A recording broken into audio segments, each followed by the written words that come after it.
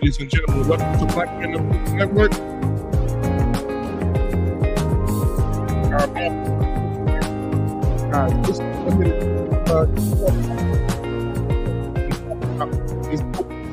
We're about to get it in tonight.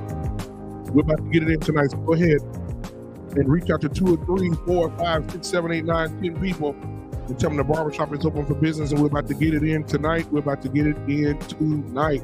All right, let's get it. So as the guys are coming in the back, man, I hope you guys had a great day. We're going to jam it out to the music for a little bit. You already know we got to celebrate on the Barbershop Fridays. We always got to celebrate my boy KS Kevin Samuels. Always, never forgotten. So we're going to rock it out to his entire song. And then after that, we're going to start the intro to the show and we're going to get it in. We'll see y'all in a little bit.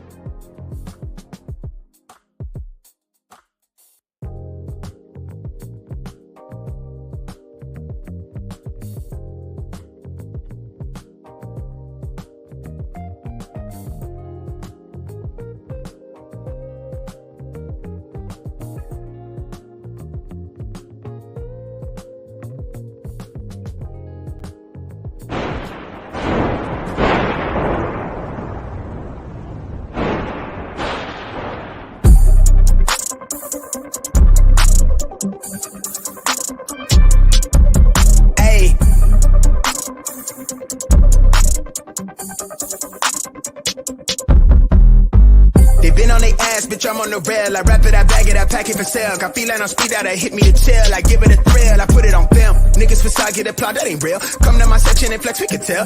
I got a show and she dipping them nails. I'm flipping my L's, I know they can tell. I did it too major, they hit me for favors. Been him since the cable was cut in the cradle. What's up, only right that I do it. Colossal until I'm a fossil, they want me to fail. Look, we prevail. Tell them to point out who said that they run it. Bitch, I'm on your tail. Know that they talking, they telling them tales. Just know how to tell, that shit for the sale. Hey, they talk like they got it, but they need to stop it. I'm leading with logic, my heartbeat is frosted. I seen it, got optics, I need it from Shawty. She mean with the top and it's obvious. They need him a target, I'm dodging they darts, make 'em reach for the stars. I'm dumping, I'm forcing the pun off the runs. I'm moving with caution, I'm saucing my nigga is nothing. From nothing to something they'll never be. Tycooning, I'm Jay with the thizzle face. I'm nothing my section has ever seen. Run the ice so I'm clutch, I don't need a screen. I'm Curry, I stitch it from 30 deep. Do the pin in the pad like it's surgery. She been curving you just to flirt with me.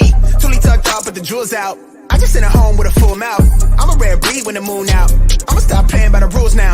I been ran plays, need a new route. Queen said she needs space in a new house. Mom told me that she pray for the kid every day. No wonder I'm getting paid for the tunes now. They down on the ass, bitch, I'm on the rail. I wrap it, I bag it, I pack it for sale. Got feeling on speed out, I hit me to chill. I give it a thrill, I put it on film. Niggas facade get applaud, that ain't real. Come to my section and flex, we can tell.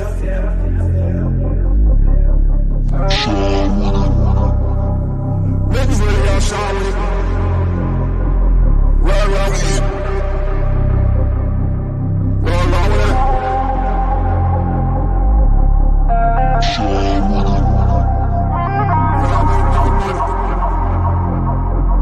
Roll with it.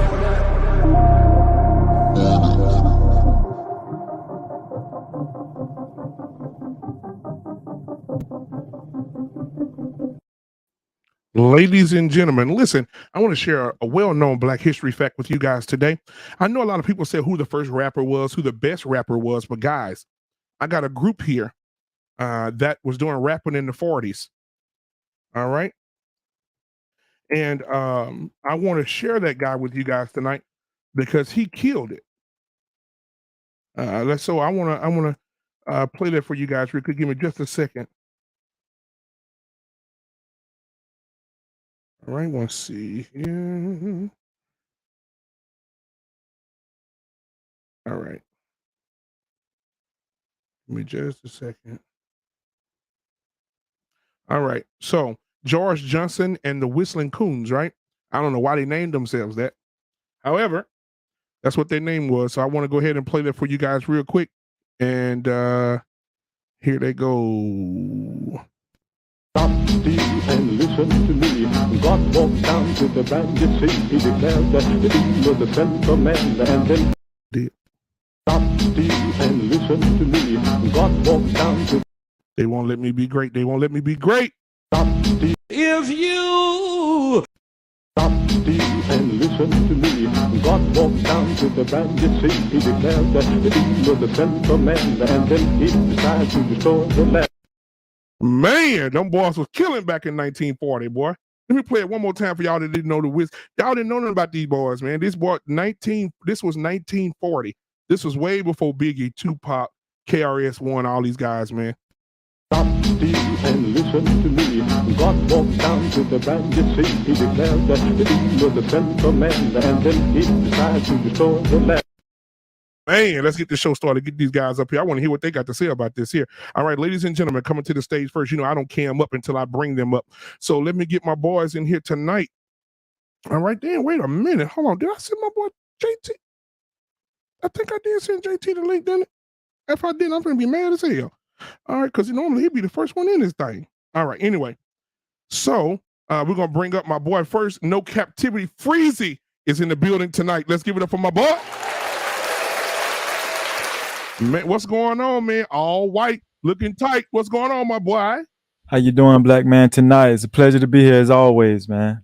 Absolutely, man. Absolutely, bro. Man, it's good to see you, man. How's your? Well, I'll ask when I get everybody up. Yep. All right. Let's get the next gentleman in the building tonight. Let's give it up for Dre dropping them gems. Is in the building tonight. Where's Black Man? Hey, boy, got a glass of wine and a cigar. Oh shit, he might got company over there. Whiskey. If you Yeah. Whiskey. I see you over there, boy. Hey, listen, if she's sitting on your face, don't get a case.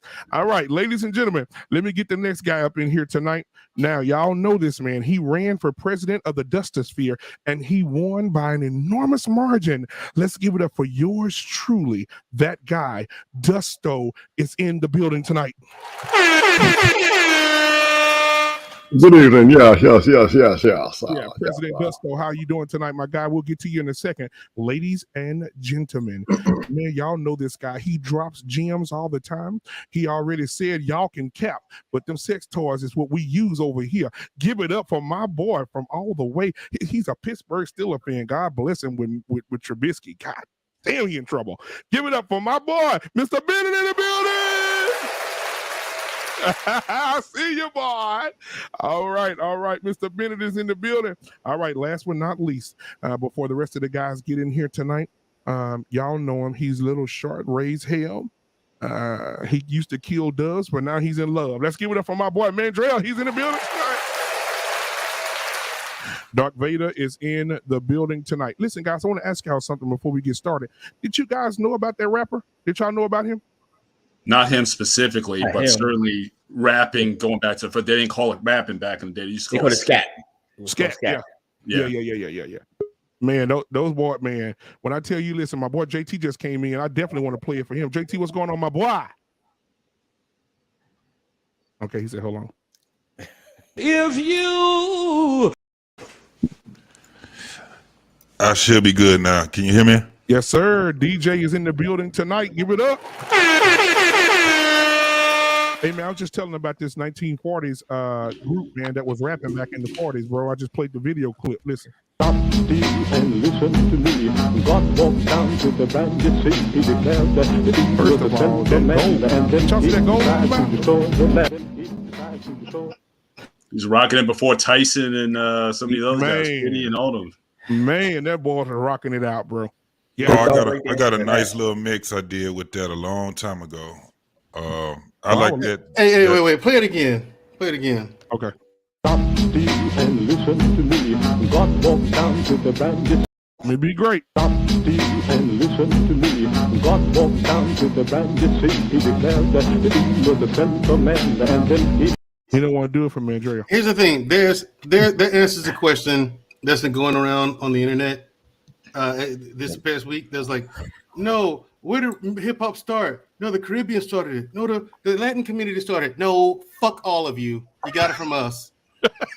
Fucking Stop, Steve, and listen to me. Fucking copycats. Get it right. We started that shit. Hey, look. Hold on a second. I'm not done. I ain't finished saying my piece. The nerve of you. Okay, see, this is my problem. There's a hip hop artist, Latin guy, who just got signed, and then there's a hey, why don't you sign with this person, that person? I don't want to sign with any blacks. Really? It's funny that it's okay for you to say that shit, but no one told you that it wasn't okay to copy our music style to make your fucking money. Okay, you always bite on us. Always make money off our shit and want to claim it for yourself. No, even the Asians with your breakdancing, you got that from us because we got it from James Brown. And you know what though? It's a fact. And you know, I was at work, Mandrell, and I got mad like this too. Let me tell y'all what happened. I can't stand it though. It gets to me, man. We had a town hall, and this guy got up and said, what was the guy's name? It was a country singer, old country singer. Anyway, he said the guy that did Monday Night Football. Oh, Hank Williams Jr. He got fired for some racist comments. Racist bastard. So Hank Williams, he said in the meeting now in front of everybody, I thought my computer was on mute, but I thank God it wasn't because he heard everything I said. He said, because they was playing some music. He said, yeah, man, I just want to say that the most sampled musician of all time is Hank Williams Jr. And you know me, real quick, I said, oh, that's a lie. Hey, that's a lie. So I'm looking over at my workers. They're looking at me like, you ain't on mute. I don't care. I said, that's a lie. I said the most sampled musician of all time is James Brown. James Brown, probably. He has the Guinness World Record of being the most sampled musician ever on the planet. I mean, rap music, country music, R&B, you name it. His music is, and his family is living lovely. Off those royalties. Good God Almighty. Black man, it's just like Paul Mooney said. Okay, everybody want to be a nigga, but don't nobody want to be a nigga. Fact. I gotta get my monthly dose of Paul Mooney. It's like if I feel myself slipping a little bit, I just go out, I just play some Paul Mooney. I get back. I do. I got a bunch of his stand-ups, man. Have y'all ever seen Mooney's the reset button? Have y'all ever seen him live, bro? Yeah. Nah. I seen him live. When I tell you, he said his goal is to make 2 or 3 white people leave every show. Yeah. And dude, when I was there, man, no white people was leaving out of there. He said, shit, I got my money. They can go. They ain't getting a refund. Yeah, he a legend. Thank you, world class. He wrote came thinking they were gonna see Mickey Rooney. He wrote a lot of Richard Pryor's material too, right? Yeah.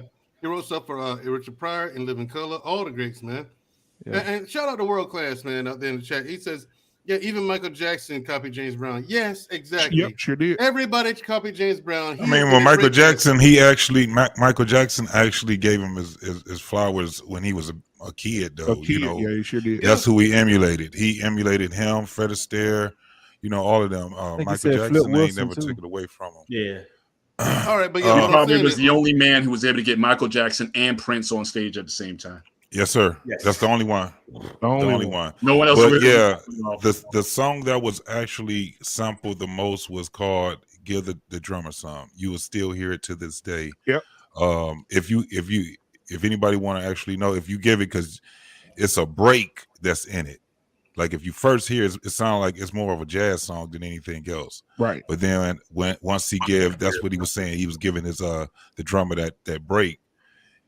And when you hear it, I think if anybody know anything about NWA, you would definitely hear a lot of it that and NPE.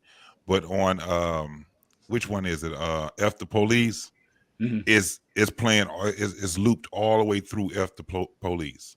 That's Give the Drummer Some. So I mean, no doubt there ain't nobody that was more hardworking than the Godfather of Soul. You gotta give it to him. Hey, that clip proves we've been wearing gold teeth too. That's an old but we were big time. But that right there should not, and that's crazy. It should not even been like that was something to dig up, because you got him, you got Pig Meat. If anybody ever heard, you heard Here Comes the Judge. Here Comes the Judge. That's an actual rap song. I remember that. Yeah. So it was those two, and I got a mix. I might have to play it one day. I got a mix with those two over. JT, but I didn't mean to cut you off like earlier, man. But no, you good. I had to say my pieces because Big Mike Drop. Shout out to Big Mike Drop, by the way. Everybody go to that brother's channel, like and subscribe. He did a video on like where hip hop came from, right? He had some people who disagree with him. No, see the Latin community. And because Busta Rhymes and who was that? Fat Joe said it came from like Caribbean or some shit. Yeah. No. And I love Busta Rhymes music, man. Been a fan since the 90s, since Leaders of the New School, so the 80s, right? I've been a fan since then, but I mean, you struck a nerve with me that one. Well, I think information. What did he say? What did he say? Better. He said that hip-hop, he agreed with some people that said that hip hop started down in the Caribbean. It was like, no, dummies, it started with us, American blacks. We create everything. You copy. See, here's the thing. I will tell you this: growing up in the Bronx, that's how this works. Growing up in the Bronx, what they always sample was scat. They'll go all the way back and sample James Brown and all their old music. It was never any Caribbean music. You know what I'm saying? Because half the time, KRS-One was the first one to start sampling reggae music, but that stemmed from American music. Because back then it was all Bob Marley. That's all they was really playing. And Bob Marley copied us. Right, exactly. Yeah, you know what I'm saying? Yeah. Let's take it even back. Elvis copied us. Yeah, Rick Berry. Hey, whoa! Elvis stole. He took his stuff from Rick Berry. I gotta watch that movie. Elvis stole. He didn't copy. Chuck Berry. Look, Chuck Berry. Elvis didn't copy us, Dre. He stole. Did y'all he stole it? You know, and everything. As a content creator, you know, I try to indulge myself in everything. So I sat down and I watched the Elvis movie. Yeah, I gotta watch that. And when I watched it, they showed they told the story at the beginning about when Elvis was a kid and his dad got deported or something. And so Elvis and his mom moved in the hood. There was the only white family in the hood, just Elvis and his mama. Yep. And they moved in the hood, I mean in the gutter. And Elvis used to go and watch the blues singers, the black blues singers, sneak in the back of the club and listen to them. And then on Sunday, he would go to the church and listen to the black people at the church. And so as he got older, he started emulating what he saw. And so they even showed that in the movie. Like he on stage doing a move or something, they would flash back to black people doing the same thing and go. So they did that kind of back and forth with the camera, showing you what he's doing and then where he got it from. So I'm glad that the writers and producers gave homage to the they did. I appreciate that. He got the music from. And so before he went on stage, he used to sing old Negro spirituals. That what would get him in the mood. You remember that part, Mr. Bennett, when he was outside and he started singing the black person, he started shaking and getting all in the mood. Oh yeah. And they were singing those old Negro spirituals over him. And that's what he got the Holy Ghost in that tent revival meeting. Right. And that's what he said. And they told him, when you do music, they told Elvis, when you do music, don't move. He said, I can't sing if I can't move. Right. And so he did the music or whatever. It even got so perverted that the government came to him and say, basically they said, we keep the niggas off stage from dancing perverted. Now you dancing like the niggas. You got to get off stage too. They told Elvis, put a tuxedo on, and get your ass on stage, and you better not gyrate your body or sound like them niggas no more. And Elvis got on stage. He couldn't do it, bro. They arrested him for dancing like black people on stage, bro. Yeah, a little less conversation, That was a little less conversation, a little more action. I didn't see what people liked it in him. I didn't like him like that. But let me tell you something. Elvis Presley is the highest selling music artist of all time. It's because I'm the king. Got to be white. King.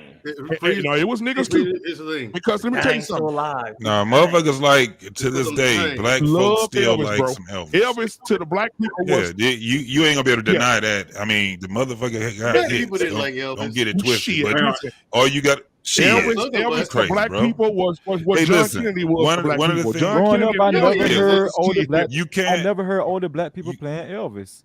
My crazy, bro. My family did. No. Here's the thing. My family, yeah. Absolutely. In fact, in my family, particularly my uncle, I've never heard anybody say. In fact, I've never heard. Not only have I never heard anyone say they liked him, everybody in my family on both sides like, man, we don't like that shit. Yeah, no, even the older ones. Your family like, is the anomaly, dog. Don't listen to this. Your family is the Let anomaly. me tell you something though. Even my granddad used to talk mad shit about him.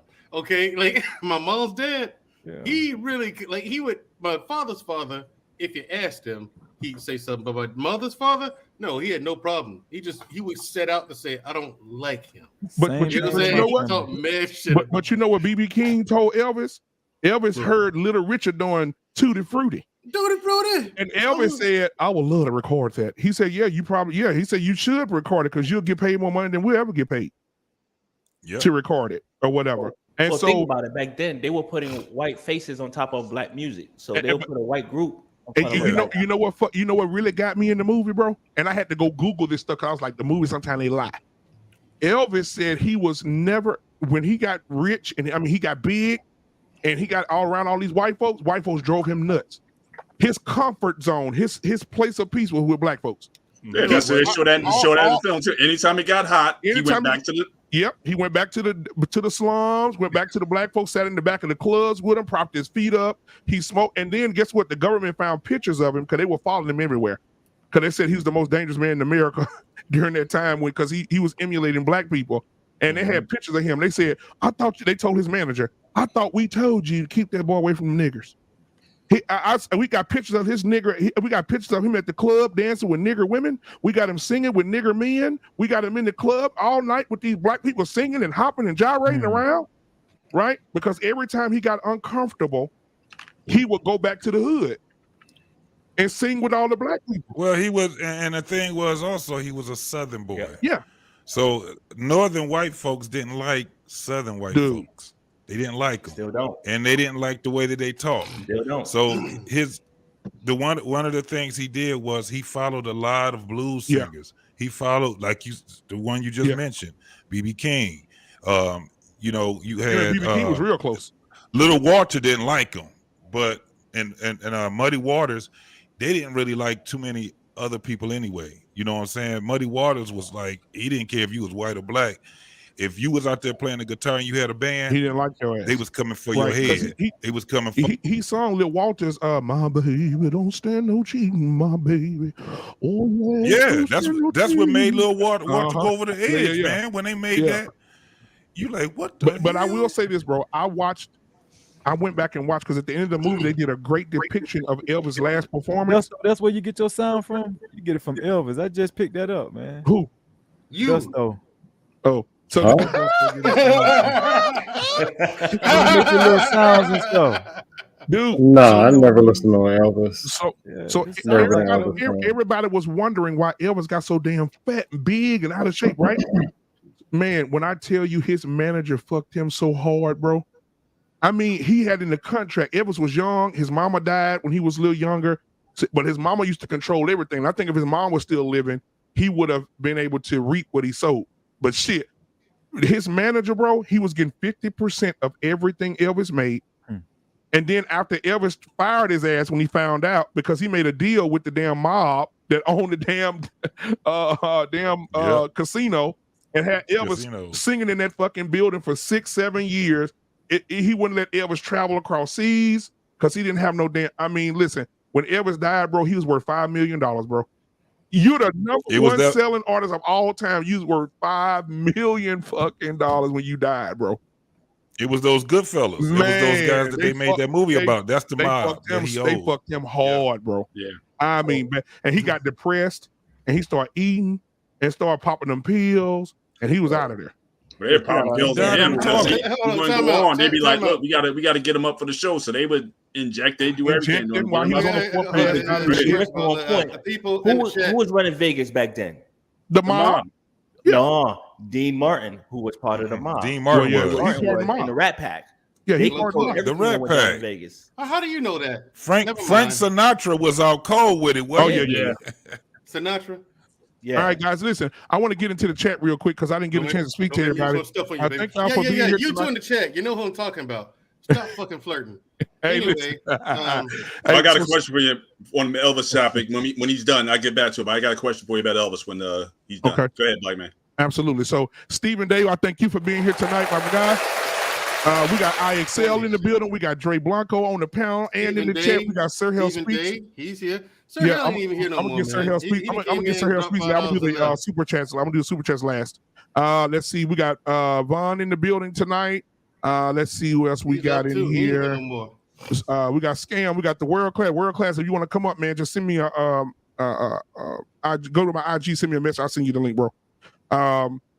Let's see here. We got Doreen in the building, my girl in the building. She said, yes, the barbershop. I'm here for it all. Good evening, Black Man Unfiltered and Panel. Absolutely. What We Know podcast is in here. All right. I got him what he needs. Let's see. Who else we got? Princess A is in the building tonight. No Captivities on the panel tonight.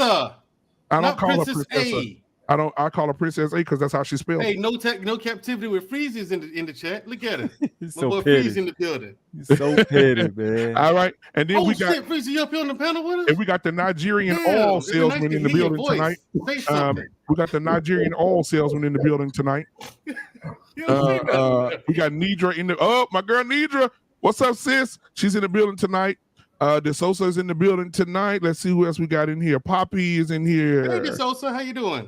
Jenny, good to see you. Good to see you. Hold on, hey, Black Man. Why is everybody screens for you and none for me? I don't have any fans out there. OG Patrice is in the building. That's that's a fan of mine. Hey, man, listen.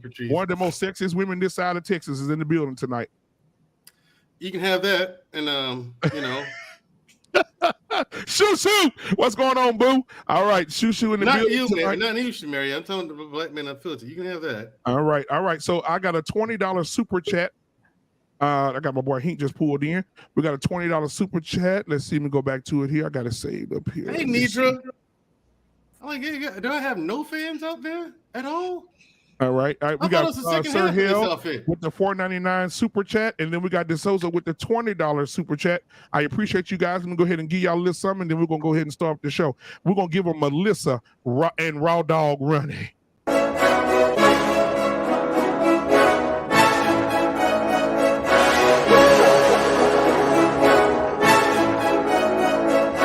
I want my money back from StreamYard. All right, did it stop on y'all end? Yeah, I don't like that. StreamYard. Nah, you need to play the one I don't like that one. She all off beat. What's the one? The black one? Huh? The black and white one with the colors, the new one that you was playing earlier. Oh, no. Which one? Hold on. You want the wheelchair? No. The one you were playing tonight. With the black dude, the gold tooth in his mouth, and he's singing, he rapping. Oh, the rapper. Okay, hold on. Stop, Steve, and listen to me. God walked down to the bandit sea. He declared that he was the central man, and then he decided to destroy the land. Yeah. See, give him some. Yeah, we needed a palate cleanser after that one. I'm with Dre Blanco. Dude with the wheelchair and the one with the fucked up hands next. Okay, so hey, we got two super chats, so we'll play that one. Go ahead, admin. Go ahead and play Honeybee. What you call it, JT? JT, what you call it? You call it honeygram? Wait, I'm mad. Von Bryan said that old boy from that video you just played looked like Information Man. It does. Information Man with a gold tooth. He does. Oh.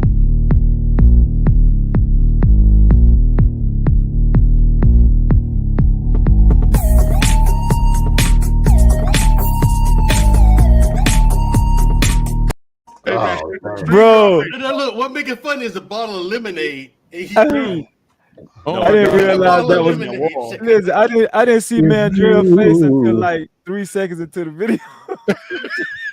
That shit was hilarious, man. And then she only had 2 fingers on each arm. Right. Then she hits the wall. Yeah, Right. You know, I'm like, what the shit? She looked like one of them aliens from District 9. Oh, shit. Damn. Oh, she did. No, What you know? Watch out to the. Ooh. Hey. The Black David one's still the best one. It is. That's number one. And the black and white rapper, that one, I like that. That was all right. Black man, you got to see me that video. Which one? I got the one, the black and white rapper. Oh yeah. Because I got a plan for that. Yeah. I got an idea. When I saw it tonight, I said I got an idea. Stop still and listen to me. That dude do look like information man. He does bro, look like real. information man with a go-to. Wow. Yeah. So, Mr. Bennett, you had a question. Go ahead, brother. Yeah, I once said for Mandrell, Elvis is quote unquote known for being a highly decorated black belt in karate. I know you've seen some of them videos on Elvis in the dojo. Wait a minute. So wait, listen. Don't make me use my stuff on you, baby. Listen here, baby. Don't make me use my stuff on you, baby. I think Elvis could take Mandrell easily. Wait a minute. Listen here. Yeah. Did you? Hey, want to see some karate? Wait a minute. Hold. Karate. You remember he went to the president Nixon and asked him to make him a special agent or some shit. Right. True story, people. Elvis did go to the president and asked him to make him a special agent. Elvis gonna sing him to be a cop and all the kind of bruh. Elvis gonna sing him to death. Wait a minute. I know, Lord. That boy, hey, but you know what though? That boy say, "Oh, amaze." Yeah, he was. Now here's the thing, legit. He was a black belt. Yeah, legit. I can't take that from him, Mr. Bennett. Was he a good one? That's the question. I don't know. I don't know. Like he was like 8th degree or something like that. Look, I saw some of that. Some of those dojo videos, man. I'm like, hold up. I'm like, nah. That was demonstration, but it didn't look genuine to me. But it didn't. I'm not saying he didn't pick some stuff up. He doesn't know a few things, but it looks so. He was standing there, like three, 4 guys in front of him, and he's just walking forward, and they all fall down in front of him because of his key. Driving through his key force, he forces all these guys to the ground. It was bullshit. It was nonsense. It was nonsense, Mr. Bennett. Yeah, I've seen some of those listen videos here, too. my manager's gonna take good care of you when I throw that fortune to you. Don't make me use my stuff on you, baby. Yeah, lose that stuff on you, baby. Man, but listen, bro, y'all, hey, watch that movie, bro. Y'all ass will be. It was a good. Yeah, I enjoyed it. I thought they were very generous with again the. Showing black people at the heart of his music and whatnot. But I thought they did make him an empathetic figure at the end of the movie. I did. I didn't. Now, have you ever seen the real? Have you ever seen the real footage of that? But I have no empathy for at Elvis. The end when he got big and he was depressed sitting on that. Oh piano. yeah. You see, I don't care. He died on a piece of duel. Yeah, he did. Taking a shit, literally. He deserves worse than that. That's too good for him. The people, one of his managers said that they had to help Elvis walk. That's how bad off he was in that last performance. Yeah, he was out of there. Too many drugs in him. Man. Yeah, too many drugs in his body. Listen. They call it the rich man's disease. And guess what? His own daddy was against him, bro. Listen, every time he would go perform and he passed out of exhaustion, and the daddy will be like, they say, "Hey, it's your decision. You want your son to perform tonight? You want him to go home?" Shit, the daddy say, "Pump him up." They would stick that needle in him, give him that adrenaline shot. He'd go out there and perform for 3 hours. Body just dying. That didn't give a damn. Didn't give a damn. They wanted that bread. They didn't give a damn. But anyway, all right, man. Thank you guys for being here tonight. So I did want to say last night, just catching up since we were in the barbershop. Last night, I did the Rams came up, showed up, and got their ass beat up last night in the first NFL game of the season. I'm looking forward to who y'all got, Mr. Bennett. Who you got Sunday? Who y'all got? Oh, we got the the Bengals. So lost. I'm hoping for more success, more Super Bowl hangover on Sunday. Yeah, lost. Joe Burrow, man. Joe Burrow may throw for 450, 500 on y'all ass tomorrow. We'll see. Let's hope. That's let's see. Cincinnati going to the bowl and they're gonna win it this year. Man, who? You heard it here first. Yeah, okay. Who represent the NFC? I got the Giants. Probably the Tennessee. Packers. The Giants. Man, get out of here. Unfortunately, probably the Packers. Everybody just be quiet and let the Lions do their I'm thing done. this year. Well, no, they don't got no I'm done with, receiver. I'm done with the Packers. Packers are like Charlie Brown with the football. Do not bet on the Packers. Aaron Rodgers at some point is going to stink it up, and he's going to be MVP. He's going to win the MVP, and he's going to lose to a team he shouldn't lose on his home field. So, yeah, it's fool's goal to go with Aaron Rodgers. I don't care how many accolades they give him. You know, I think that we're gonna leave the Lions alone. I think they'll be better than the Giants. So ain't nobody scared to go play there. Lions. We looking for 3 games, bro. That's all we look. All we looking for is 3 games. We'll see. We'll see. We actually play the Lions. We can get 3 games. Hey man, listen. So the NFC, I think the Saints will be representing in the NFC. I wish. I can see that. Not with Jameis Winston. Not with Jameis Winston. Don't do that, Hank. Don't do that, Hank. Don't do that. We got the number 1 defense in the league right now. Don't do that. Don't do that. Everybody got the number 1 defense besides the Rams. You were saying, okay. Hold up. Hey, didn't the Giants beat the Saints last year? No. Yes, they did. No. You lose to the Giants. Yes, they did. Listen, man, cocaine is a powerful drug. Yeah, I know. I'm not on it, so get off it. Listen, man, I like that. I like that. Hey, listen, so I think, listen, man. Also, I was about to tell y'all something else that just happened. Oh, Lamar Jackson, bro. If I was Lamar Jackson, I would not take the field until I got my bread. Bro, he one hit away from losing $230 million guaranteed money. I wouldn't play until I got my damn money, bro. I don't give a damn what nobody say. I'll be on that sideline shit. I feel totally different about him, man. You think he should play without getting his money? He ain't got no choice. Look, the guy don't play every game anyway. He's always hurt every season, so he's not reliable. Hey, but listen, man. If I see a man that just got accused of sexual misconduct with women get $230 million guarantee, he ain't played in a year, and then I look over and see Kyler Murray get his bread and he trash. And I'm on here, the MVP of the league, and I can't get my bread. The same quarterback that Cleveland didn't have a choice. In his draft class, just won last night, big. And probably should have went to the Super Bowl if they could have got past Kansas. Yep. Josh Allen agrees now. Hey, FYI, Giants beat New Orleans last year, 27-21. Oh man, fuck. I was that was right after Hurricane Ida. Oh, trust me, I know. Oh yeah, you know we do. Yeah, we do bad in hurricanes. I think New Orleans gonna get that division though. Yeah, we get the division. Tom Brady ain't the same, man. Something wrong with him. What y'all think wrong with him? His wife. He's 50 years old. Look, you told me you were going to retire. He's having woman problems. Yep. You old in football years, baby. Dude, Jameis can't close nothing out. Tom Brady in his 20 illustrious 20-something years of football, he ain't never missed OTAs, bro. Well, his wife and he left to my personal reasons and all this shit. The wife said she was going to leave. Google that shit. I'm kind of surprised she didn't leave a while ago. I mean, it's not like she makes more money than him, so I'm surprised that she stuck around that long. It don't mean nothing.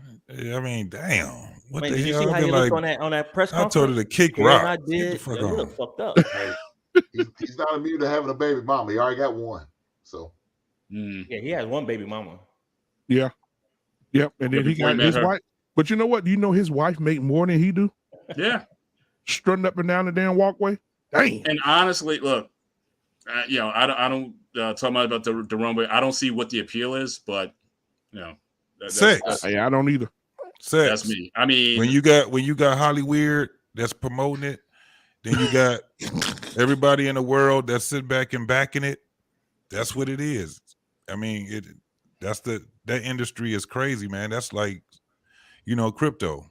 It's like crypto, so yeah. That's what it is. That's how I gotta think about that. Why you think Yeezy? Why you think cannot read a defense for shit? That's why who can't trade his ass right now. Who you talking about? He said Lamar Jackson. Lamar Jackson can't read a defense, man. Yeah, but you get that motherfucking open field. Good luck. I'll take how Lamar many years? Jackson. How many years you gonna be able to do We it? find a way to without beat him every year. broken So up? Yeah, you're right. You're right. I mean, so you think that let's be honest here. Do you really think that Michael Vick was I mean, Michael Vick had a good he had a good career. He had a good run, but it was short-lived, really. Yeah, I mean, yeah, how old is Vick right now? 30. He's my age, 42. Damn. Okay, now the last thing. That's 60. That's 63. but I don't think, but he's not years. to me the best two-way threat like I ever saw who doesn't get enough credit, and for whatever reason didn't get around was Randall Cunningham. Randall Cunningham. I go back and look at Randall when he was with the Eagles. Yes, that brother was, I mean, unbelievable. The stuff he used to do back then. Yeah, had a great arm, the legs. I mean, he was that dude. I thought he should have had a much better run, but then he came back. Dude was building a contractor, building houses, come back to the Vikings and almost take them to a Super Bowl. Yeah, hey, people forget about Steve Young was a running quarterback. He was.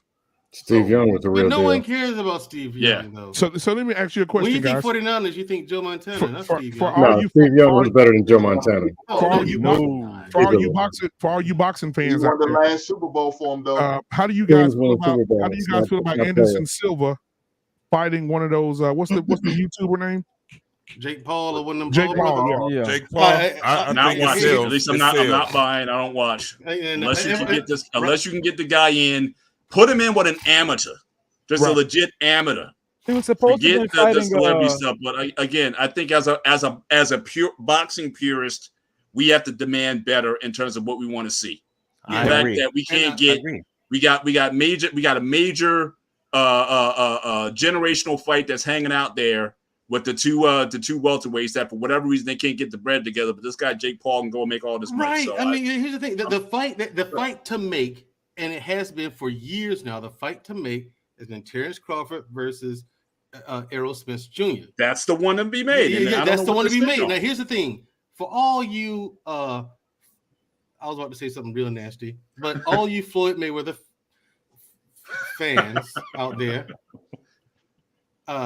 those are two people who can beat Floyd Mayweather. In fact, if Floyd Mayweather doesn't knock either one of them out by the fourth round, he's getting knocked out in that fight. And both of them will knock him out. It's too late now, but I'm saying Mayweather in his prime whooping both of them. No, not in his prime. Whipping the hell out of both of them, bro. Come on, man. He'll win Mandrell. Here's the thing. See, first of all, Mr. Bennett, I told you so twice. You see world class? World class is blasphemy. Oh, well, here's the thing. Listen, man. What are you I'm not talking listening about? to people opinion who's never stepped into the ring. You don't know what you're talking about. You don't know what you're looking at. I have. No, you haven't. I have. That statement there. I have. How about that? The man's a hell of a defensive fighter, man. He is. But here's the thing. Errol Spence Jr. has already touched his ass up. Errol Spence Jr. just almost lost his last one. He almost lost his last one. No, he didn't. No, he did not. No, he did not. He wouldn't have been able to do nothing with Mayweather in his prime. He did get stung. I give you that. He did get stung. I think it was like in the 6th round. He did take a shot, but he came back and they had to stop the guy because of his eyes. And here's the thing. And Crawford, no one in the welterweight division comes close to him, except maybe Errol Spence, but we don't know until they fight. Let's stick with those two. Don't do the Mayweather here's the thing. thing. It's over with. He old now. And Floyd, out of there. You came in. But you know what? You know why Floyd is so great? Look, hold on. We can settle on it. First of all, inside the ring and out. No, as far as what fighters get paid. No, here's the thing. When nobody get paid before Floyd. Here's the thing. I give him that. Floyd Mayweather, probably the best businessman in boxing history. Probably. You know what I'm saying? Yeah. What I'm saying is you ain't gonna get to all the thing is you can talk about Don King and Al Heyman. That's why it's a discussion, because Al Heyman has done some fantastic things for boxing, but still is. But Mayweather, as far as what he did for the business of boxing, changed the game. Revolutionary. Yeah, man, he changed the game. I give him full credit for that. Revolutionized that. Correct. Yeah, but Mandrell, we're not gonna get them fights, and that's why really it hurts boxing, continue to make boxing a dying sport because of this. Yeah, because how can they not make the fight? Nobody wants. Hank, like how can those two not make that? This is why Crawford left Top Rank. You got Bob Arum, why would anyone sign to Bob Arum and use him for anything other than a stepping stool? I don't know. Bob Arum's been trash since the days of Ali. Yep. Forget Bob Arum, because Bob Arum said the one in Africa, the Thriller in Manila, right? Don King made that fight, right? No, that's the Rumble in the Jungle, right? Now here's the thing: Don King made that fight, right? Bob Arum said, "I can't make that fight. It's impossible. I can't pay that much. It's impossible." Don King comes on, a nobody makes that fight. Then he does the Thriller in Manila and all kinds of iconic fights that almost didn't happen. Because, and Bob Arum, the thing is, Bob Arum was on the phone, making international calls, trying to sabotage it. In spite of all that, Don King still made them fights that Bob Arum said was impossible. That's because Bob Arum was trying to maximize profit. He didn't care about the fighters. He didn't care about making history. He didn't care about anything except money. See, just like him and the rest of them little hat people do. Okay? But then they use us to do. I'm on one tonight. It's all because of them Latins and the Caribbeans talking about we invented hip hop. No, but look, let me go back to this, man. So I think that Mayweather changed the sport in the ring, outside the ring. You couldn't hit the little bastard, right? He didn't change it in the ring. You can't give him credit for that. He changed nothing inside the ring. He's a fantastic fighter, right? And the Philly shell, which is his primary, was something that was mastered by his father and his uncle. His father, the singer, and his uncle, Roger Mayweather. Now, they mastered it. Now, Floyd took that. They poured all of that into Floyd. And Floyd took what he learned, mastered it just like his father and uncle did, and he took it to another level. Now, Floyd is a top-tier fighter. You will not hear me say anything different. The only thing is, Floyd was lucky in the sense that there was no other top-tier fighters at the top-tier level during his reign. Unlike the 80s. Stop. Unlike the 80s, when you had Sugar Ray Leonard, top-tier fighter. You also had the Motor City Cobra. Okay. Hitman Hearns. You had Roberto Duran. No, listen to what I'm saying. Listen to the context. You had 4 top-tier fighters at the peak level at one time in the same weight division. Floyd didn't have that. He didn't have a rival like that. He didn't. The athletes were just different. They were lazy. Floyd put in a lot of hard work. You're not going to hear me take that away from him. You just didn't have any other fighters putting that much time and effort into mastering their craft like that. So when they got in the ring with Floyd, they always fell short. Mandrell, I don't think they're listening to you. I don't think they're listening to the context of what you're saying because you speaking facts. The thing is, you look at it. If you are a boxing fan, you're critiquing, you're looking at everything other than the moves, you're looking at the business itself. And if you look at listen to what Mandrell is saying, he is actually correct. Just take it, look, don't just listen. Think about your boxing history, your eyes, and what you see, what he's saying is on point. Because before we watch football and everything, all we did as a family back in the days was watch boxing. Yep. Mm-hmm. You understand what I'm saying? So let me ask you guys a question then. Because what year did Mayweather come in? 98, 97 or 98. No, he was in the Olympics. He was in the Olympics. 96. They fucked him in the Olympics. They did. Yeah, they got him. They also screwed Roy Jones Jr. That might have been worse. That might have been the worst I've ever seen. But this is my point. So he was in there in the 90s, right? He was in there in the 90s. Until when? When was his last fight? Yeah, he lasted a long time. 2000. Okay, so hold on. When you talk about, but this is the thing, when you're talking about top tier, okay, I get it. Your Sugar Ray Leonards and your Haglers and your Durans and all of that. They ain't in it no more. Right. They not in it. And a lot of them are punch drunk. A lot of them are really screwed in their 40s. This man in his 40s, he's still sound. Yeah. He's still in the game of boxing, everything. Now watch this. Give me one person in the 2 decades that he was boxing that could have knocked his ass out. That could have knocked him out? Zab Judah. Canelo? You at your Canelo mind. Couldn't. Canelo's not that good. You out your man? What are y'all talking about? Canelo. Nobody could stand up to him. Everybody and this is the thing. This is why he changed the game of boxing. Zab Judah got his ass knocked out. Not against Mayweather. He got knocked. Zab Judah got knocked out so hard where he had to point. Only thing he could do was point his blood at the nigga that knocked him out. And he shook his goddamn ass. I've actually made fun of him to his face about that. And keep in mind, because I know Zab Judah, and that fight against Zab Judah and Floyd Mayweather, Zab Judah did knock Mayweather down. He did. The ref didn't give it to the ref, but the ref called it. Oh no, he didn't. And here's the thing, like I said, you're not hearing me taking anything away from Mayweather. Fantastic, fantastic skills. What I'm saying is, he didn't have anyone in that whole 20 years in the welterweight division putting as much time and effort into mastering the science of boxing like he did. And that's on them. That is on them. And Sugar Ray fought for 10 years. Mayweather was dominant for 20 fucking years. There was no one else. Nobody. And look, and there was no one else out there. People hold up. You had overhyped Latin acts, because I call them that acts. Okay, you had De La Hoya, overhyped. Alvarez, overhyped. What's his name? Marcos McDonough. Maidana, decent fighter, yes, but he's just under Mayweather. He's not at Mayweather's tier. Emmanuel Augustus, underrated. Emmanuel Augustus, severely underrated. Come on, man, y'all ain't get that man his full credit. Miguel Cotto. No, dude, come on. What? Get that man his credit, bro.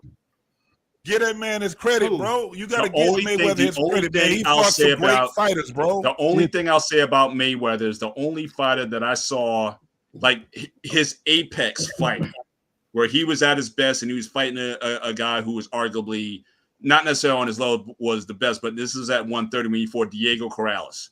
Yeah. But Diego Corrales was coming off of that brutal fight where he was almost knocked out. He came back and knocked the other guy out or whatever, so he might have been damaged then.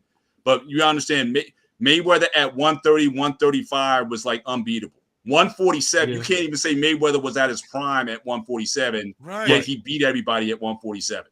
He changed the game. At 130, 135, nobody was years, bro. And he was knocking people out at 130, 130. Here's my thing. He didn't revolutionize anything.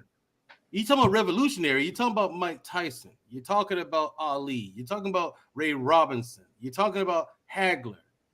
Those are people who revolutionized. But here's the thing. Here's the thing. When it comes to Ali, man, come on. These are also people that got knocked the fuck out too. Again, there was rivalries. No, stop. There were rivalries. You had people on their level. You had top tier S-rate. So we just ain't gonna never have nobody on his level. We got 20 years, 20 plus plus years, and nobody. 20 years, he had nobody on his level. I'm from a city where we got. Let me tell you something. I'm from a city where that's what we got: Golden Gloves, and we got goddamn Kronk. We got some bad motherfuckers in both of them that's coming out of there. You got all of these guys, man, and then you got California. Then you got. I'm talking about the way that they pull their fighters, bro. These guys ain't no bums, man. You got nothing but bums. The guy that came the closest to whooping Mayweather. You ain't been relevant since the 80s. The best you ever had was Hearn. And they got the female champ right now too. I'm talking about Sweet. I'm talking about 2 decades, bro. You got to give the man his credit. He was choosy. He would always pick a guy who was just below his prime. Just a little bit below. Now watch this though, but watch this. And what happened with that guy? He got to fight everybody else that was trying to get a fight with him. He knocked all them motherfuckers down. They'd sit back and say Mayweather was running. Mayweather say you don't deserve it. You just got knocked out by the nigga I knocked out. You right. He was right. That's how we gotta give Mayweather credit. His defense was impeccable. Hold on. Here's why his defense. Here's why I say he's not revolutionary. That's why I say he changed the game. Here's why he didn't change the game. You have people who have better defense come through boxing before him. Correct. Okay. Did they lose? So he did again. There was no one at the top tier level during that whole 20 years. For 2 decades, Mandrell. 2 decades. JT, has boxing been relevant in 30 years? No. Thank you. I understand the relevancy, but watch this. Hold on. There is now. The relevancy is one thing, is because of the politics also. You can't just put it on the talent. They got talented people, but they also have people that assuming you got Jake. You got Paul Jakes right now. That tells you about the game. You got Paul Jakes right Jake now. Paul. That's in He's here. Exactly. That's my thing. But here's the thing. I remember Jake Paul was talking. That's crazy. Jake Paul was talking that trash. promotion is crazy.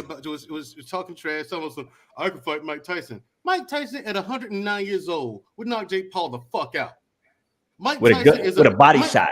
Right. Mike Tyson is a once in a generation talent. That is natural born talent. Now, Mayweather, as skilled as he is, he wasn't natural born talent. That was hard work. I respect and salute Mayweather for that. He worked his way into that. Nigga got seen Mayweather's eyes rolled in the back of his fucking head. You know what? Let me tell you something. I hate this. He worked his way into I hate this Jake Paul soiree shit that's going on, man. I don't support it. He was supposed to listen. He was supposed to fight his He was supposed to fight his sparring partner about 2 years. No, he sparred him about 2 years ago. I think his name is Hassim. You talk about Jay Leon? No, Hassim Rahim. Oh, you talk about the other guy. Like that. But he backed out of it and went for the UFC guy, the guy Anderson Silva. Hassim Rahman? Yeah, and guess what, bro? Yeah, and them two boys. Let me tell you about this. How it fucks the game up. Them brothers, they made more in their last 3 fights than some boxers that made in the last 3 years. See, but here's the thing. No.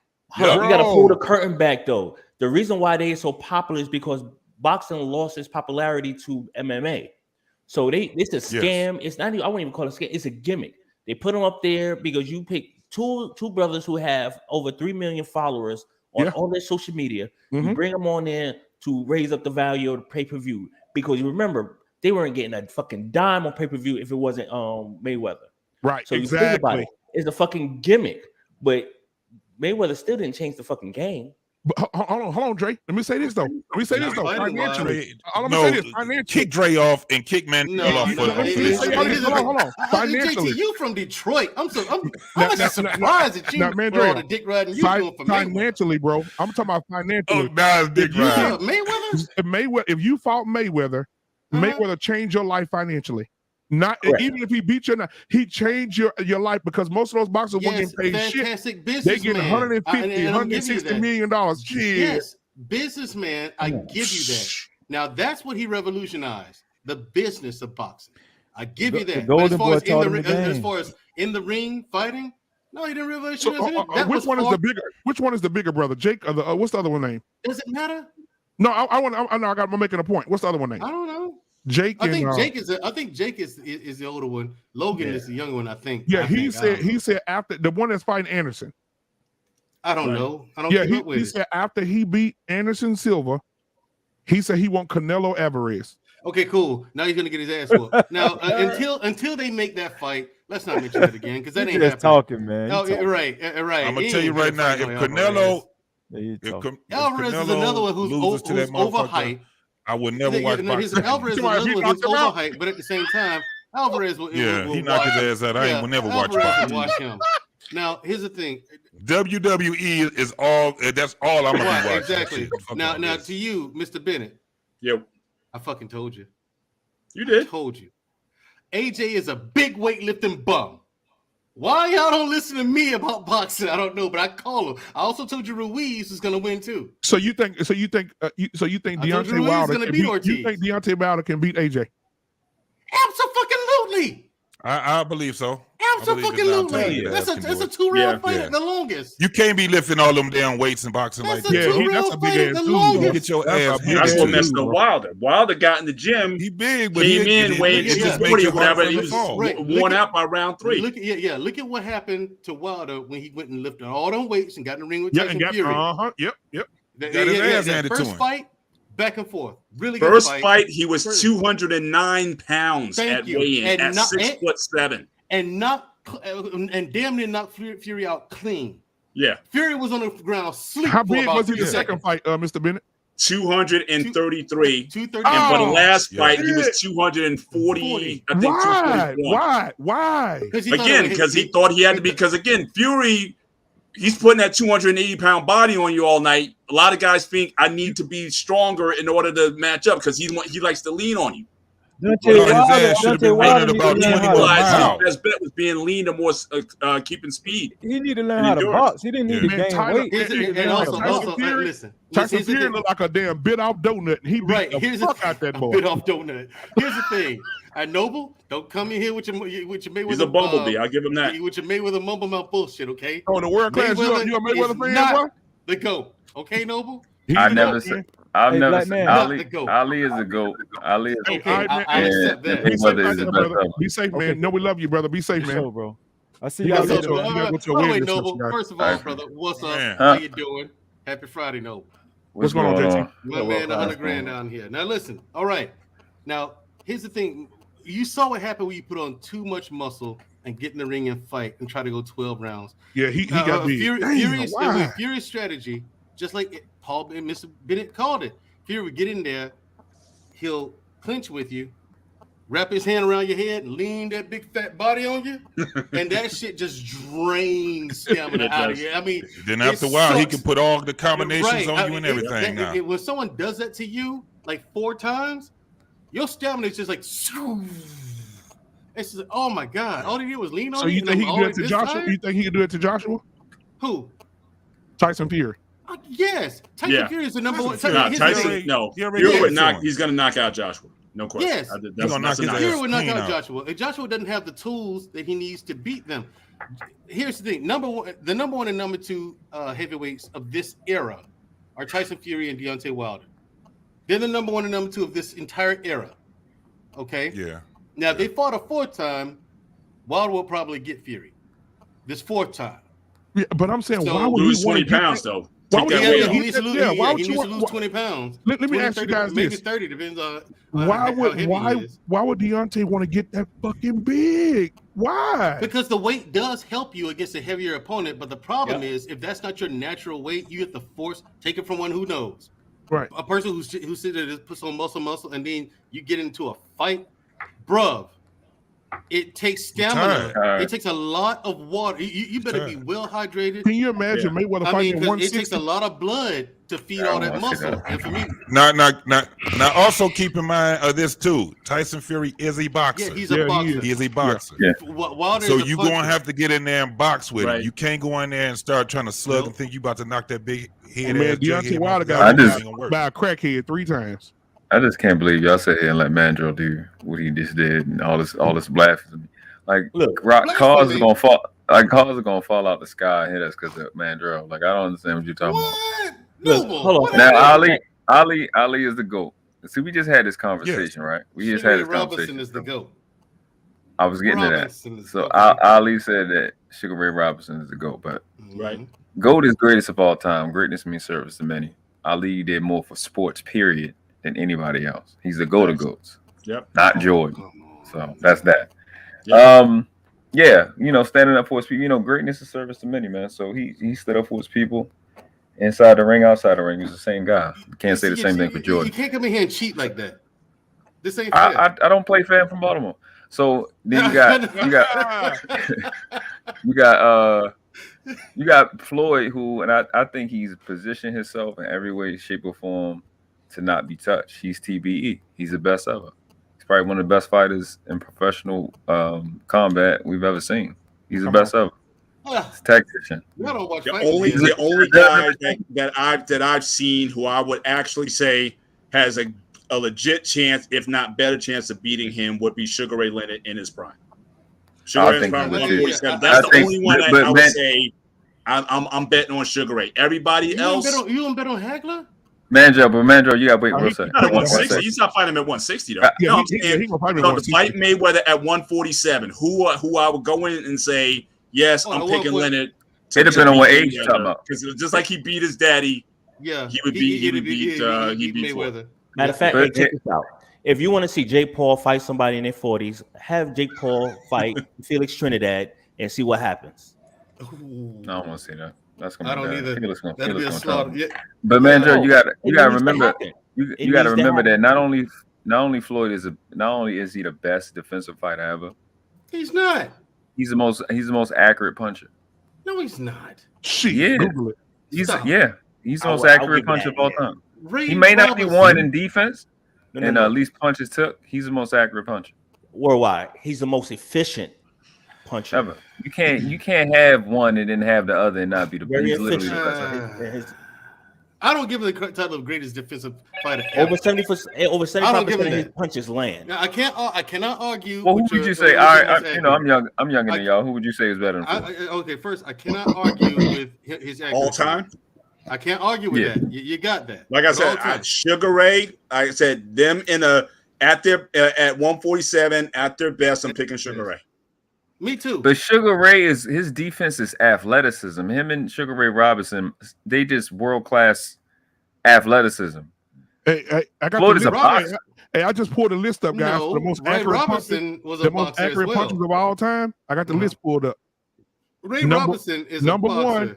Number was one. Everything. He was everything actually. Number one, Floyd Mayweather. No, number one, Floyd Mayweather. Number two, Jack Johnson. Number three, Gene Tooney. Number three, Joe Louis. Number four, Joe Louis. Number four, Sugar Ray Robinson. Number five, Willie Pep. Number four. Number five, Willie Pep. Number six, Muhammad Ali. Number seven, Floyd Patterson. Number eight, Marvin Hagler. Number 9, Sugar Ray Leonard. Number 10, Roberto Duran. Number 11, Thomas Hearns. And then all Mike four Tyson. of them will whoop Floyd Mayweather's ass. Who would? All four of the four kings, they whoop Floyd. They wouldn't just beat Mayweather. They kick his ass. We talking about in weight all classes, four of them bro. would knock him out. Weight classes, man. Weight class, bro. How Floyd get his weight up then? Tell him to eat some cheeseburgers and shit. Really? I don't know. Why do you hate him so much? Because everyone, listen, he's too talented for people to overhype. Here's why. I'll give you right. Tell him Petty to lose weight. I remember when give me a second. Bernard Hopkins said he would drop down to fight Floyd. Floyd will whoop your ass, Bernard. No, he won't. Not Hopkins. Anyway, listen. Well, I'll just shoot him and get it over with. I'll actually explain to you my issue with Floyd, right? Floyd is far too skilled to be so overhyped. He is an extremely skilled fighter. Overhyped, dog. Come on, man. He fought everybody possible that qualified to fight him. He's undefeated. No, that doesn't mean anything. He's undefeated 20 years, bro. 20 years. Oh, God damn. So simple-minded. Y'all don't know boxing. I'm like Tyrese. What more do you want from me? 20 years. Right. Y'all don't know boxing. Listen, boxing is my first love, bro. That's probably why. Boxing is my first love. Okay. Hey man, who's better, LeBron or Michael Jordan? Fuck. Jordan. That's not even a question. Right. Let's go there now. Let's go with that shit. Thank you, Hank. I got no conversation in basketball. You go to boxing and football, I'm with you. I got no conversation in basketball. Okay. Who's the best defensive player in NFL history? Deion Sanders.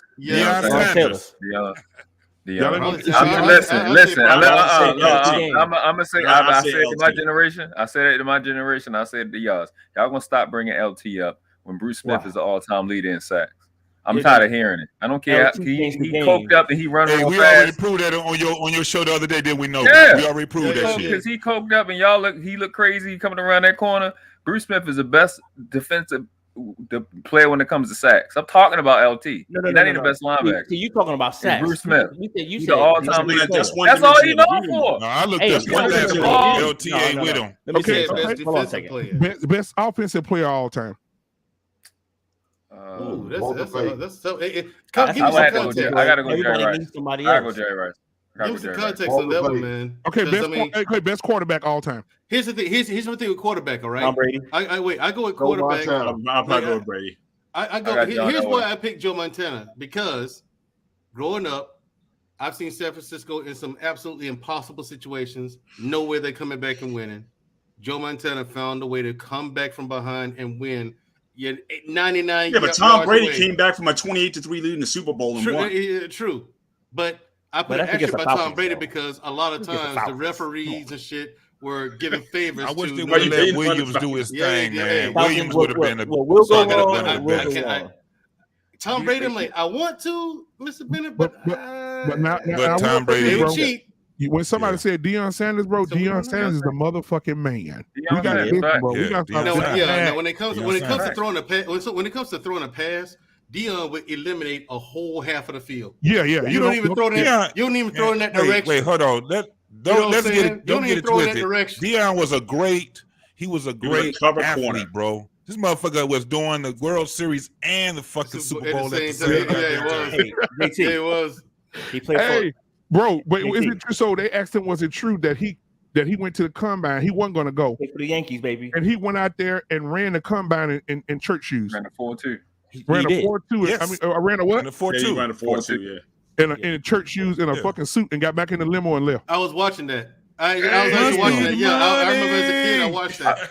They did televise that. They played it on TV. He was in a whole suit, the jacket and all. But man, the jacket and all he had on, the tie. But the only thing I would say about Deion did not change. I don't think he necessarily changed the fortunes per se of a team that wasn't good. It wasn't like Atlanta was a Super Bowl contender when he was there. He went to Dallas when they were a Super Bowl team already. He went to the 49ers. All he did was flip between the 49ers and Dallas. So he was like the difference maker on teams that were already championship level teams. But it's not like he took that. He did not like he took Atlanta to the Super Bowl. But hold on, now, Mr. I agree. But this is the thing: that upper echelon team, man, he shined. Yeah, but I'm saying, like, he was the difference maker on 2 Super Bowl contenders. I will give him that. Okay, but he didn't change the game, though. Now you go back to a guy like they mentioned LT earlier. Who did the Giants have on offense besides Phil Simms and Phil McConkey and all these guys there? But still, that defense. I can't let you do that. You can't say he changed the game. He created the high cover corner, the cover from Darryl Green to what's his name? No, I didn't say he didn't change. What I mean was he didn't change the fortunes of a team from not being a contender to a contender. The 2 teams he got his rings with. You saying okay? They were already Super Bowl contenders. They were already in the order. They were in the Super Bowl the last year. So it's not like he flipped it. In Atlanta, they got that too legit to quit thing going, but that was it. It was a fad. But he didn't change Atlanta's fortunes. It wasn't like they were going deep in the playoffs. I agree with that. His punt returner. Let me ask you a question right now.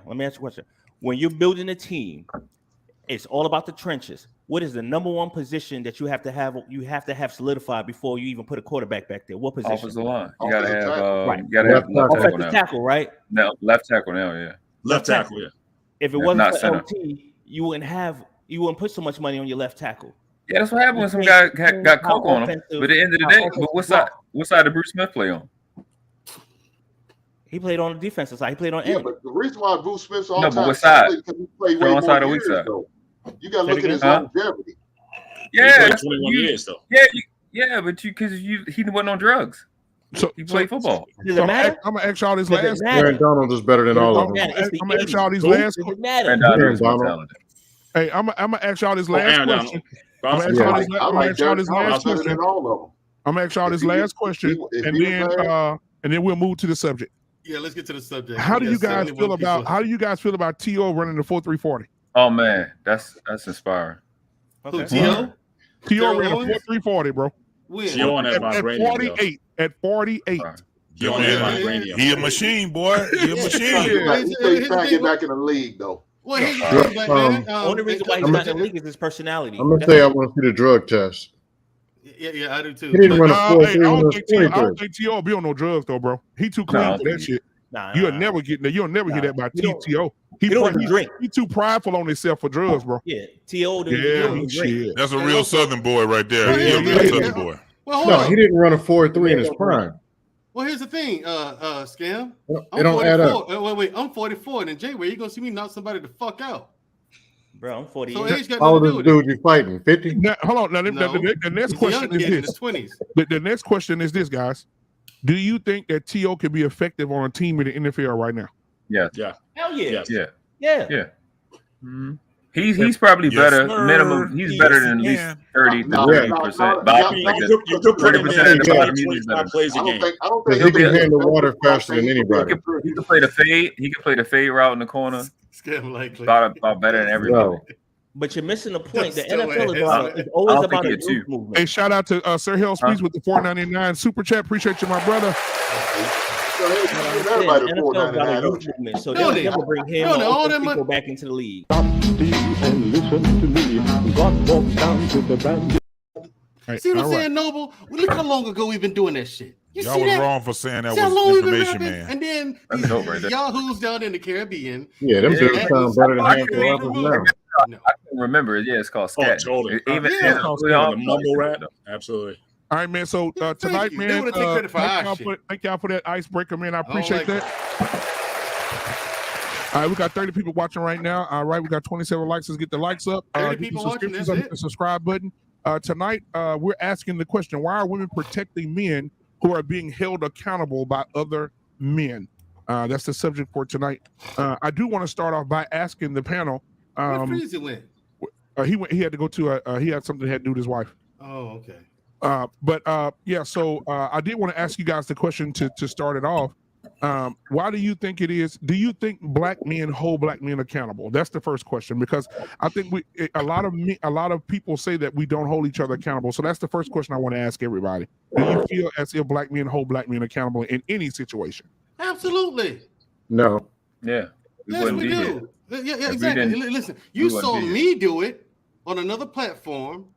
All these women out there. No, Mandrell, don't bully him. We're gonna get to that. We're gonna get to that. But I'm just. Are we gonna get to that? Yeah, Mandrell. So Mandrell said. Mandrell said it. Mandrell said he does feel like we do. Anybody? Let me ask this: does anybody on the panel, do you disagree? Do you feel like we don't hold men accountable? I say they hold the wrong men accountable. Explain. Clarify. Go to this fictional place called the Black Community. Why is it the way it is? How come men can't work together? We put 20 men and give them about 20, 30 minutes. All of a sudden, I got more money than you. Oh, yeah. I got 70 bitches. No. We talking about little boys. We talking about men, grown men. Yeah, grown men. Not little boys, grown men. Yeah, like on dumbass. Like on this panel right now. Oh, so you're disqualifying the Dusties. Oh, okay. In that case, yeah. You can't disqualify them, bro. Listen. I got a problem with that because listen, got a problem. when you in the run-ins of being a fucking man, you a man. I don't give a fuck if you gay, if you idiot. You just terrible at it. You either terrible or good at it. Your ass is still in the rankings. Look at the Lions. They still a football team in the NFL. They're just a terrible ass football team. So that's what it is with men. We do overall hold them accountable. However, I do kind of agree with what Duster was saying that those ones that y'all was trying to disqualify. No, we got to hold them fuck niggas accountable too. There's nothing. My bad. I'm gonna get to that. There's no standard to hold them to. The problem is there's no universal standard to hold them to. Okay, now let me ask you this: do you think black women hold black women accountable? Hell no. No. Hell no. Definitely not. They absolutely do not. Damn. They make 1,001 excuses to why they can't do what they're supposed to or handle their responsibilities. But when the black man, we can tell our homeboy, yo, you fucking up. Black women ain't gonna say that. They're gonna say, the girl, live your best life, live your truth. Brothers will be like, yo, you fucking up, man. You need to fix yourself. You much more likely you can pull a brother to the side and be like, look, you're doing wrong. That's not. You can't be doing that. You can certainly do that. Now you can't give up what everybody says. That's the thing. You can't do that with every man. I mean, I think you need to still have like a bond or a relationship in order to do that. You can't just do that to anybody. But even with women, though, I think it's less like even if it is your girl or whatever, to try to check them on something, that's much harder to do. At least I'm gonna tell you why. I'm gonna tell you why, Mr. Bennett. Because women always look at it could be me. So they don't want to hold another woman accountable, and then they find themselves in that same situation and don't want to be judged. So a lot of times it's not about not holding them accountable. They don't want to be in that situation and receive the same vitriol that they would give to somebody else. Well, it was me.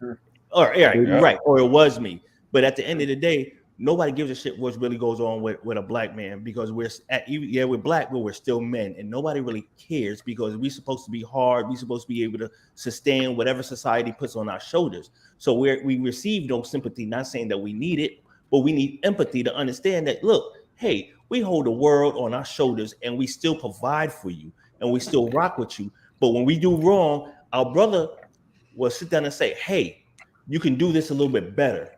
You understand what I'm saying? That's the difference. Because at the end of the day, you're still dealing with women who live in this fantasy world that want to live a certain lifestyle. And when you tell them they can't have it, oh, I was always told I could. Who are you to tell me I can't have something that somebody who believes in me said I could, but you haven't done any work to put yourself in a situation to receive what you want. Right. Yeah, I think it's in pockets. Like I can look at like the guys on this panel here, and I think that everyone respects each other enough to, if we said something, if we came in good spirit, we would at least accept or hear what the other guy's saying. But I've seen in a lot of these spaces, like if you talk about a younger guy, like a millennial Gen Z person or whatever, you know, we may get that shade. Hey, you know, y'all just old guys, or whatever, y'all old heads or whatever. So I think that it's in pockets. I think you have influence where you're around, where you're surrounded. So I think around those younger generations, I think they would have influence. But as far as those young heads listening to us OGs, not as much. So I think it really depends on the pocket that you're in. I think you have influence in more influence in that space, or the ability to check. But we're too old to be checking younger guys, and that's why I think a lot of times we see this this pushback in these spaces, this generational divide between us, and vice versa. Because when the young people try to sell us, was like, oh well, look, I've been here longer than you. I know I forgot more than what you ever know. And we go with that old man stuff, like you know, sit down, son. We come with that. So I think so, but I don't think we necessarily need to be operating in those spaces anyway. I think everybody needs to check their own generation, or if any reason, maybe a few years younger. Like I always said, like at our ages now, we're gonna be probably best effective talking to guys like Brother World Class. I don't know how old you are. I'm assuming you're 36. A little bit younger than us. What's that? 36.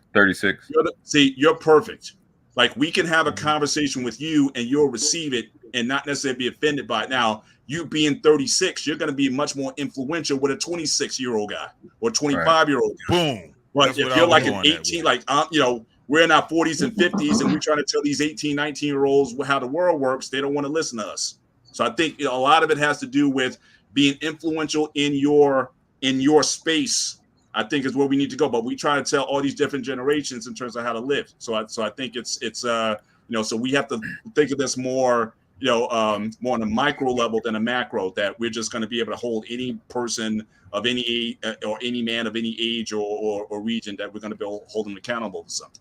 But here's the thing, I've said this before on many other panels, is that when you volunteer information and advice, is not receptive. But when folks come to you seeking knowledge, they're more receptive. They're listening to what you're saying.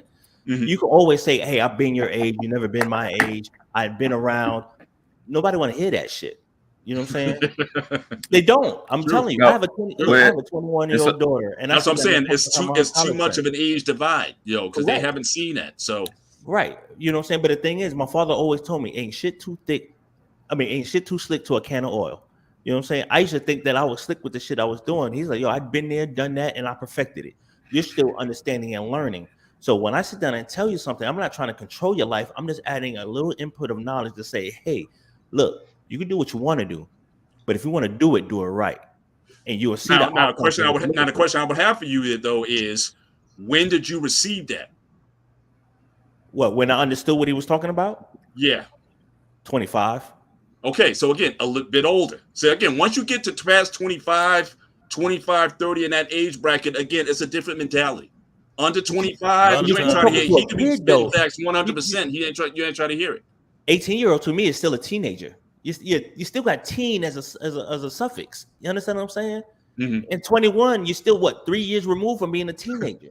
So you have to understand who your audience is, because you could tell a 19-year-old, if look, at 19, I listen to my coaches, I listen to my sensei, my sifu. Look, you don't want to be that guy. Don't want to fuck up your ride. Look, women are always going to be there. Handle your business, and you be more attractive when you have your shit together than you are right now. Don't let your youth fuck you up. And I took that to heart, and I moved with it. Well, one of the issues that we have. Go ahead, JC. One of the issues that we have is this: we got the influence of the feminine vessel more than the influence of the masculine vessel. So that's the reason why you got guys that will sit back And now it used to be at 25. Now they're at 45. They're just like how a lot of these women are. When the wall smacked them, because about 45 years old, you need to have everything that you destined to obtain. You got too many 45-year-olds that ain't got shit. They ain't got a car. They don't have money where they can go get food. They don't have basic shit. And they are still out here making babies and attracting ain't shit women. Fuck you, old man. I mean, for it like ain't my fault. It's a system. Right. That's just how it is. It's the system. However, this is the thing. We're in a state of emergency right now. So this is why when you got guys like myself that's trying to reach to a teenager, I'm looking at the state of emergency. So when they look at me and tell me that you are old head and all this, and then you got the 22-year-olds that's saying the same thing. Yes, it's hard. I'm not about to sit back and argue with you about your life. This is your shit. Right. You did? Right. So, but what happens is that before they can get the message, they're dead. They're incarcerated. That's just true. They're homeless. They're not going to be able to learn no lessons other than what their reality is right now. And sometimes reality ain't trying to teach you shit. Right. It's against you though. That's another reason why that, like I said, the age is important, because again, you're closer to that reality that they're in. But they may look at you, it's like, yeah, I think you can understand. But if you take a generation ahead or 40 years ahead, they don't think you understand what they go through, or the world that they're in, that you're in or was totally different from theirs. Yeah, and you got to start. They never lived in our world. Right. You know what I'm saying? Shit ebbs and flows. You know what I'm saying? Right. And the thing is, when I was growing up, I'm a Gen Xer. You know, I was born in the early 70s. So remember, just growing up to 75, you were no longer, once you turn 26, you celebrated because you were no longer a statistic. Because back then, in the early 80s and 90s, black men weren't surviving past the age of 25. They would be killed. It was either incarcerated or killed off before then. So when you sit down here and you talk to a young Thundercat that think they have it all together, it's like, look, you have to understand, we're trying to preserve what's going on. We didn't have this out, in the early 70s and 80s, we didn't have this outright attack on black men in reference to turning them into feminine men.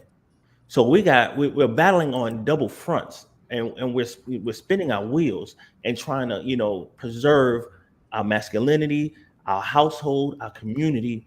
So when it comes down to talking to these young brothers, they got outside influences from, they're chasing skirts. They want to be rappers. They want to have gold chains. They want to have all this shit that only lasts for 5 minutes. Yeah, you made it. You got a little single out here. You got all these platforms out there to put yourself out there. But you're like a damn microwave. You're hot now and cold later. You know what I'm saying? And as us, the older statesmen, and I'll put you in that same category worldwide, because even at 36, you still have the power to be able to influence those younger than you.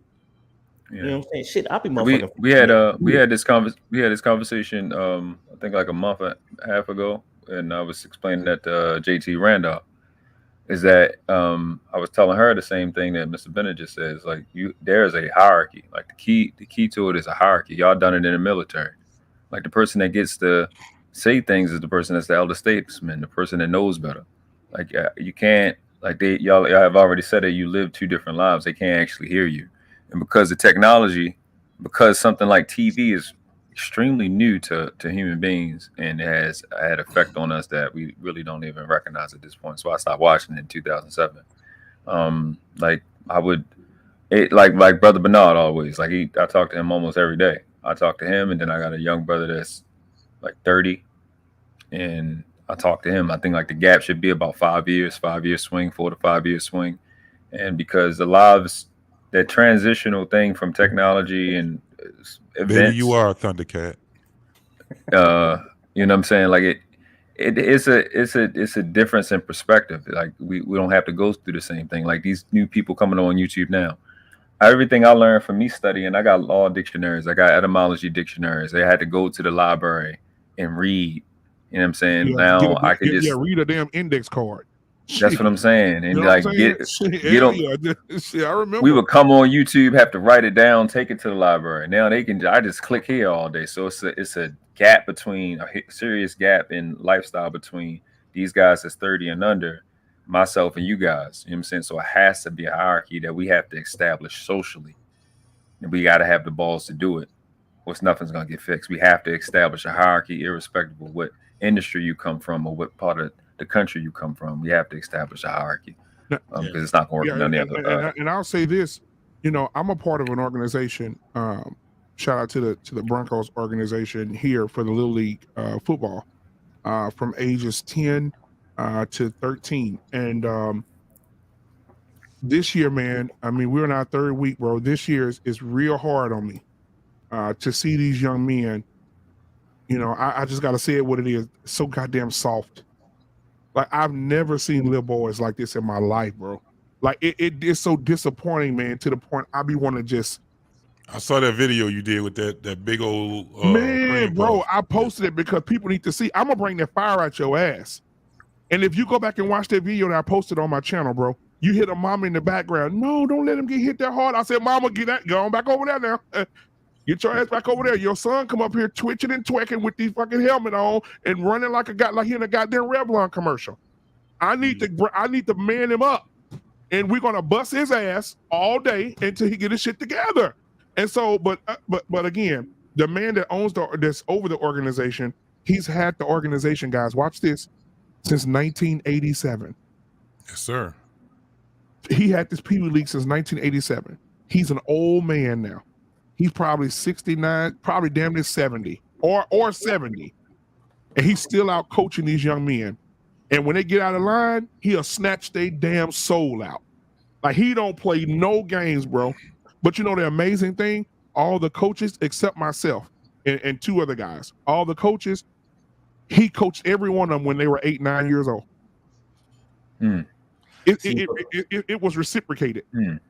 All the players that he coached from 1987 all the way up, graduated college, went to school, whatever their life did, they came back to help this man coach. That's how much of an influence this man had in their lives.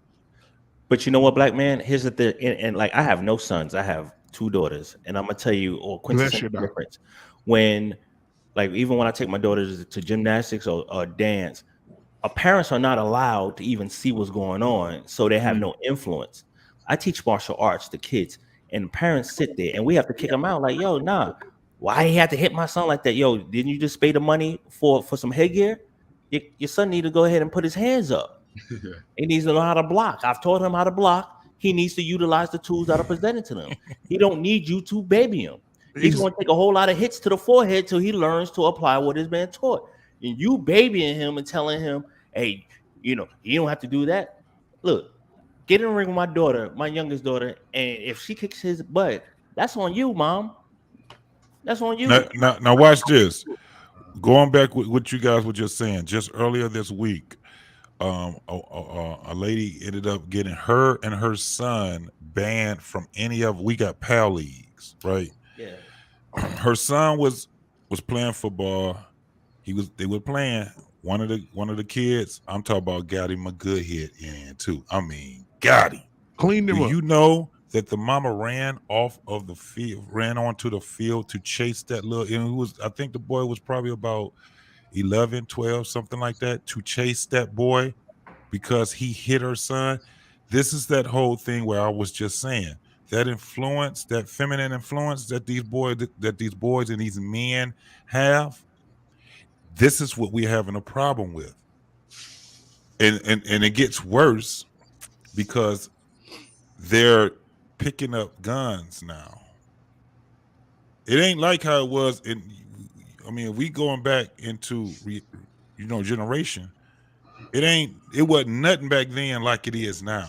They don't care. Yep, boy, girls. There's with guns. 2 incidents, one here in Detroit and one in Memphis, where you had these young cats out here randomly shooting people. Randomly just Yeah. Memphis. They had one in Memphis. Memphis, 6 people died in Memphis. Dang.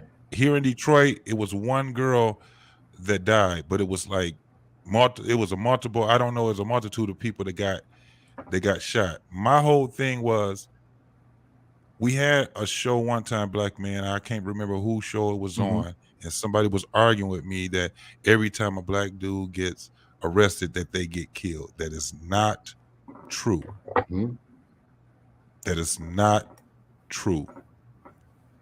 So here's my question. I'm not a parent, and even though I'd love to be, I would love to be a parent one day. I spent too much time putting foot to ass. You better get to getting, because you're gonna be an old ass daddy. I don't care. I spent too much time putting foot to ass in my country. Okay. Now, listen.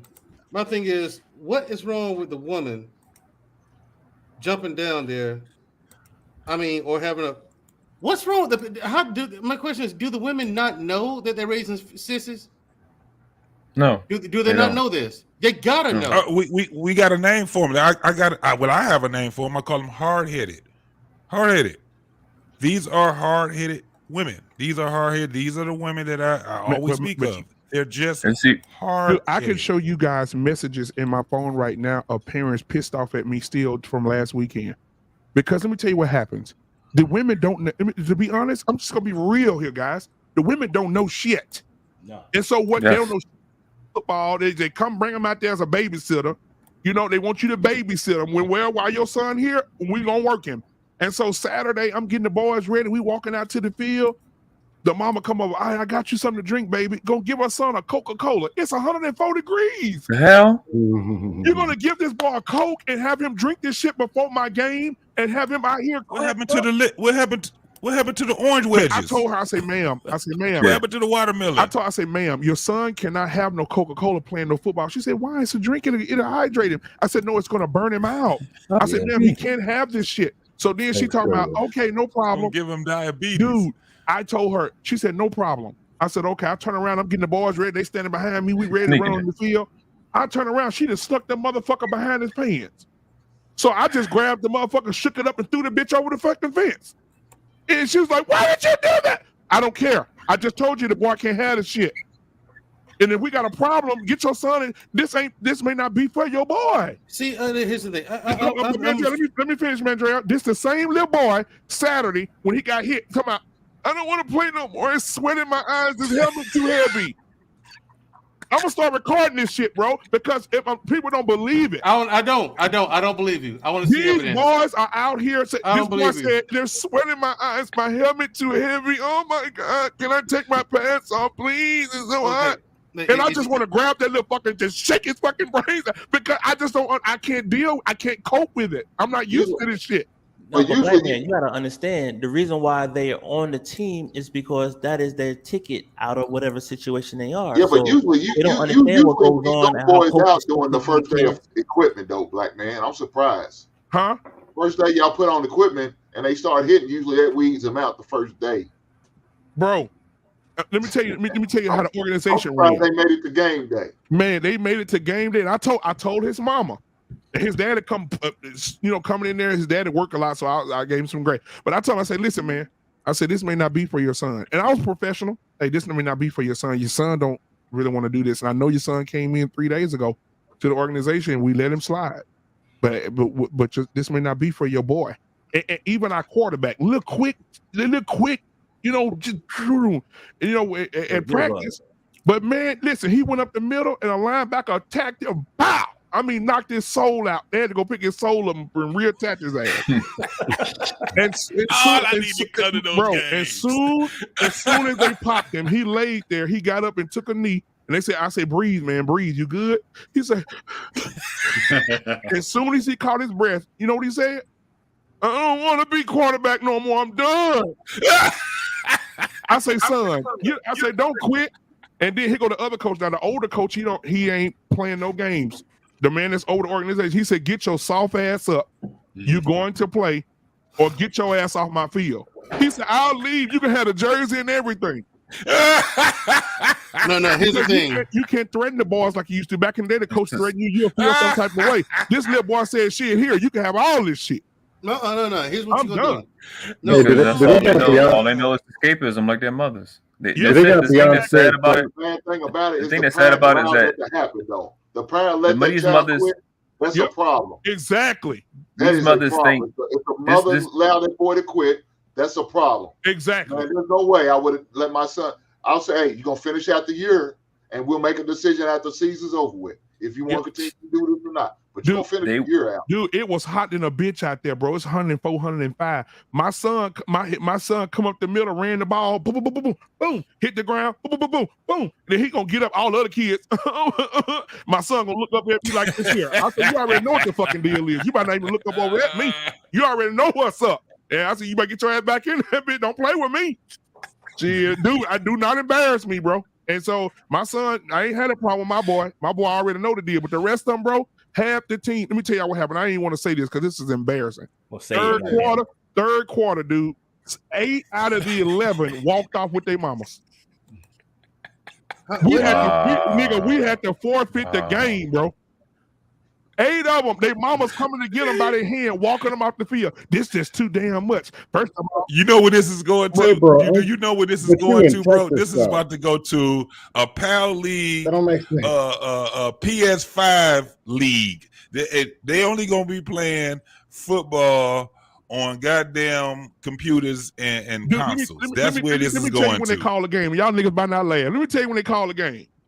The defensive line, the offensive line back up in front of the defense again. No, I'm sorry. They was on defense. I said, y'all defense, let's go.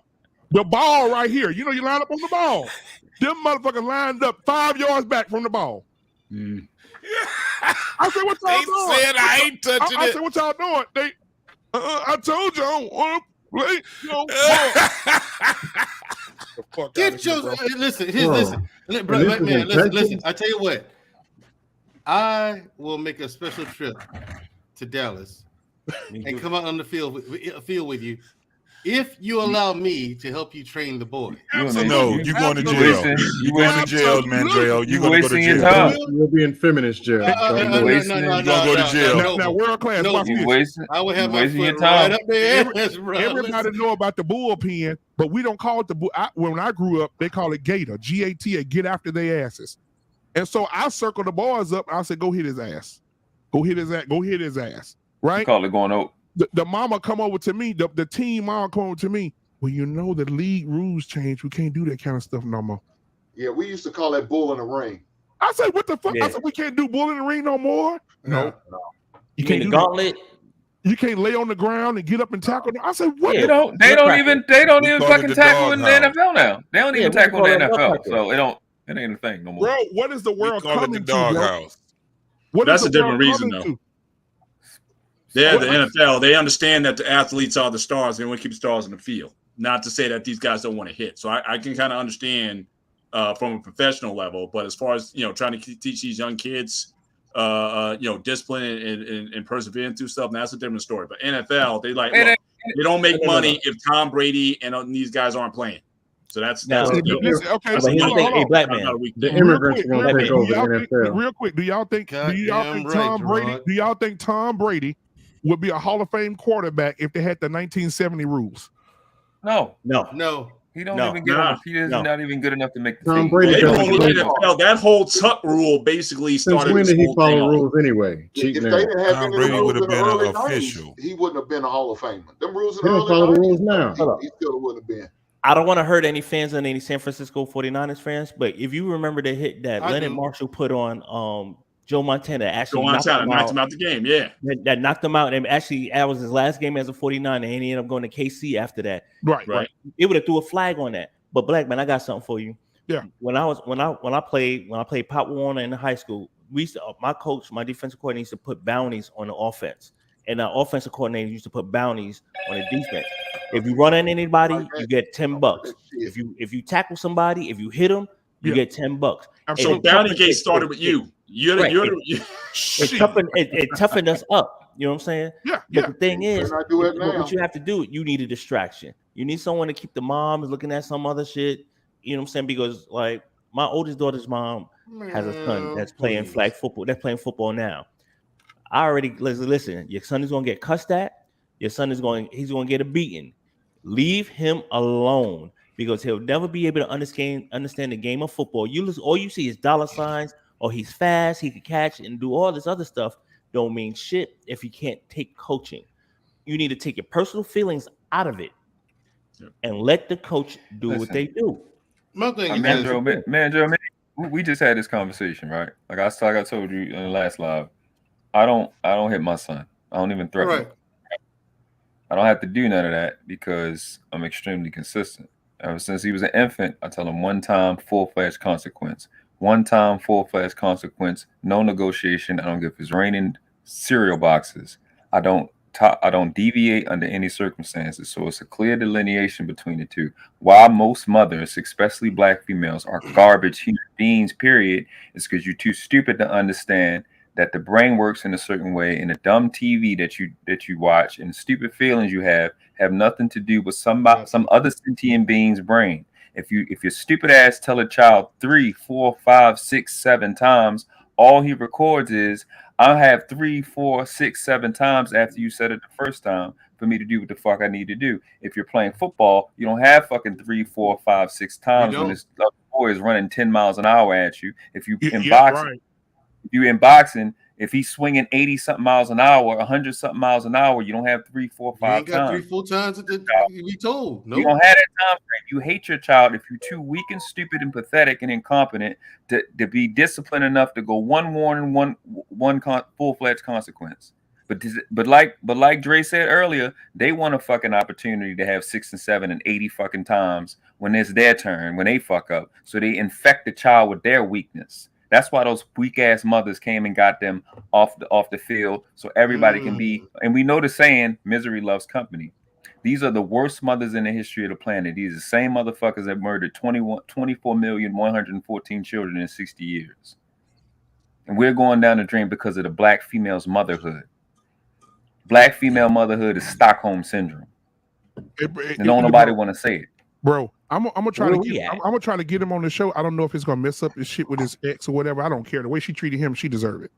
But there's a coach on our team. His son is he's 11. He probably 5'11" right now. 5'11", damn near 6 feet. He's 11 years old. Shit. I'm gonna take a picture of him. But I don't want to do that I can't do that. I'll show you in the back. You know, I want it. Man, I'll be out there, black man. I'll be out on the field with them little boys. I'll be tackling them with no pants on. Oh, I do be hitting them. With no pants on. I'll get into that in a minute. I'll give you the ball. I'll get into that in a minute. So the boy ran up to practice. I mean, you can tell. I said, "Oh, aisle 5 at Walmart." God damn. Was you really? No. He ran out there like this. So I said, "Hey, boy," I said, "Stop all that damn twitching when you running up here, man." Damn. That's how I'm talking to him. Over my shoulder, I hear, "Hey, man, ease up a little bit, man. That's my son, bro." I said, "Nigga, you a coach?" He said, "Bro, I never get a chance to see my son. The only reason my son is here is because his stepdad is allowing him to be here." Wow. What the hell? Wow. I said, ladies and gentlemen, son. This show has taken a turn. Dude, the daddy is the dad is 6'5", 6'6", 275, 280. So I'm thinking this big motherfucker can't do nothing. You what the fuck? Okay, so I start asking questions because I didn't want to judge him. I said, "What's going on?" He said, "In the courts, I went to court, fought for my son. They tried to get full custody, they wouldn't give it to me. They gave me joint custody." He said, "When I go to see my son, I can't see him. She got the door locked." He said, "I called the police. They said it's a civil matter. Handle it in court." He said, "The only time I get a chance to see my son is when he come out here, and the only reason for that is she told me." This is what he said. "She told me the only reason he here is because his stepdaddy want him to play football." Yeah. Yes. So I'm gonna go. No. Hold on. 1 second. Yes. Welcome to Earth. This is what's going on right now. Like any random dude that has a child that's being alienated, you can meet a chick, have fuck her the same week, and be around another nigga child and can't be around you. That's normal. It's musical children. That's what we call it. Sick, bro. Musical children. He's sick, perfect bro. word for him. He's sick. And I said, and then so after the game was over, after Saturday, he told his son, "You not leaving." He go to mom over there. And when I tell you, he was drunk when he got this girl pregnant. This girl looked like a damn baboon with epilepsy. So I looked over and I said, damn. But I was like, whoo, boy, what was wrong with you? But she was over there talking smart. My son ain't gonna be playing this hot ass fucking weather and out here playing ball and getting hit for free. He ain't getting paid. Y'all gonna pay my son bill, hospital bill when he get hit too hard by these other players and blah blah blah. I'm like, God, this is why I told you. Listen, this is why that I believe Mandrell, in boy. euthanasia. Some people don't need to be here anymore. Anybody that dumb. I You do not deserve to infect the gene pool with your insolence. What the fuck? Weak shit like that. What are you talking about? You're not paying my son. Mandrell, I wish, you know what I wish I could do? I wish I could get plane tickets for all y'all to clear y'all schedule and have y'all come down and be on the sideline and watch the shit that I see every week, bro. How does she not understand that men have to be forged? Men have to be forged. I already know. This is why men aren't becoming teachers, coaches. This is why black men aren't doing it anymore. And then they're crying, we need black men as teachers or the community. Well, get the fuck out of the way and shut the fuck up. Though, but this bitch ain't. Her mindset was like it when he laid down with that heifer. Yeah. When he laid down with her ragged ass, she probably had that trash ass mindset. Shout out to the passport, bro. That whore pregnant. Hey, Hank. He made a mistake by getting that whore pregnant. But there's a dude that stick his meat in there. Deal with this chick for the rest of his life. But Hank, Dusto has a Somebody good stick point. their meat in there. There's always some dude that's gonna stick his meat in it. Yeah, because it's there. Let them white boys do it then. Fuck them. And you know what? And you know what? They're doing it too. They ain't touching that we shit. gotta have. My boy You know ain't what? As touching that men, shit. I'm gonna hold the men accountable. They can suffer with them. I'm gonna hold the men accountable. Men need to have some dick discipline. Let me tell you why. They said no. Those girls, listen, when those single mamas, them black mamas, because you know they all black mamas, some 2 or 3 of them Hispanic, but the majority is black. When those black mamas come up there, I'm telling you now, all of them fine, nigga, 98% of them fine as a motherfucker. Fine as shit. Yeah, football moms be fat. The other coaches up there, God damn, that motherfucker, right? And so while you hitting them up, the son's still soft. And so when she want to leave with her son, she got so much shit on you, you can't move. See, but here's the thing, though. They could be fine all they want, but they could be the ugliest chicks walking this earth. Body, breasts, all that shit don't mean nothing when you got an ugly mentality and you do dumb shit. Bro, at the end of the day, you're a coach. You know right. You're a coach. That's what I'm saying. Yeah, like one of the girls trying to pick up women, though. Yeah, go ahead. We know how that goes, man. Yeah. Some of them dudes trying to be coach just trying to get chicks. Hank. Yeah, because one of the girls, the finest girl up there, got a face like Al Sharpton, but a body like fucking, like Serena Williams. I ain't lying. I'm serious. So the thing is this: at the end of the day, that's why we can't be fucking exactly based off of what we need. Exactly. We can't be fucking based off of that shit. Exactly, bro. You said that we have to have dick discipline. No, we have to have dignity. Oh, they are copyright now. Call the patent office. Come on now. You better copyright that tonight. We got to stop looking at these women based off of their bodies and all that. We got to look at them for our unborn children. Yeah. Will I want my unborn child to be the family member of that funky bitch that's out here walking? Yeah, doc. And if the answer is no, you need to walk away. Man, it is entirely too many beautiful women out here, man, for us to be dealing with this bullshit. These JT, ass women. Can't tell the difference. They all look alike. Beautiful women out there. Most so of they open their mouth. Let's be real. Say what? There's not as many beautiful women as you say. Bro, you got a passport just like I got a passport. What you talking about? Oh, you're saying out there. What we talking about? Hey, we just. Oh, that's good. That's a little bit. Give me that napkin. Give me that napkin. Hey, Dusto, we just had one come up and say hello to us. You're talking about? Said, hey, Kings. Queen Smiley. Yeah, she's a beautiful woman. Yeah, she is. I Here he agree. goes. I agree. Hey, man, she's a beautiful woman. We got to be thinking about something more than ourselves, bro. We got to be thinking about something. Mandrell. That motherfucker smiling. Mandrell. Man, Mandrell. See, but here's the thing. This is where we get shit fucked up.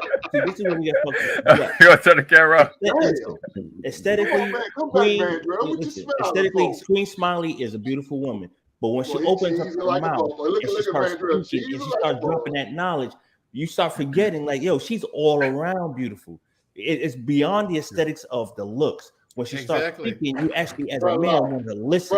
There's a bunch of chicks that you have on here that are aesthetically beautiful that speak when they start speaking. Like, okay, I can fucking listen to you. There's others like, yo, shut the fuck up, yo. Just stay on there, let me look at you. But you know, and that's the thing.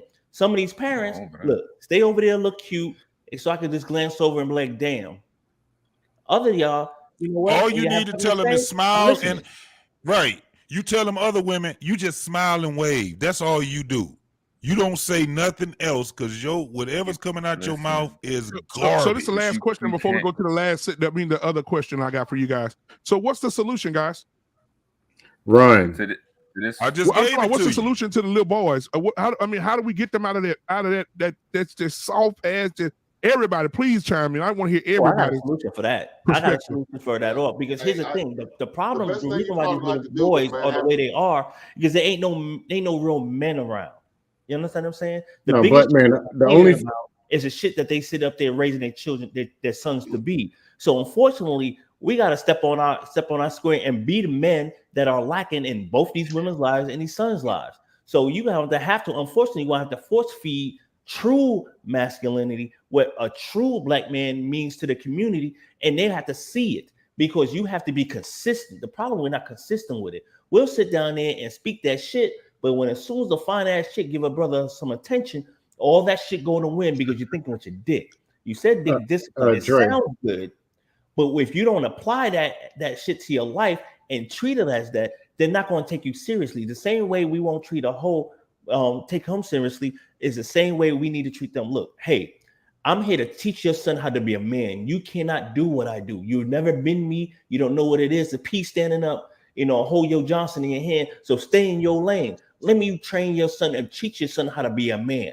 I'm not teaching him how to be disrespectful. I'm teaching him how to be able to function in this world that don't give a crap about him. Yep. You know what I'm saying? And the only way that's going to change if you're consistent. And you have to be consistent because there's a thing called a hero mentality. When you are that man and that woman looks at you as a savior and they start trying to throw the box at you, you're going to have to bob and weave and let that box miss you because your end goal is to raise her son to be a true man, to be able to navigate through society. The pussy going to come, but you can't let that disrupt your plan and what you have to do. You're a coach. You're coaching these young men to be able to survive through life. Stay on your plan. Don't let any outside influences change that, regardless how mom look and regardless of what mom is saying to you. Do what you have to do for the betterment of the black community, the black male race. Do what you got to do. And trust me, when you're consistent with it, you'll get onto your plan, but you have to be the fact, like, I don't want what you got between your legs. I'm here for your son. And when they see that, they will acquiesce. Exactly, bro. They all won't, but the ones that matter will. The problem is, though, you're talking about a 4-month season, two maybe 3 hours a day, maybe 3 to 4 days a week. Once the season's over, unless you're still in that same child's life, you're limited. You're limited. Now, if you're talking about if you're dating a woman or a woman that's going to maybe the same church as you, or that lives in your neighborhood where you got an opportunity to influence that child, that son. 360, every day you see them. That's different. But you talk about this little league team, you only got 4 months out of the whole year. You may have 4 months, 2 or 3 hours out of a 4-day week. Yep, you're right. That you're going to get to work with them or deal with them or have conversation with them. So you're going to be limited. Like I said, unless you got somebody you have access to on a regular basis, which you won't have access to that child on a regular basis. So then the solution would be there's no more off season. Off season is officially over. What's up, Terrell speaks. So off seasons is over. So you have to network with family values or like a shoo that can understand that I can't be a mother. I can't do right by this little boy. Right. If I'm talking to him 6 and 7 and 8 times. One warning, full-fledged consequence, non-negotiable. I don't care if Jesus come back. That's the only way to build discipline, little boys. That's what got me on track. I'm 36, never drink, never smoke, no tattoos, no criminal record.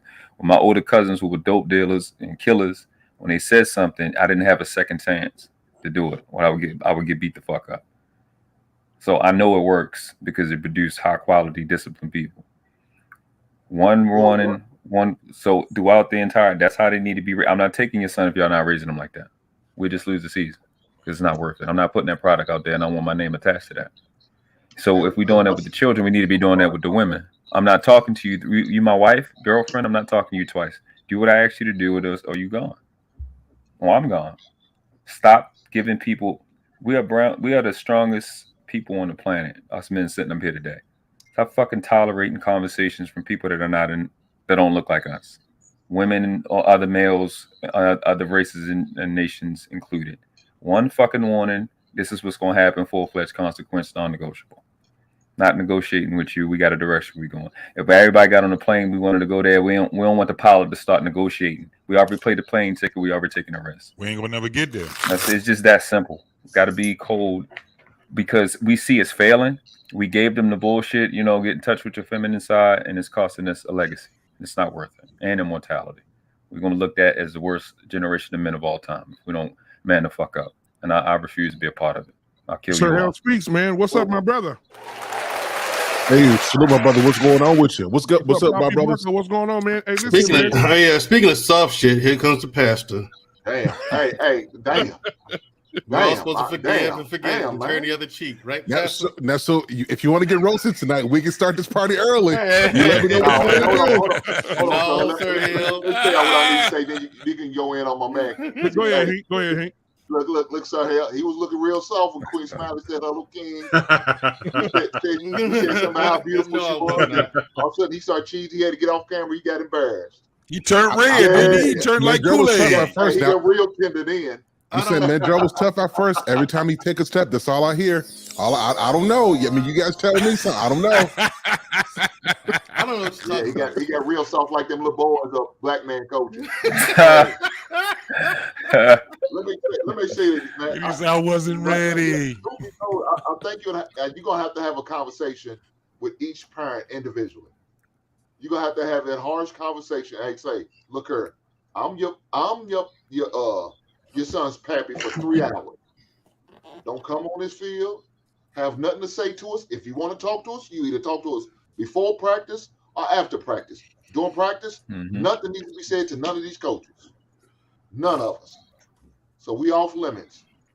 Each and every last one of you. I can't have y'all interfering.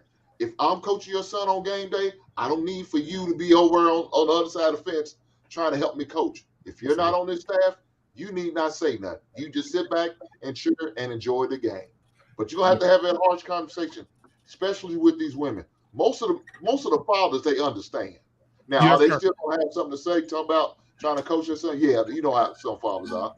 But for the most part, you're gonna have that harsh, in-your-face type conversation with them women. And like you said, you gotta have some guys on your coach staff that's not out there just to get some ass. Facts. You know what I'm saying? They can't be out there just looking to try to pick up some of these mothers because they know they desperately looking for a man trying to find a father figure for their son. Man, get those dudes up off your staff. I don't care if they friends or family. They got to go. Yeah, if you're not here for the betterment of these boys and trying to educate and teach these boys, you don't need to be here. If you're here for something else, you need to go on about your business. But you know what? When you make that mark as a coach and you give them little boys your numbers, it doesn't matter if you only have them for a couple of months. They continue to call because they, you know what I'm saying, they know where you're coming from. So when they have your number, trust me, regardless of what mom's saying, they're still going to call you and ask you for advice on what to and how to move forward. But that's that influence that you instill. That first day before you even do anything, when you meet with your team, you explain to them your goals, your expectations, and what you want. And you let them know, like, look, here's my number. I'm here to make a man out of you. Your moms love you. Your mother is always going to love you. She's always going to be there. What I'm teaching you, she cannot. If you have any questions, call me. But you have to create that relationship with your team and your players so they can call you when, you know what I'm saying, what you're teaching them and what they're receiving at home is contradictory. But you know something, Joy, that conversation with that mother has to happen first. You can't just sit there and say, "Here, came out and call me." She has to be involved. Oh yeah, no. But you know what? You do that in front of mom. If she feel like you're disrespecting her and you bypassing her, like she's not part of the situation, she's gonna encourage her son not to call you anymore. Nah, you know what you do? Then that's done. I'm gonna use Queen as an example because you feel like what type are you doing it for a good reason? Trying to get my son's number? Are you up? You know what I mean? I know what you mean. That's why you only. This is how you handle it. I'm gonna use Queen as an example. Hey, Miss Smiley, how you doing? I'm Coach Unfiltered. Hey, I'm here to teach your son some life skills as well as how to be an adequate football player. Nothing I will teach him will disrupt whatever values you have for him. All right, but I'm giving your son my number to call me because he needs way more male influence. And football is not. Football is not only. If you say it like that, she may push back. Because we're getting back. But we want to get back to Black Man's question, though, right? The conversation started out talking about why do Black women protect Black men who are unworthy of protection? This is if I got that right. No, it's why do Black women protect Black men who are being held accountable by other Black men? Right. I have a perfect example. Right. So even if you came with that, you got to be careful how you direct it, because if you're saying you want to give your her son a real image of a Black man or that discipline that a Black man can give. Now she may come back and say, look, as if I don't give that to him, or are you talking about the Black man? Or are you talking about his father? What are you saying? But what I'm saying is football. See, you always do it within the context of football because you're a football coach. Football is not only played on the field; it's played off the field as well. Because football teaches you life skills. It teaches you how to work with others for a collective goal. So when you're sitting there and talking to mom, has actually, truth be told, actually nothing to do with what's going on in their household. You understand what I'm saying? Because truth be told, I had both my parents in the household, but football taught me a hell of a lot more than I was learning at home. And my father all he did was reinforce what I was learning on the field. You know what I'm saying? And and that's the thing. My mom came to every one of my football games. Never complained about when my coaches cursed at me or pulled me off the field, grabbed my face mask and yelled at me. Had nothing to say because that foundation was already laid down. But Dre, let me ask you a question. How many shootings was at your football game? Bro, I'm from the South Bronx in New York. What you think? Well, you don't count. You don't count then. Okay, anybody else? What I'm trying, because you just stepped on my goddamn point. Okay, bottom line is this, bro. I dropped the big joke. Hold on. You dropped the little joke and he dropped the big joke. Right. The bottom line is this. Shahrazad Ali was writing her book, The Black Man's Guide. Sometimes you have. I think we should go back to this. I think it should be okay for us to every now and again, when women get recalcitrant like that, to give them an open hand slap in the mouth and be told shut the fuck up. Man, no.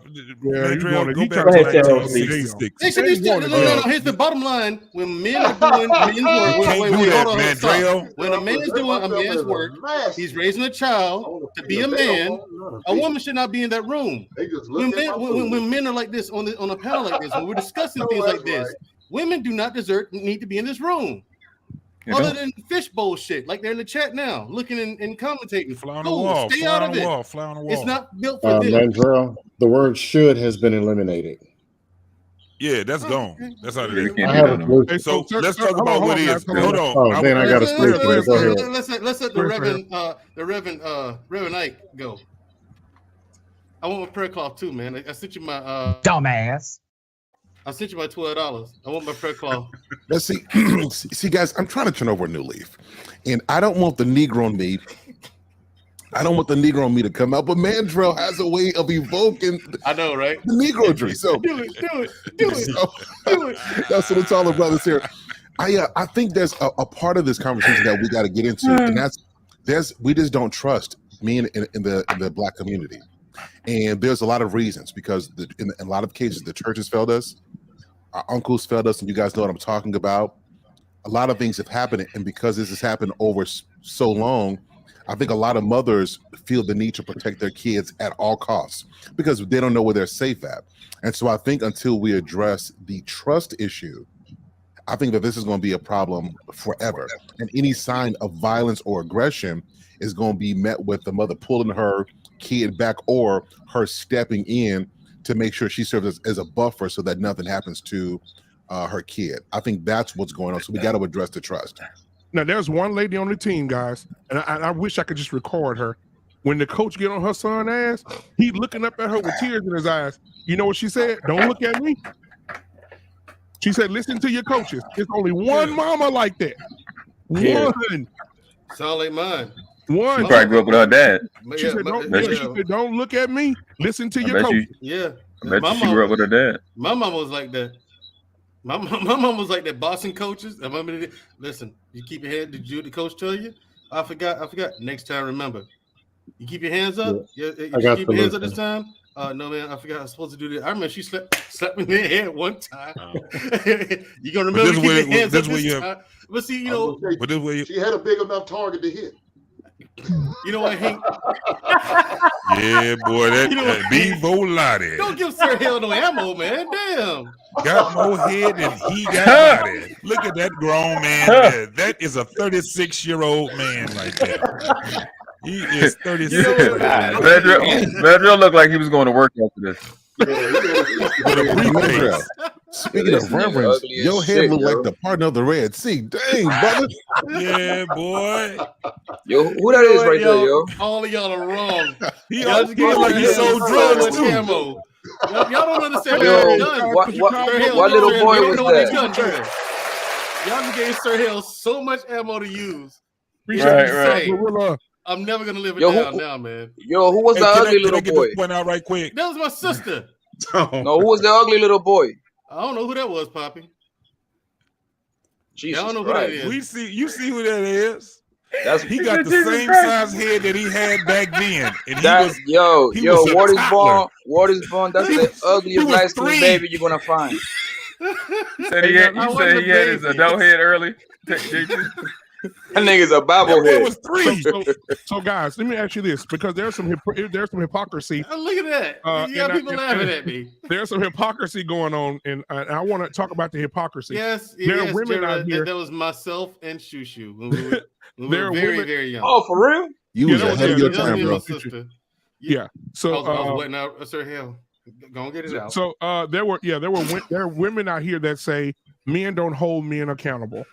Oh, yeah, let's get on to this. Thank you. Yes, and now that you see men holding men accountable, now that goes to the subject of tonight. Why are women protecting men who are being held accountable by other men? Why are they involving themselves in that accountability? And what we've been hearing a lot lately is, y'all don't hold each other accountable. Y'all don't hold each other accountable. Niggas don't hold each other accountable. Niggas don't hold each other accountable. And then you'll see a man say, "Hey, dude, you're wrong," and he gets shamed or he get talked at. Or you're bullying him, Mandrell. Stop bullying him. Now the same women that say hold men accountable is saying, y'all bullying him. Stop bullying him. Why y'all talking with you motherfuckers? Y'all about to leave him alone. Why y'all saying that? That's why you never follow. Because he's pandering to them, and he is sit up there following their script. So why would you want to change the mind of somebody that is champion for us through all our bullshit, and he's co-signing to everything we do? We could do no wrong. We could do no fault. Why are you trying to change his mentality? Why are you trying to change him? Why are you bullying him? Why are you being so mean? Let him simp for us. Let him wear that cape. Because you know why? We benefit from the dumb shit that he say and the dumb shit that he does. And guess what? You would never date him. You would never marry him. You wouldn't even give him no ass. But you would sit down there and let him be on the soapbox and champion for y'all. But when we sit down and say you doing you a disservice, now this is for the boys and the grown men, because you got women that when you try to hold her son accountable, ain't no father figures in the neighborhood. Hey, where's the village? And you have men trying to step into a little boy's life, and the mama would come up while you're trying to hold him accountable. Even grown men, it's even worse. Oh, before you go, Desto, let me squeeze this in. Grown men, hold on, Mandrell. Grown men that will sit back and let a woman step up in front of them and say, "Don't you talk about him? You bullying him." What? Instead of accepting accountability. So I just want to know y'all thought. I'm gonna get Sir Hill because he just came in. I get Poppy, then we'll go down the line. So Sir Hill, what are your thoughts Sir about Hill? that? So, brother. It's I'm mixed on this one, and the reason why is because I think that men have to be more. We have to be multifaceted. Mm-hmm. I think that we have one way we deal with stuff, and I think that we have to have some more tools in our bag to know what to deal with in that way. You understand what I'm saying? Like every situation doesn't call for the same kind of action. And so I think that we have to take some things into account, like the emotional intelligence. But the bigger thing is, I think that lack of accountability. Women are doing what they're supposed to do when they want to protect. That's what they do. They care about somebody. They see pain. Women are doing. There's no problem with that. It's when men are being held accountable and there's an inability to accept that means that there's a deeper issue, and that could be because of a lot of different things, and that could stem from childhood stuff. That could stem from all kind of different things. So the women I don't care about, but when men have a problem with being able to accept accountability, I think that we have to have some tools to dig into why. Because either we're just trying to, tell a man what he's supposed to be, or we're trying to actually help that man. And I think until men know that we're trying to help, no matter what you say or do, until they know that this is good for me, and unless you convince them of that, they're going to reject it, no matter what you say or do. All right, we got Dorian in the chat. Go back to that one real quick. She says, we women need to stay out of men's business and hold our female counterparts accountable instead starting with ourselves. Oh my God, where do these women come from? Get all the church. Absolutely, the church yes. stuff. Can we get all of the Everything, church the praise clap, and all amens to Dorian of the night? Yes. Dorian, where do you come from? And do they make more of you over there? I would like to make an investment. Okay. I would like to invest in wherever you were made, wherever you were created. All right. So we can make more. We need to mass produce you. I didn't even know a woman could type that to just now. And seriously, and I'll say this: when it comes to bullying, when it comes to bullying, some of my best confidence came from bullying. When I was getting bullied. Yeah, when you learn how to, because you learned a few things when you were getting bullied. And I remember my grandfather. I came home. My dad was driving trucks. I came home. My grandfather was retired, and I come home and my shirt ripped off my damn shoulder. He said, "What happened to you, boy?" I said, "Man, it's a dude at school again." He said, "Come here." He said, "I want to talk to you." He said, "Tomorrow, if the same boy mess with you again, I want you to beat his ass until somebody come get you off of him." And he said, "Now, if you don't whoop his ass, when you come home, I'm gonna whoop your ass." But look at this. Let's go back to what Sir Hill just said, though. Let's just go back to that. Our utility. There's a lot of dudes. Let's just use the analytics of having a utility belt, right, or a truck, right? Batman. Most of these young men don't have the tools, let alone the belt, to be able to be out here in this world and be able to function. Right. A lot of it is emotions that they have right now. So those old tactics where even what bullying comes from, it can be against you as a young man now coming up more than it can be for you, because you don't have purpose behind it. So any of those purposes that we are looking for in these young men, we might not be able to find them for the simple fact that they're solely influenced by mom, auntie, and thug. Now, let's not get it twisted. What's happening right now is that we have men that are acting like women now. Yes. This is the craziest part. This is where I wanted to go on that football field. This is where I was going with Dre when I was going to ask, but damn, he just fucked it all up for me. But let me tell you this. We have, in the last 3 years, we done had so many shootings at Little League football games. Right. It wasn't the women that was doing the shooting. Yep. It was the men that were doing the shooting. Correct. Because now we are in another generation that have children, and some of them have grandchildren. And these men act really effeminate right now. The most, and I don't know where I was at, but I said, and I heard a couple other men say, the most dangerous man on earth is an effeminate man. Facts. Period. I agree. That's the most dangerous man right now. So we not about to have this big conversation no more about women no more. We're about to have more conversations about men. Why? Because they're way more effective negatively in communities than women are. I restarted. The reason being is because they're picking up all of the feminine traits now. Well, it's a combination. It's to your point. Well, because we're acting out of emotion. But that's the thing. But we run on testosterone. What testosterone? We all this shit that's what I'm going saying. on. No, I'm saying we have this.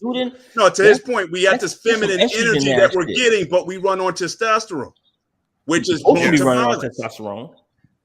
But no, I'm saying it's like having ammonia. By nature, men are violent. But we're supposed to have a rational masculine mind in order to counterbalance and know how to dictate and how to use that force. But if it's going to be controlled by feminine energy, though, that's not meant for that. That's why females don't have as much testosterone as we do. Boom.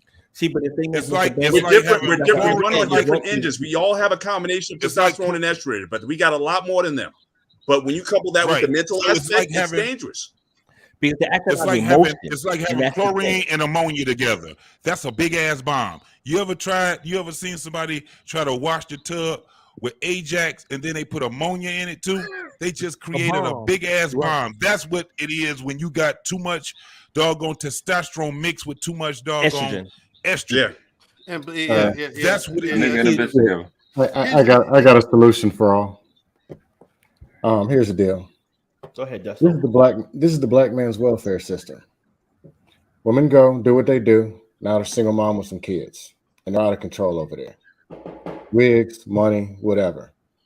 Then you got single men. Pause. Huh? Assalamu Wiggum. Oh, Wiggum salon. Oh, put my wig in the salon also. But all the women in the nation of Wiglam, they're over here out of control, getting bent over, stroked out, tossed around, putting out random kids in the streets. And over here crying, yeah, come save us.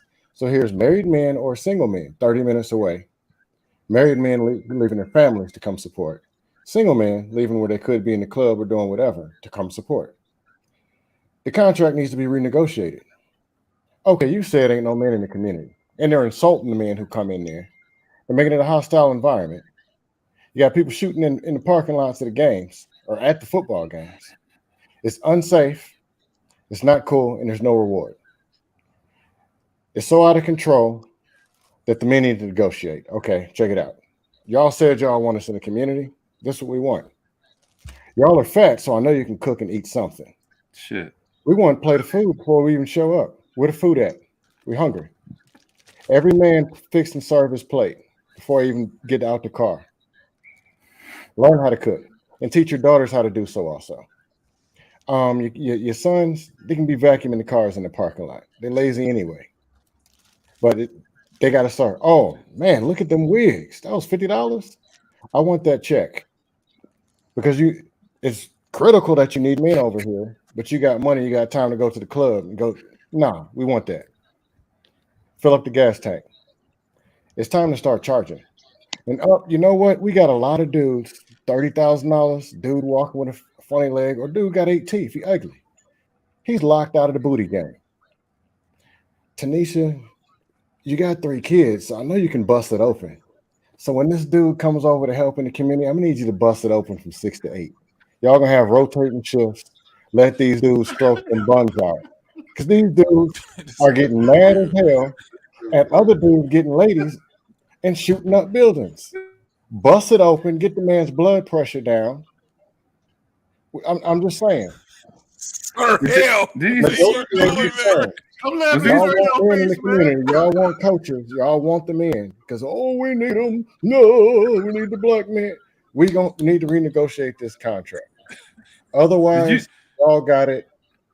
30 minutes out, there'll be a new community. Sir Hill. Color on y'all. Sir Hill, what do you have? I'm not saying nothing. I gotta let this blow over what Dusto said. I'm not interjecting nothing. Your face. Your face. Did you think these things separately, or was it like it all came at once? Stop the train, but he's like, that train going. It's going already. I can't stop it. We're clan. What you got, man? What you say? I just want to know if it was those thoughts so separately, or did like they come all together? It's like everything. Was you just like, was you waking it with? It's like what? He said we all sold separately, but was it like in the dust though together? I said it on the panel. They need to have a community come bun together center. as a couple. So it's a Take pre-record. an old abandoned school, put a whole bunch of beds in there, and between 6 and 10 p.m., some of these dudes that can't get no buns, the ugly dude at AutoZone, they just start busting it out. And these chicks got to work there maybe once, twice a week. It's a community bun center. But hold on. But let me speak to your point. Wait a minute. I damn near fell out my chair. Let me speak to your point. We already understand as men. We already understand. We understand that in order for you to even have some type of value, you got to compete, right? You got to compete. The thing is that we don't make women compete. We don't tell them that because we keep looking at they booties and they asses. Get in the buns. This is the big old buns. JT, you look great though. I can't say that with you. Make you forget your rules sometimes. I get where he's at with it, but it comes down to procreating. Yeah, I get it. We procreating with women that don't deserve that. And this is the thing.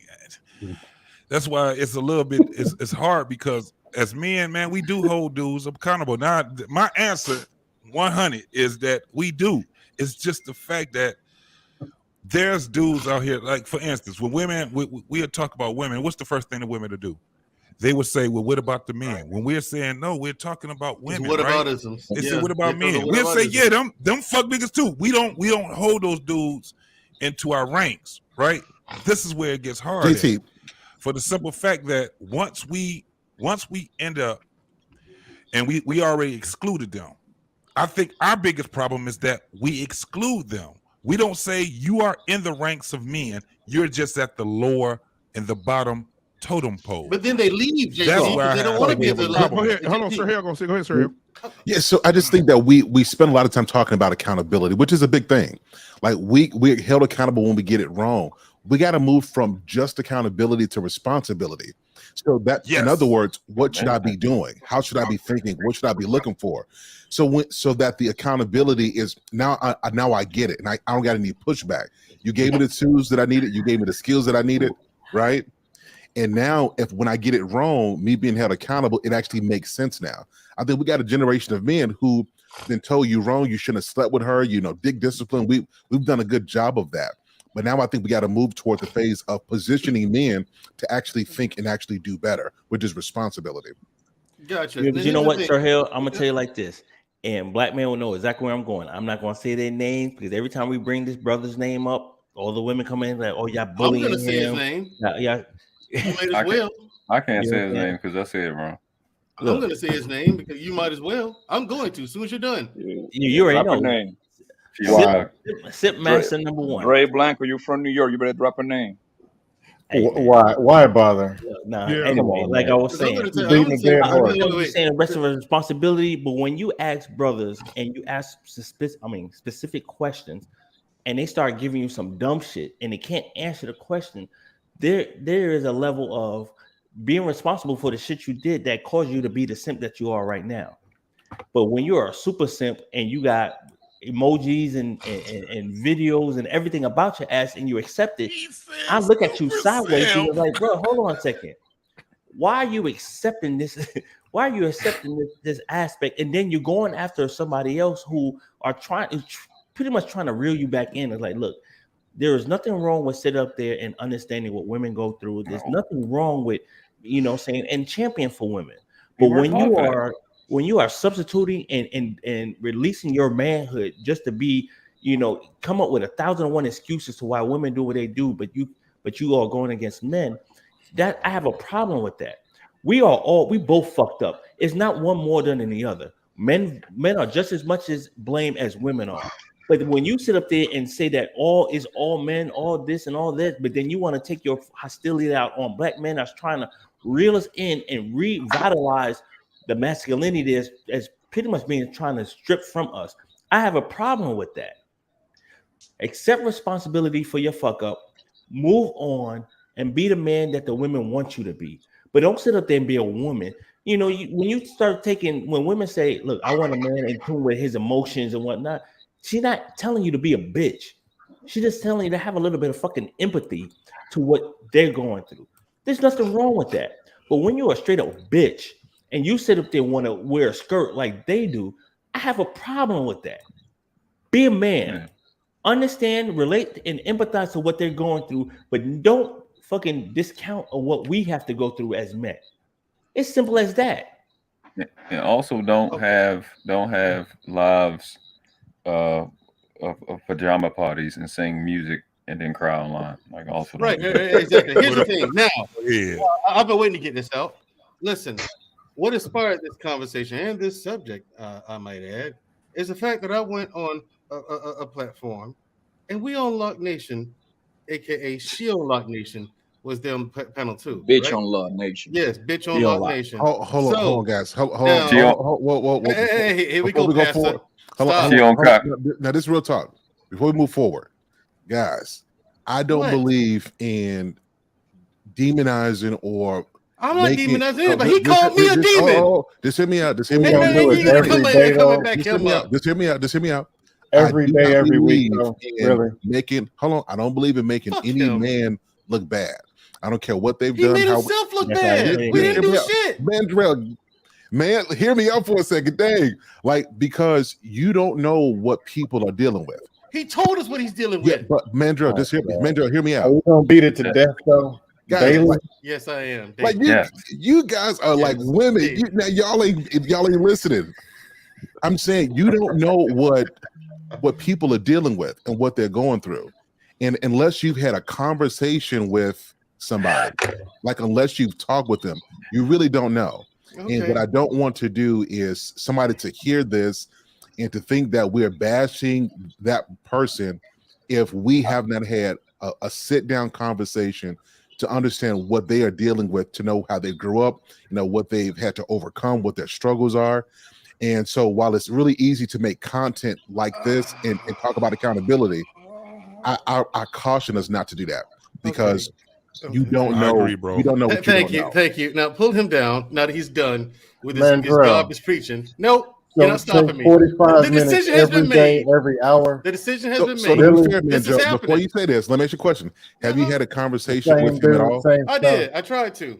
No. I'm talking about a personal conversation. Have you had one? No, I have not. Right. So then it's going to be really hard for us to really dig in on the man if we don't really know the man. It's not hard at all. It won't be hard. Don't be hard. Now, if you talked about me in real life, it'd be real because you know me in real life, and I couldn't have from that. But that's because we talked, and I think as men, a lot but you wouldn't do the silly shit that he did, Sir Hale. But here's why though. I had people in my life because I didn't grow up with the dad either. My dad passed away when I was 5. It was I couldn't do anything about that. So you have to have people around you to teach you how to take accountability. Listen, kid. You're not going to talk let you know what a person has had. It'll seem like you are bullying that person because you don't know the story. This so be it. You know what? We've all learned. Hold up. We've all learned fantastic lessons. Look, I'm just telling you. We've all agreed to that earlier tonight. Yeah. Okay, that's cool. It's cool. Then call me a bully. I'll be a bully this time. Maybe I'll learn how to swing back. Fuck it. But how effective is that though? He needs a foot. Listen. Sometimes you need. I'm saying what you're saying and what you're doing. How effective is that? Oh, we'll see, won't we? See, like what? So we won't know until we try. So everybody's trying to carry it. Everybody's trying to carry it, even though part of masculine energy is being strategic, and the goal is what's going to be most effective for this person. So we can't be like women are catty and women are emotional, and then as soon as you want to say something, you're willing to. No, see, you really are not going to let this drop, are you? So this is I'm just telling you, if we're going to say we got to be men, then men first of all we listen. We analyze the situation, we strategize, and then we execute. And we don't go in. Hold on. We don't try to diagnose somebody if we haven't done the work to understand what they're in. And that's why I'm cautioning us before we diagnose. No, here's the problem. No one's telling them, Sir Hill. Man, I just don't want to hear 45 minutes what we're doing right now about that same dude. But I'm saying what we're doing right now. See what you guys are. What's easy to do is to talk about what we've seen and go in on a person. But the truth is, unless you've taken the time to know that person and strategize, you won't be able to make a difference, and you'll have this conversation a month from now again because your method is not working. I haven't been able to implement my method. I'll say this and I'm done. If we really want to make an impact, let's get on a phone call with whoever these people are, have a conversation, strategize, and if they choose not to, then we move on. But if what we're doing now is not effective, men have to go back to the drum board, re-strategize, and then do something different. And got it. Cool. Now, what we have been doing has not been effective. Let's try it my way. We got a comment. We got a comment. Hold on. We got a comment. Queen Smiley says, "Y'all, let's not keep beating the man over the head." Queen Smiley. Not a man. Hold on. Let's move on. Queen Smiley. This guy. Struck again. He made a video imitating myself, Black Man Unfiltered, and Black David. And we didn't do anything to elicit such a reaction. And I'm not we left him alone. Hey, Mandrell, I got a better solution. What? Here's what you do. You move all the way to the city of Israel. See, you niggas never let me have no fun. Take 23 hours of your day analyzing them. Move to a city. The show you doing Wednesday. Let's move on from that. The show on Wednesday takes 59 minutes and just analyze him. You don't understand. I ain't scared of you motherfuckers. We gotta let logic roll, man. And logic just prevails. Yes, I will. Now you're gonna force me into it because you niggas are disappointing me. I told you. Okay? I told you, Mandrell. Listen, that's what we're hearing. How about this? How about this? What if he did a diss live to you while having a man, what a wolves adult website up while doing a diss live to you? Right. What you gonna do? You gonna do this, Sir Hill? No, so what's the question again? He made a diss video about Noble from the World Class. Well, and you see the tabs on his fucking his browser. Wait, Bubba, hold on. Like squirting. And he does a close up of it, and it's like someone in the comment section said, "Hey man, you know you got your Pornhub tab up, it's still up there, right?" Right? I mean, this nigga, I did that. I ain't gonna even lie. I did it. Let me address that. That's a good question. Let me address. So here's what is men. First, I'm sorry. Like go ahead, laugh. You know this shit funny. So first thing, here's the thing: as men, we know I was wrong. Unless it messes up your reputation or your money or your family. If here's my point, sir. Hold on. If it's messed up one of those, then we need to address it. But did it address your family, your money, or your reputation? Listen, here's the thing. No, but here's the point. Hold on. Even if he tried. See, Mandrell, now, Mandrell, hold on, Mandrell. Somebody in the Facebook chat said Mandrell did all that talking earlier about women don't listen and they keep running their mouth, and he doing the same thing that women do. God damn. You know what? That's what that comment said all the time. No, it's not. That is not what that comment said. No one had the balls to say that. I'm gonna screenshot and send it to you. What was it? Okay, was it a female who said this? Yes. You know what? Hey man, let's just move the fuck on. Let's go. So what? Come on, man. Let's Why? This nigga, no. Hold on. This nigga's now an example of what not to be as a man. We have a perfect example of that. Are you an example of what? Hold on, Mandrell. Are you an example of what to be as a man? Not to be. What not to be as a man? Are you an example of what to be as a man? Yes, I am. That's a bad question. For the last 15 years. No. Mandrell for president. Mandrell for president. The imagination. You niggas ain't nowhere near my level, and you know it. That's why you try to talk me down how to do this. He should be throwing it. Listen.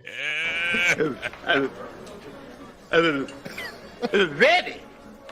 Yeah. I'm ready. I am. I'm better than you. I'm better than all of you, and you all know it. That's why you're so threatened by me. This is when men are threatened by masculinity. Man. This is what's going on right here. Y'all afraid of me, bro. Why won't y'all let me? Dumbass. Mandrell, let me say this, man. Hey, save it for Wednesday. You always have to be the voice of reason, Sir Hill. You have to do it. It's men. Check this out. Unless it messes up your money, your reputation, or your family. I know that. You got to be above stuff. I am above it. I'm above all of it. Always. But sometimes an example must be made to teach others a lesson. and he is said example. He has proven that beyond a shadow of beyond a reasonable doubt. So even in the court of law, my court of law. But we buried it. But we no. We buried it. Himself I'm not giving it no more energy. Oh, yeah, we buried it, bro. We buried it. Fine. Well, fine. Okay, here's the thing. He ain't did a live ever since. Yes, he has. So let's roll. He's gonna do the pajama party part 2. If you must know. Okay, I'm gonna enjoy it. I'm gonna be in there with my pajamas on. You can be singing Tevin Campbell next. Can someone let my girl go, please? This is me holding you accountable. If you have such an issue with a person, why are you keeping up with their channel? I don't have if you have an issue with what they got going on, how do you know what they have coming up? Because other people have sent me screenshots of it to let me know. Hold on, Mandrell. Hold on. I just answered your question. Don't ignore it. Mandrell, so if you were really over something, you don't keep up with that. So you're more interested in Logic beating your ass right now, Mandrell. Logic is beating your ass. Logic is beating my ass. I am fighting back. If you niggas, ignorant ass niggas would sit, open your ears and listen, you hear what you want to hear, just like women do. See, am I talking to men? I thought I was talking to men here. No, are we talking to men? Hold on, Are we talking to men? Are we talking to men here? I thought we were. Mandrell, if we give Mandrell any type of item right now to throw at the camera, you'll be acting like one of the women on the other panels. No, I wouldn't. Yeah, man. See, taking your wing. What you're trying to do? You're trying to get under my skin. All right, you're not letting you. Let's take a vote, man. Let's see if my girl can go. Hold up. No, here's the thing. He brought this on himself. Hey, who said taking off the wig? Who said that? He brought this on himself. Me? Oh, again, I'm guilty again. JT, yeah, a lot of big words coming from a guy who said a shirt made him horny. I'd be quiet if I were you, sir. No, I said that hat made me horny because you had a vagina on your hat. I do. Hold on, you like it? Conversation. You like it? Nigga, you live in Detroit. I ain't shut up on that one alone. Nobody lives in Detroit anymore. You're the only last person who lives in Detroit. JT, tell me you didn't say this. Yes, he did, actually. We gotta spend some time with this black man. I typed it. I said he did. He was in the chat and he typed this shit. I said, ain't nobody. Yeah. Nothing about it was fair. You're muted, Mr. Bennett. But no. I'm saying. And listen to me. God walked down to the bandit seat. He declared that he was a sinful man. And then he decided to destroy the land. So the question should be, why? Hold on. No, stop, Black Man. I'm saying thank you, JT, for that visual you just gave. Well, here's the question, Black Man. What tonight? Man. Why is it that black men stop other black men from holding black men accountable? It's not. But I mean, but again, but at the same time, we also have to understand that just like anything else, at some point you're gonna have to shake off the dust off your sandals and move on. Oh yeah. So again, I think the message has been get out, and he's done it, and he's done what he's done publicly. So again, I would rather talk to the brother in private, dog, on some real shit. I would rather talk. Mandrell, you ever wonder why I never make no video? Over where? Other than that one short, you ever wonder why? I said you've been over there before now, but I know why you don't. But no, I was on this channel once, and I only made a short because this is show that one thing. I think he is self-deletion type. That's why I don't want to be part of it. That's why, man. Let's go with it, guys. Let's go with it, bro. Y'all call that, yo. Y'all that nigga, Mandrell. Y'all call that, yo. Stop, Steve, and listen to me. God walked down to the bandit seat. He declared that he was a sinful man, and then he decided to destroy the land. You gotta send me that for real. I like that shit. To the problem is, we trying to treat accountability like that. What was that movie Drop Squad back in the day? Or what was that? What was that video that Ice Cube did back in the day when they went around arresting guys? They got the guy who was like MC Hammer. They got another guy. They would tie these guys up and put them in front of some. I'm assuming some Nation of Islam guys, whatever. Is that what you're trying to hold up as accountability? You just want to get these guys in front of some FOI guys and have them preach to them about being a man. I'm trying to figure out what you want. Here's what I'm doing, okay? If Sir Hale would allow me my fucking platform to explain myself, that way he'll have the full context, okay? Now, as I was saying, but no. Necessary, but okay, I'll allow it. Shut the fuck up. No, I will not. Now, oh man, I was holding a man accountable. That's right. That's right. Call for your mama. That's what everyone. It's almost like that's what you want to do to him, though. No. Hold you on. want dumbass. No, that's what everyone thought I was doing to him, but I wasn't. I just simply asked a question. Why? And everyone says, Mandrell, you're bullying him. I just asked him, why did he do it? And then no. I said, You hold on that you were not bullying him. I want him because we talked about that. That was not bullying. That wasn't bullying. But so accountability is not accountability if we're talking about somebody and not. Well, I'm not talking about him. Yes, I am. But still, I'm just explaining myself. Look, I asked why. That was first. And I said, then you made it worse by going on another platform and releasing more personal information about your situation, which made you look way worse than we ever thought you could. Well, cool question for you. So the shit over, bro.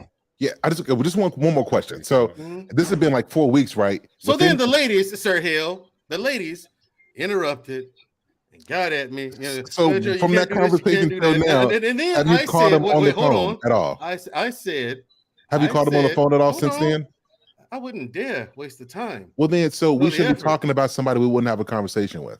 I would have a conversation with him, but he wouldn't talk to me. He called me a demon, Sir Hill. He called me a demon. He said, "You are a demon." I got a question for you. I got a question. You are a demon. I mean, Mandrell. I mean, a broke clock is right. At least twice a day. Yes, it is. Hey. But you know what? What? Wait a minute. I damn near fell out my chair. Hold on, Sir Hill. I'm going to ask you the same question that Black Man Unfiltered. But wouldn't you be so offended if he called you a demon? I wasn't offended. I actually hold on, Mandrell. Because Sir Hill, I'm going to ask you the same question that was asked to this person from Black Man before you got married. But forget about whatever how you got with your wife. If you dated a woman and you found out that she had the clap, she had herpes, whatever, would you even give her the time of the day? Well, so I don't want my answer to be a reflection on him at all. No. That's my answer. Your answer. No. It's not a reflection. No. It's not a reflection. Damn, Sir Hill. I mean, listen. Come on, man. It's a heck no. I was on that show. Thank you. Jesus, is all we ask you to do. Just answer the question. It's just a yes no, or no. But you prefaced it on like a question was asked to him. So I'm saying this because whether we pretend or not, they're watching, and I don't want like with this platform, with my brother's platform. There's a lot of eyes watching him, and they want to see him fail. And I don't want to give anybody ammunition to make my brother's platform fail at all. So that's why I'm being as strategic as I am in what I say tonight. Listen, I'm very strategic. I appreciate that, brother. That's not another Black man in a position to fail. But at the end of the day, regardless of whether I like you or not, I'm not here to watch you fail. But at the end of the day, it's a simple question. And yes, I was wrong by preference in the question that was asked to him. But I'm asking you, but when you try to justify it and then you don't have an answer to the question, it raises other questions. So especially when his answer was yes, he would. It's not bullying. I didn't see it as bullying. I looked at it as clarification. Like, what do you mean that if you met somebody that had HIV, that you was still considered messing with them physically? He changed it to HIV. Let me about herpes and clap. We beat the man down already. There was a show. Tell me I should. Come down, JT. What I'm doing is trying to give clarity to understand that what when I was privy to wasn't bullying. I stepped back when it started getting to the point where everybody was jumping on them. But what I'm saying is, when we hold men accountable for the shit they say and the shit they do, everybody comes in and everybody's trying to play Captain Save a Dude. You know what I'm saying? I mean, but it's overcorrecting. Just like you're doing now. Thank you, Dre Blanco. Right now, unbelievable. Y'all niggas are so fucked up tonight. You made me agree with a cop. No, hold on, bro. Hold on for a minute, Mandrell. For real. On some real shit. There's a thing called overcorrecting. Yeah. We see it in society every fucking day. Okay, I'm listening to what we did, man, trust what I'm telling you. The man ain't went live ever since we put it out there. It's done. It's a done deal. JT, one thing. That man has go ahead, real bro. Quick. Out of the last 7 lives he had, 4 of them was against me. And it started with him allowing the chick to get on there and tell, because she couldn't beat me in an argument, she allowed him to say that she wish I died like Kevin Samuels, and people will celebrate your death. Yeah. And this thing, this is the thing. Death is not. It's not like. Oh no, you want to justify people it? Go, it's best to be. Hold on, bro. Hold on. Death. It's not like death is being. It's like it's picking certain people. First and foremost, Noble, you are a powerful man. You got knowledge. Appreciate you. Now, when it comes down to it, this young brother don't have the knowledge that a lot of us on this He's panel like 47 have, years right? old. He's old. I don't care. Age has nothing to do with wisdom, bro. Age has nothing, and a lot of us, we're collecting the wisdom. That young brother actually need us to circle around him. Now, it's the thing when we're talking to him than talking about him. My whole thing is, let's talk to the brother first and foremost. Just like when we had him, on the panel. That's one thing. But when he's not here, it ain't, man, we have something else that we can talk to now. And at the end of the day, he's not a threat to neither one of us. He's not a threat to either one of us. To your point, and those women he was talking to is definitely not a threat to us. JT, to your point, I actually reached out, I sent my number so that we could have a conversation. So I'm not saying something that I actually haven't done before, but you're right. Like the truth is, guys, a lot of us are tough. A lot of us are militant because of our experience. Everybody didn't grow up the way we did. And so sometimes, this is why I said that two-bag is important, because how you deal with one person may not be the way you reach another one. And so our approach has to be multifaceted, and we have to be able to adapt to the person we're talking to.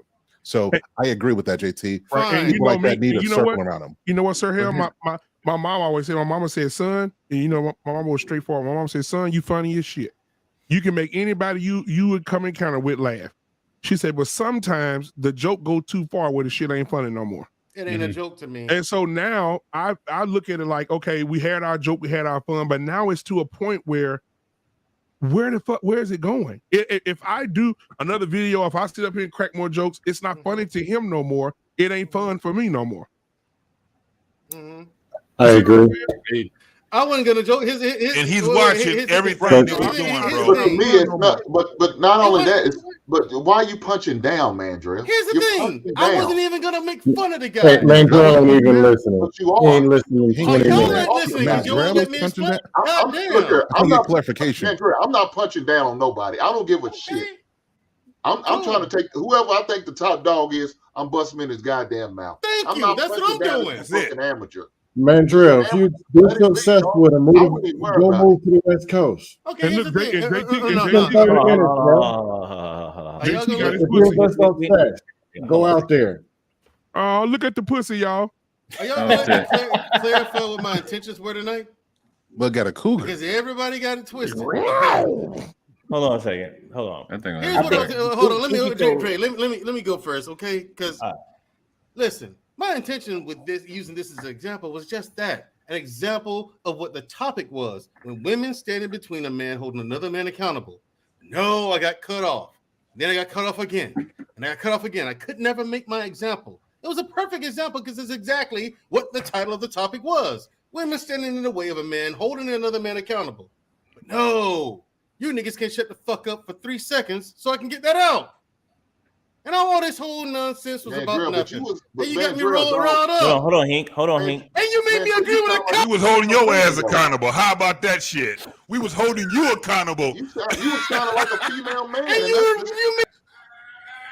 That's disgusting, dog. Yo, he troubleshooting. Congratulations, Jenny. Thank you, Jenny. That's Jenny Morena bringing me down. You guys meet me. Shout out to Jenny. I'm sick in my stomach tonight at y'all. Yeah, but dog, you were sounding like a female man. And y'all owe me an apology, goddammit. Come on, Black. Yeah, that's how you was looking like her. Can I ask this? What we just did with what we just did wasn't that similar to what the moms did in football? To what? Because we know the strength. If he was looked at to be masculine and strong, there'd be no interference. No doubt. There's no doubt about that. But on this platform, it was in a context of this. This is a brand, homie. And at the end of the day, you're gonna bring your brand down by discussing motherfuckers overcooking steak. All I was going to do again was use that as an example because it was the whole purpose of what the topic is. See, right, and that's what I'm saying. The whole reason why it was brought up was listen for like 60 seconds. Man, we took action. We took action. We executed, and the shit went well. The motherfucker ain't doing shit, man. He ain't doing nothing. JT, I blocked him week one. A classic example of what the title is. Holding, you know what I'm saying? When women, why do women interfere when we're trying to hold another man accountable? It's not picking on them. I didn't as an example. Listen, we held the man. Listen, we held the man accountable. This is the thing. We held the man accountable when he was on the platform. There was nothing else. It was crickets. We held him on the. We held him on, and then on top of that, when he hold on. What about us? Did you hold him accountable for a slapback? Yeah, did you hold him accountable for that? Yeah, we had a clapback. Man, listen, Black Man had a clapback so goddamn hard. The motherfucker ain't been on goddamn platforms yet. He ain't been on a platform yet. Yeah. That damn platform. Hold on. That was it right there. It ended all of that shit, man. He did have a pajama party and created a whole community pot just for him. That's why he hasn't been on. It wasn't because the man do it in the live when he was on there talking that shit. It's because after that, we keep going over and over and over. The man is not powerful enough to do nothing to the. You know what, man? If I was him right now, I'd be sitting back on my couch like, man, I got two niggas arguing over me. Laughing. That's gay. Tripping. Yeah, I get it. I agree. Mandrell's the most doing it. It's pretty good. Come on, Mandrell. I mean, come on, class. You know what I'm saying? I'm with it. Let's move forward. You better than that, baby. You fought for our country. Now you ready to fight some soft ass dude over some bullshit. No, see, but what here's the thing. Hey, Hank, then we're gonna hear about it next week. Wednesday, Thursday, Friday, Saturday. That's it. I just use that as an example of the question was why do women the question was why do women interfere when black men try to hold another man accountable? That was it. I wasn't trying to beat the man down. I wasn't trying to pile on the man, but it was a classic example, and it happened live. You understand what I'm saying? And that's it. At the end of the day, it was live. It looked like it was 9 of us against 1, right? So no one was actually looking at what was said. They just saw it was 9 against 1. One didn't like it. We were making fun jokes. The comments were going crazy. It was the optics of it. If this happened in the back chat, it would probably be perceived a lot different. So that's the very real thing on YouTube. It's what it looks like. Now we all know no one had ill will, like none of us did. No one wanted to try to make anybody belittle. That wasn't the goal. But the way that it looked, you can tell how it was received based off of the response. And that's why I say it. I think it would be good to have a conversation because we can clear a lot of this stuff up. Okay, and that's honest. That's fine. Yeah, but you guys clearly missed the point I was trying to make, which is I wasn't trying to come at him. I was using that as an example of what happens when a woman steps between a man when he's trying to hold another man accountable. Wasn't even that. Don't cut me off. Y'all cut me off 8 trillion times tonight. Listen to me. That is exactly my intent. But Sir Hill, and he is a good man and a good friend of mine, I might add. Well-intentioned as it may be, he jumped the gun and assumed the same thing Hink's assuming, that I was just going to come at the guy guns blazing. No, I've already nuked him. That's not what I said. I told you. No. I don't believe you told me. You said Mandrell. You were saying. You said Mandrell. Chill out. Cool. Now, what I have to say to this? You're doing the feminist crap. You're doing the feminist crap. What I have to say is to Sir Hill, because you're from Chicago, and JT, because he's still up in Detroit for some fucking reason. I'm not in Detroit, man. I'm in Michigan. You niggas, northern niggas, off the hook. Get him, Jetty. You northern niggas off the hook. Well, you don't know nothing about this north right over here, boy. Hey, we southern niggas in the north. That's what we is. Southern niggas in the north. Anyway, that's what we are. like I said, I was using that because that actually was the perfect example regarding the topic of tonight. Oh shit! That was the perfect example, and I was not going to come at him like that. Tell him, Mandrell. I said what I said. Mandrell, you need to stop lying, man. Look, I ain't got no reason to lie, Hank. Let me tell you why. You know that. Hold on, Mandrell. Let me tell you why I say that. Because when my man Dre was sitting there talking about him, you said say his name. Say his name. Yeah. If that was the case, joke, you'd have to say the man's name. And I was going to say his name. Mandrell, hold on. I gave you a moment, and I didn't say a word. I listened, right? Mm-hmm. So we listening. So when he was sitting there describing the man, he said, I'm not going to say his name. Mandrell, you kept on, no, I'm going to say his name. As soon as you get done, I'm going to say his name. So you already showed you had bad intentions. No, I was going to say his name. So people knew who I was talking about. You a man, that's your choice. But you already showed you had bad intentions when you was doing that. Doesn't mean I had bad intentions. Come on, brother. They're not. You was being sloppy, dog. No, it's the way, it's different from the way you would handle it, Hank. I'll grant you that. But that's the way I will handle it. And I would like that to be respected.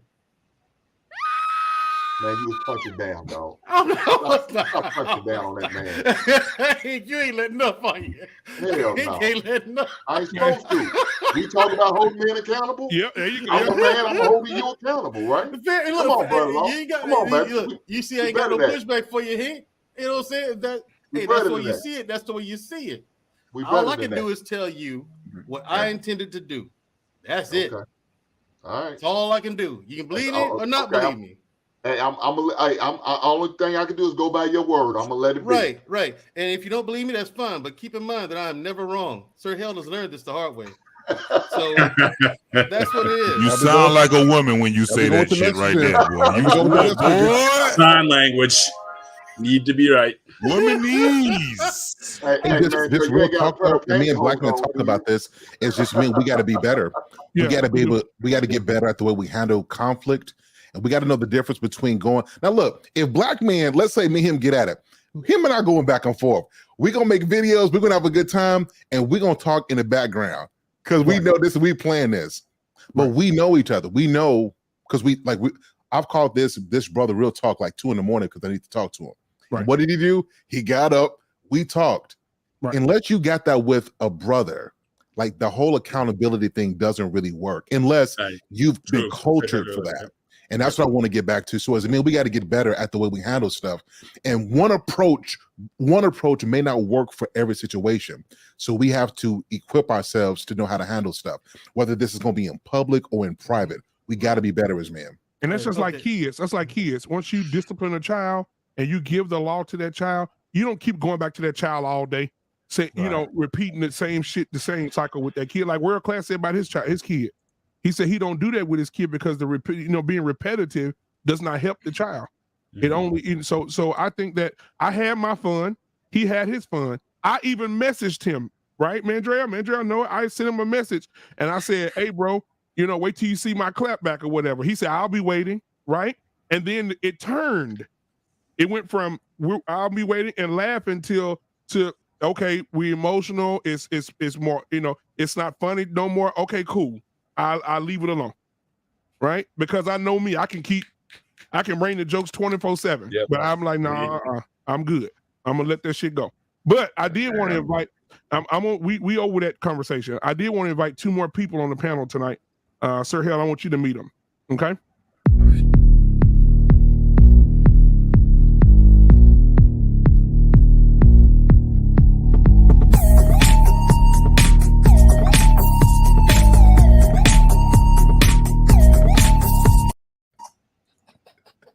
Sir Hell, cam up. You can't do that. Cam up, Sir Hell. No. You have to let the public see you laugh at that kind Honey of barbecue. World Class. You all right? You okay? I would take her over the midget. Noble, I would take her over. Go ahead and laugh because you want to. Sir Hell, come on back. Sir Hell, come back. You got to let people know that you laugh at shit like this now. Sir Hell. Okay. You messy as hell too, Sir Hell. No. He muted. He over there killing this fucking self. He is. Every time he falls out laughing, he does this. No. Okay. He's gonna come back and deny. He's gonna come back on camera and deny it all the way. Now listen, this girl sent me a message and she said she used to date somebody on this panel and it ain't me. So ain't me.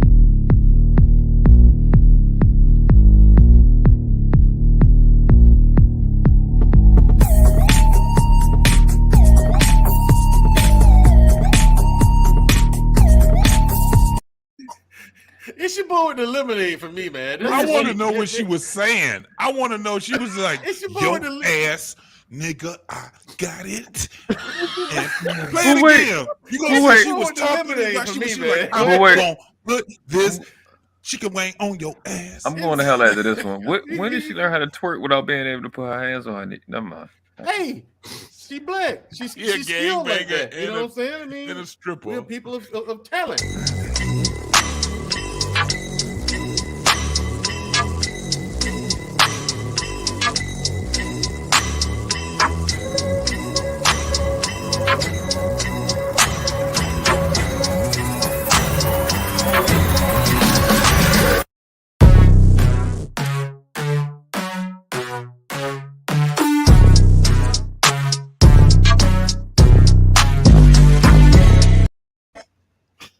That's Beyonce's twin sister, Beyonce. Hey,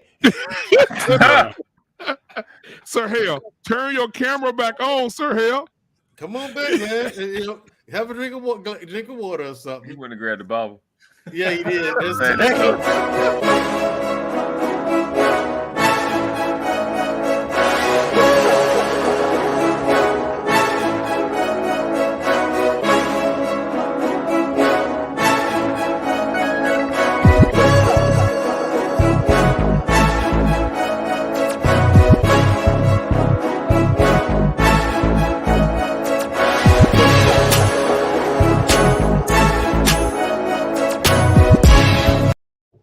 I'm mad you got Mitt Romney. Where did you get these white folks that had Steve Harvey suits on? They, all of them had Steve Harvey suits on. He had Mitt Romney and Kellyanne Conway up there dancing. That's the crazy part, man. Like, what? Dumbass. Yeah. I'm gonna have to send you a black man. I gotta send you your video when you was out there in Detroit. And why do you tell nobody you was in Detroit, man? Man, hey, listen, I want to keep it a secret. Damn, put my business out there, man. God, damn. I gotta send that to you, bro. Hey, big man, send it to me, bro. Hey, Sir Hale, can we please get Sir Hale on camera, please? No, we don't need him. He might have went on a bathroom break. Let it. He in the private chat. Hey, I just gotta ask, so man, like real talk, where do you get the clips from? Like, where do we get these kind of clips from? Who thinks about finding somebody to do a twerk video? Like, who thinks about? I need your source. Nope, that's the shift.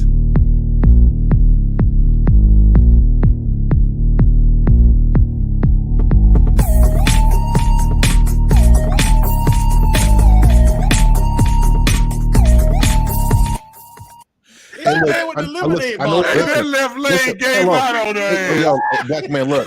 I know he ain't here. He gonna kill me when he see this. But that dude looked like E-Man a little bit. If you like E-Man a little bit. That dude look like E-Man. Oh my god. Wait a minute. He do like E-Man. Oh, E-Man gonna get you for this, man. That's fucked up, Sir Head.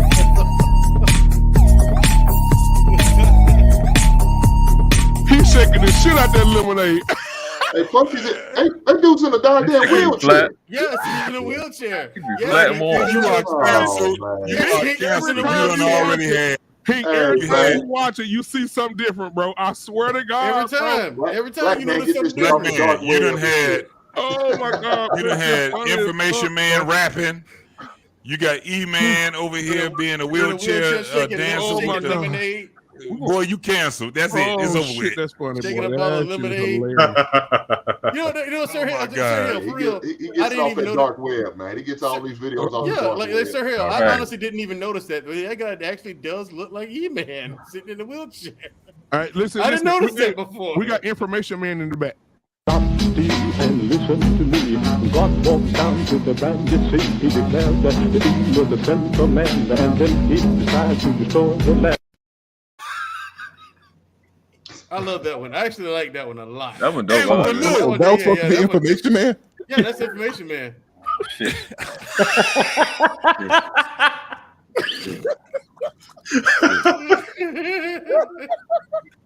Stop still and listen to me. God walked down to the bandit sea. He declared that he was the center man, and then he decided to destroy the land.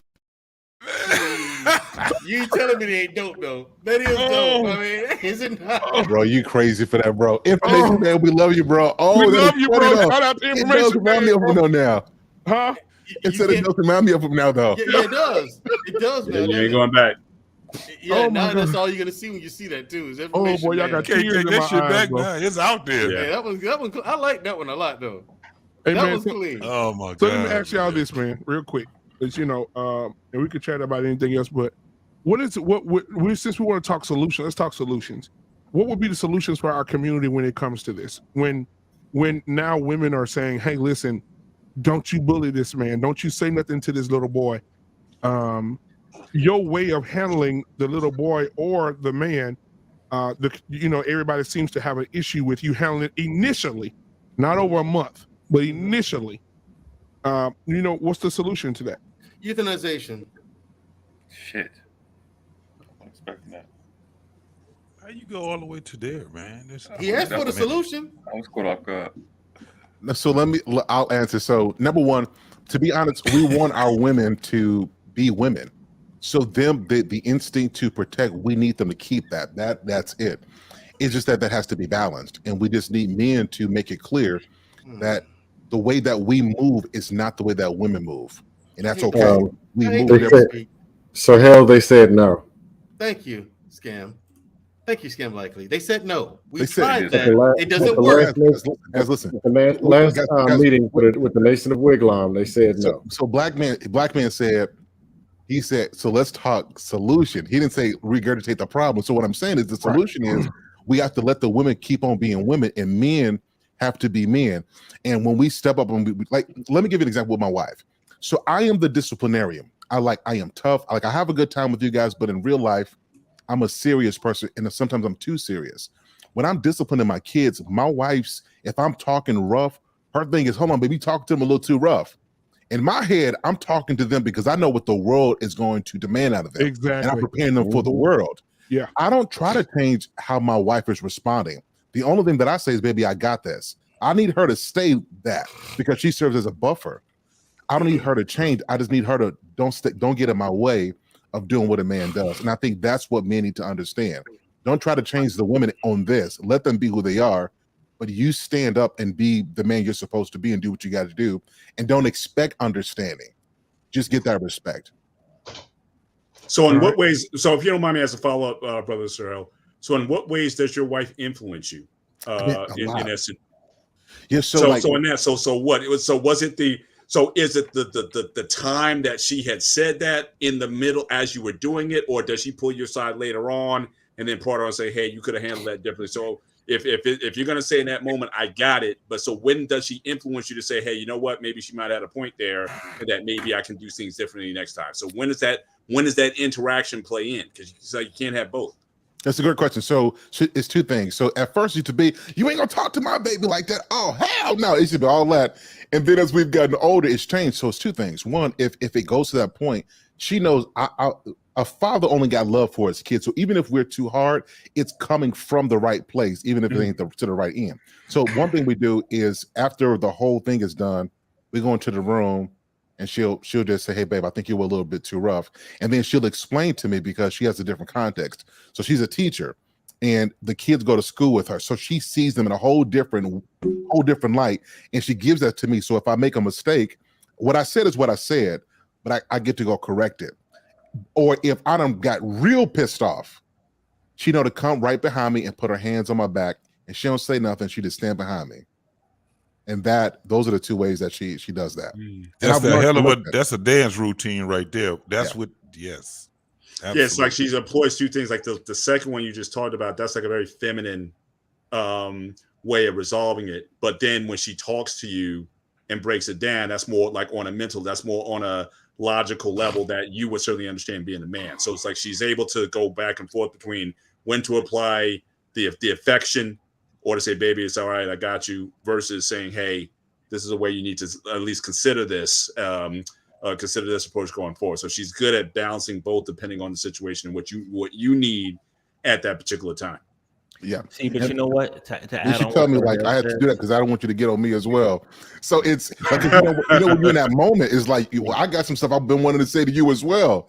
So we learn how to move because we don't. The goal ain't to hurt nobody, and so we have to know not to push each other's buttons. So it's again, you learn this. Like I said, this is my 15th year of marriage, and the first 5 years, it's because you trying to figure out and prove that you a decent parent. The truth is you don't know what you're doing. After 15 years, you start to realize that you guys got to do this together and that I'm great in certain areas and I own that. And in the areas she's great at, she owns that. And then, so we know how to support each other in those roles. So, appreciate you. Hold on, JC. To give you an honest answer, man, I mean, to the solution to this, bottom line is women have to understand that men are going to teach and raise children in a completely different fashion than they are. Because men have a different lesson to teach, both to the boy and to the little girl. You know what I'm saying? We're going to teach, we have to warn them about different things because we interact with the world in a completely different fashion than a woman does. You know, so women have to learn to step back and let the man do his job. That's the thing. That being said,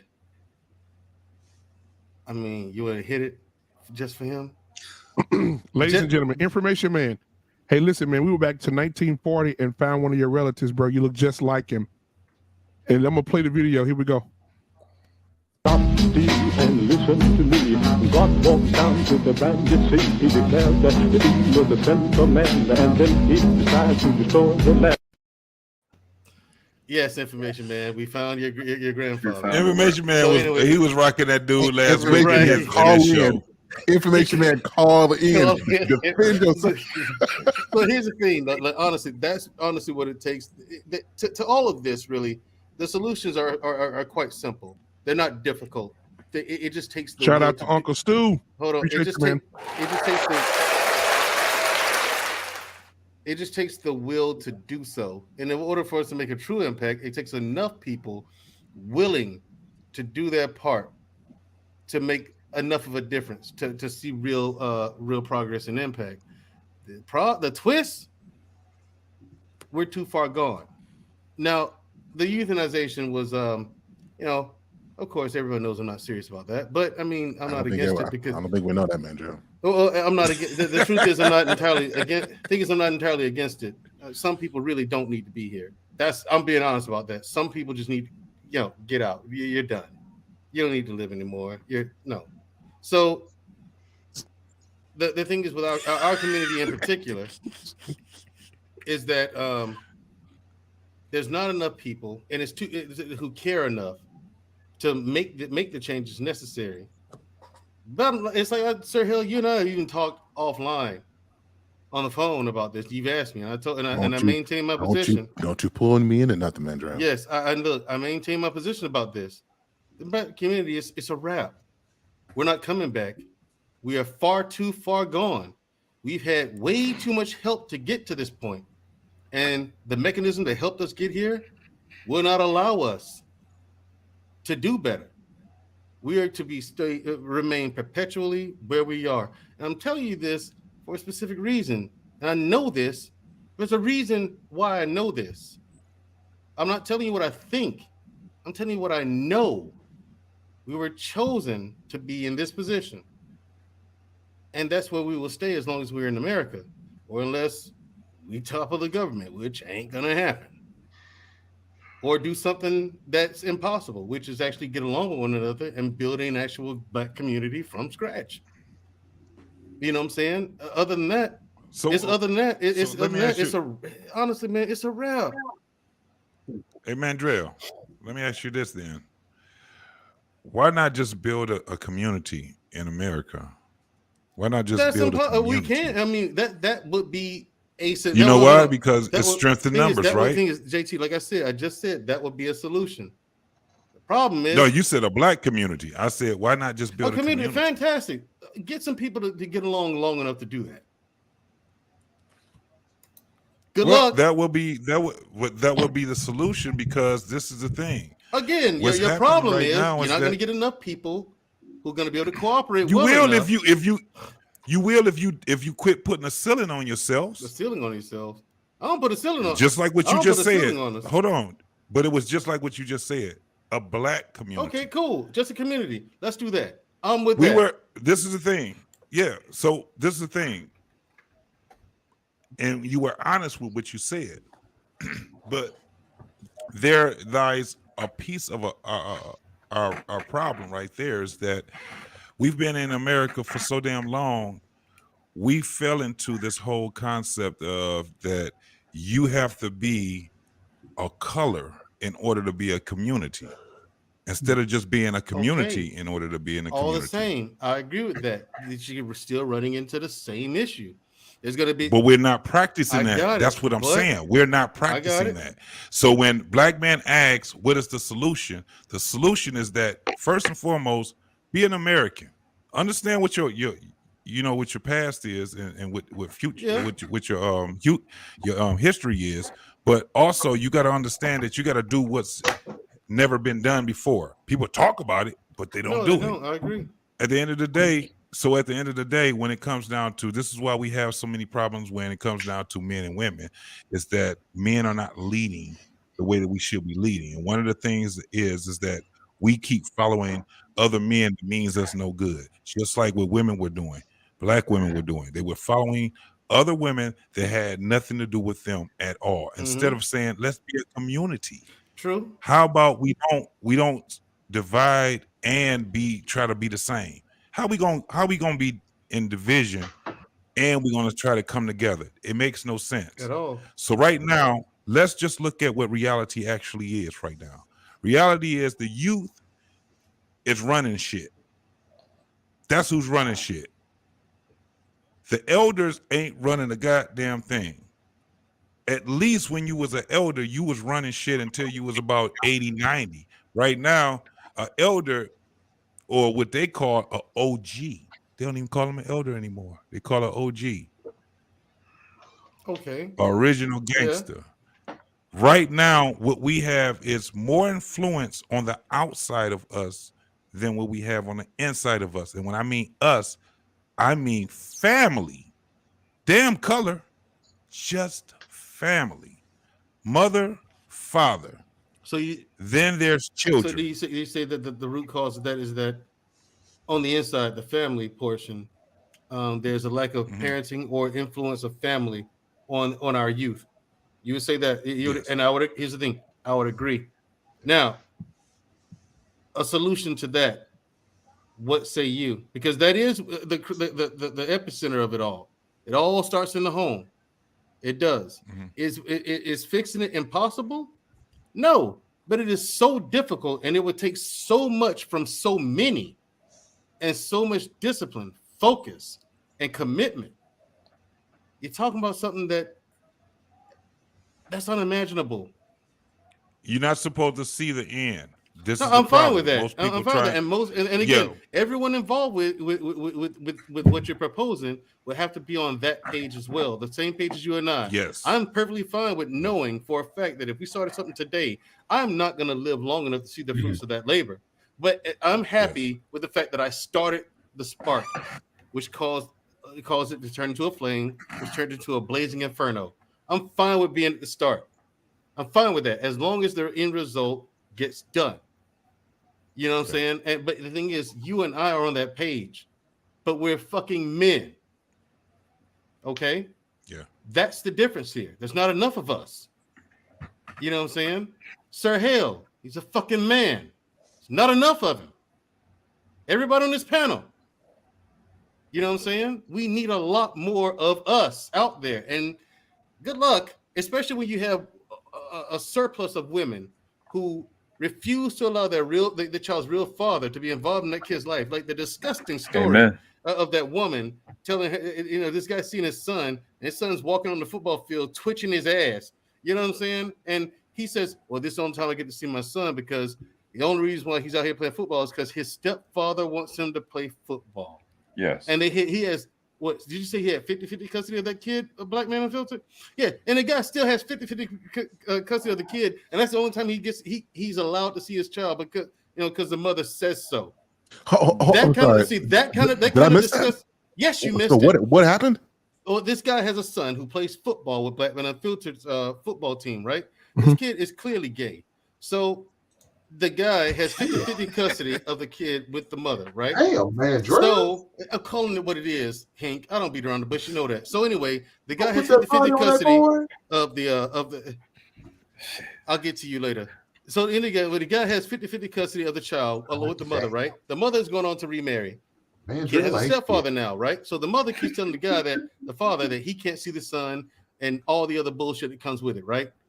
So the only time this guy gets to see his kid is on the football field because the only reason the kid is on the football field is because the kid's stepfather wants him to play football. My guess is, just like yours, is the stepfather wants him to play football to toughen him up so he won't walk around the house twitching his ass.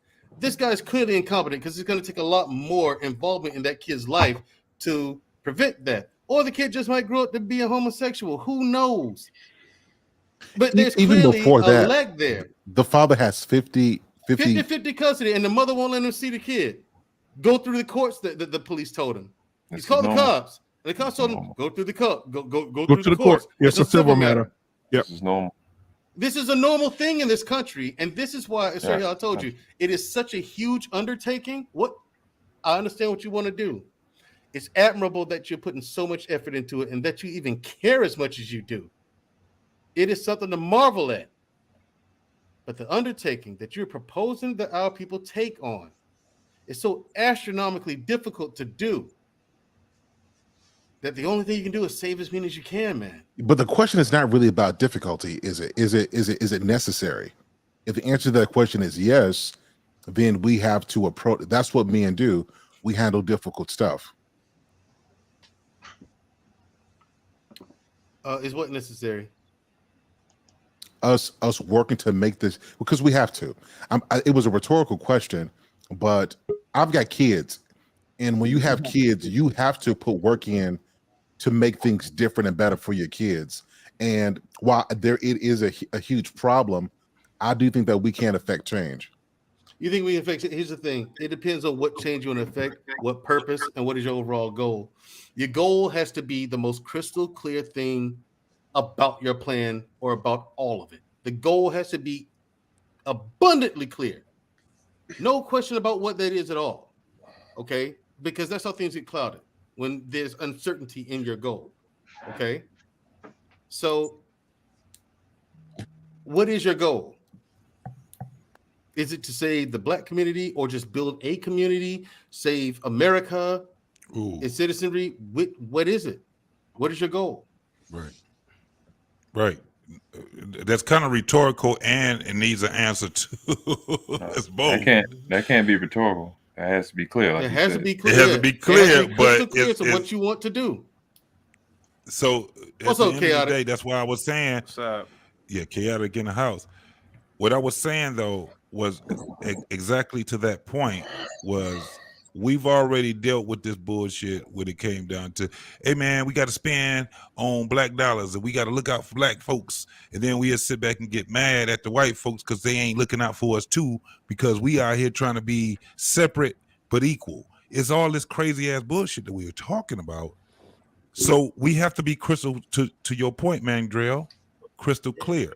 The problem is that we're not crystal clear. Mm-hmm. The solution is that it's in the problem. What do we have to be crystal clear. Yeah. Going back to what the title was, we can't leave none of this shit to women when it comes down to leading. We have dropped the ball as men when it comes down to leading. Now, does that mean that it's our fault? No, that's why I don't like the word blame. There's a lot of things that we could talk about that has to do with that whole thing. Systematically, it's fucked up. But do we stop fighting? Somebody just said it. We don't stop fighting. We got to keep fighting. That's what men do. We fight. That's why I don't know what platform this was I was on, but when I told him, I said, listen, what's happening right now is that these motherfuckers is pushing, they're poking the bear. Men fight back. I don't care.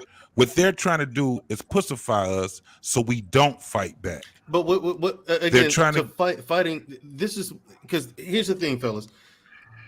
This is the ultimate problem. What are we fighting for? What goal to what end? We don't know. Clear. Right. That's the way the problem. Black Man. Let's go right there. Black Man Unfiltered question was originally about the children, the interfering of the children, right? Yep. So we've already mentioned that. Always we know exactly where the fight is at, and that's at family court. And then we know particularly it's Title 4D. And that welfare system that encourages these mothers to do what they do. They really don't have any confidence. All they are is what the government will allow them to be.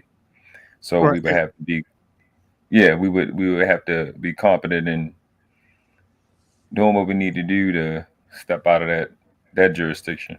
Yeah, because I thought the security boss said, I'm gonna say this. I'll let chaotic truth go.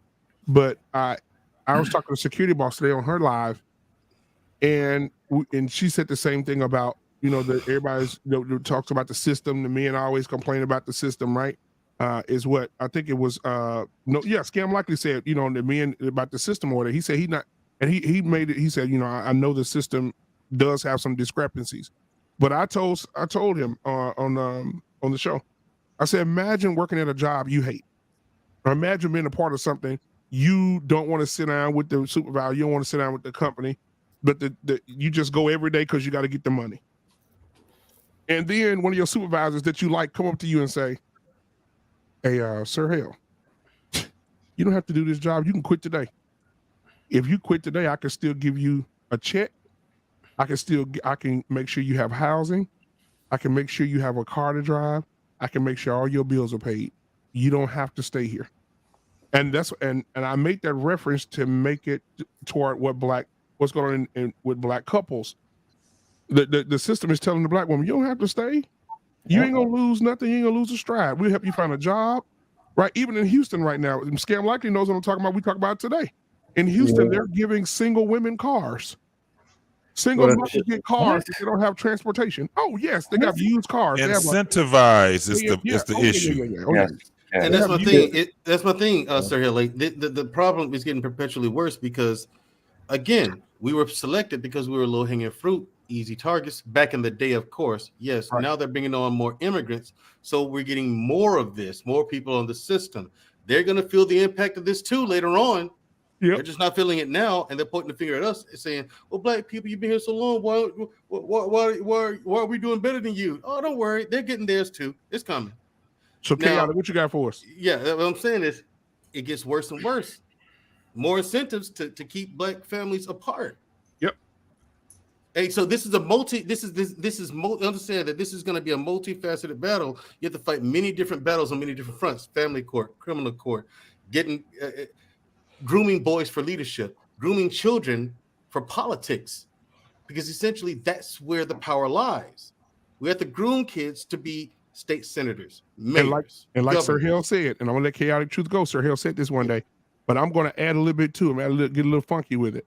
Imagine a man growing up becoming a man with a feminine mindset. That's the most dangerous damn thing you can have. And I remember Sir Hill said that. Sir Hill said that's the most dangerous thing you can. That's the most dangerous thing you can have. That's a dangerous man. That's a big grown man. Say for instance, let's do Tommy B size 6'4", 225, and you feminine as hell. You got all the feminine characteristics. Chaotic Truth, go ahead. Black Man, Dre, Hink, the Real Class, JT. Scam Likely, Mr. Bennett, Sir Hill, Mandrell. Salute to you guys. Happy Friday. Happy Friday. Thank you. Happy Saturday to you, brother. I had to abruptly end the live stream. I was having some technical difficulties, and I'm not even going to sit up here and pretend as if I even know what is exactly going on. Black Man, could you please just briefly for like 20 seconds just tell me real quick so I can add to the conversation real quick. Salute to you guys. Hope I didn't interrupt anything. Go ahead. No. Why? The question of tonight is, why are women protecting men who are being held accountable by other men? Why are Let me say it again. Okay, go ahead. Why are women protecting men who are being held accountable by other men? Oh, okay. So don't bully him. Don't bully him. Don't tell him that. Why are you talking to him like that? You shouldn't talk to a man like that. You shouldn't have, or even kids. Why are you punching down, Mandrell? You don't grab that little. Okay. I got your example, guys. You gotta understand. It's late. It's about 2 a.m. So my brain isn't working as fast as it normally is. And hell, when it's working normally, it ain't that damn bright. But I get what you're saying, sir. I was a teacher at a school that the children there had severe behavior disorders, and it was like a last resort school. So whatever district that they were from, they came to this institution. Now, at the school, so it was a network of schools, and I was at. I wish I could get a name of it. I really want to. Put it this way. I'll give you a hint. There's an NBA player that actually went to this school. Anyway, this was the Black location, and there was this kid there. He was about 16 years old. The kid was about 6 foot. Kind of athletic, but kind of like goofy. One day he decides to interrupt my lesson. Now, I'm not a big guy, guys, and I don't want you guys to raise an eyebrow at this story. I want you to listen to it. So the kid started attacking the assistant principal, female. She's about 5, I think she was about 5'9", 5'10". And there was a counselor in there who was a little scrawny white guy. He was about 50-something, real scrawny. He was about 130 pounds, about 5'8". So this kid is attacking the principal physically, the female. So I grab him and I start ragdolling the little nigger, the little niglet. Oh, I shouldn't have said that. Damn, I should have said that. Now, mind you, the kid was attacking the assistant principal, female. Do you know what the female assistant principal did? Oh, she came at you. She grabbed me. She grabbed me, and I'm like, what the fuck are you doing? Now, you may be asking, why am I telling this story? Well, the answer is it has everything to do with what Black Man just said. She was protecting this kid, and I was trying to help him out. I was trying to say, you can't, the world that you live in does not exist. You can't put your fucking hand. Are we cussing over here today, sir? Okay. You can't put your motherfucking hands on anybody. I don't know what little nigga world you live in, but this is not how the real world works. So I'm going to show you briefly what will happen to your little black ass if you do this in the real world. So while I was ragdolling him, now mind you, I'm a little dude. I'm not on here. I'm not big like Hink. I'm not big like Scam Likely. I'm a little nigga. And I'm using all the force that I have to mind you. Now, if this nigga was like 22, 23, he might have taken me. But I knew he was a little, I was like, okay, he's not really that coordinated. So I could yoke him up for a minute. And Scam Likely, you used to be a teacher, sir. I'm pretty sure you put your hands on a nigga. You're on your own, chaotic. Oh, okay. So what I'm saying is that she was encouraging him to crazy, bro. She was encouraging him to continue this behavior as a 16-year-old, and he's gonna continue it into adulthood. The little nigga's in the penitentiary fucking right now. How you know he He's fucking? in the penitentiary right now. And all it took was maybe if a black man like myself was helping him and closed the door and said, listen, I had to yoke you up. It's not because I like doing it. It's because I'm trying to tell you that the little world that you live in does not exist in the real world. There are laws and there are consequences for behavior. And he's in the penitentiary right now because What he did was when he became an adult, he started strong arm robbing motherfuckers on the street. Now, does this have anything to do with what we're talking about, sir? Yes. Yes. I see this all the fucking time, especially in the black race. And so you black men over here, you're speaking the word of the Lord. And the black woman needs to stop that. But the black woman wants to be a man. And she wants to tell men how to operate, especially with other men. And that's the problem. I'll never forget that story, Mandrell. Never forget it. Sir, I'm not as big as strong as you are, Mandrell, but I was trying to help the little nigga. But here comes a dumb dingbat of a woman subterfuging what undermined everything that I did. Mandrell, that's why I've told you time and time again, sir. Get you a white woman. Go ahead. Hey, listen. Hey, yo, check it out. The thing is, hold on, bro. Hold on. We're gonna give him a pity pink. Listen, man. If it was yesterday, it happened 15 minutes ago. Go ahead, guys. Listen, man. I'm gonna tell you something. to add on to what Chaotic Truth said, man. Anybody in Dallas, Queen Smiley will probably be able to tell you guys this too, because she's in Dallas. There's this young man that went to church with me, and I tried to help him. I invited him into my house. I let him come over here in my man cave that I'm sitting in right now. He played a game, spend the night at my crib, just trying to help him. Dad was very abusive with him, but I tried to help him, and I went to church. He took him to church with me, everything, man. I just football games, whatever you name it, bro. Took him out to eat, just everything. And one day I got that call. He's been arrested for first-degree murder. Wow. And I say, well, this is not even his character. What was he doing? And they said he's been accused of killing a 7-year-old boy over drugs. The people in the house didn't give him his drugs or something. He broke in the house and deleted the kid.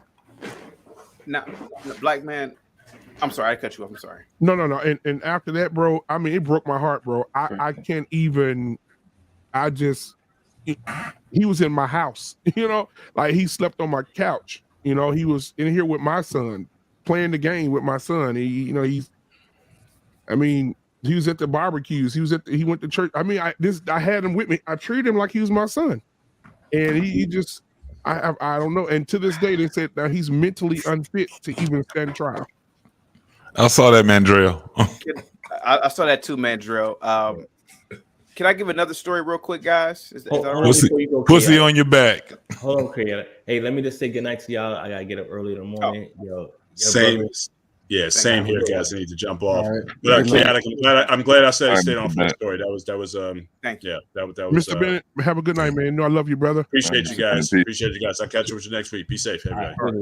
Right. I would like to tell you another story, and I'm glad I understand what you guys are talking about now. It took me a little while. I taught at a charter school. Mm-hmm. My own fraternity brother. He was the principal of the school.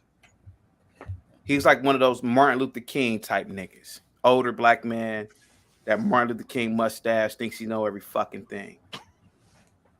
The founder of the school is another fraternity brother of mine.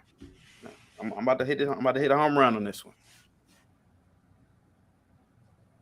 There was a little boy. He was the nephew of the founder, who's my fraternity brother. Mm-hmm. About 11, 12 years old. Effeminate. But had both of his parents in the household. Mm. I'm in class with him one day, and I'm co-teaching with a female teacher. We actually used to hang out, go drink, chill, do paperwork together after work. She kind of looked like Ruby D when Ruby D was younger. Man, Ruby D was tough. Yeah. So the little boy, he's like 11, acting a fool, being disobedient. So I told him, I forgot exactly what I said to him, but it was very stern. He said, "You know who my uncle is?" I said, "Yeah." I wanted to say, "Yeah, motherfucker, I know who he is," but I didn't say that though. Mm-hmm.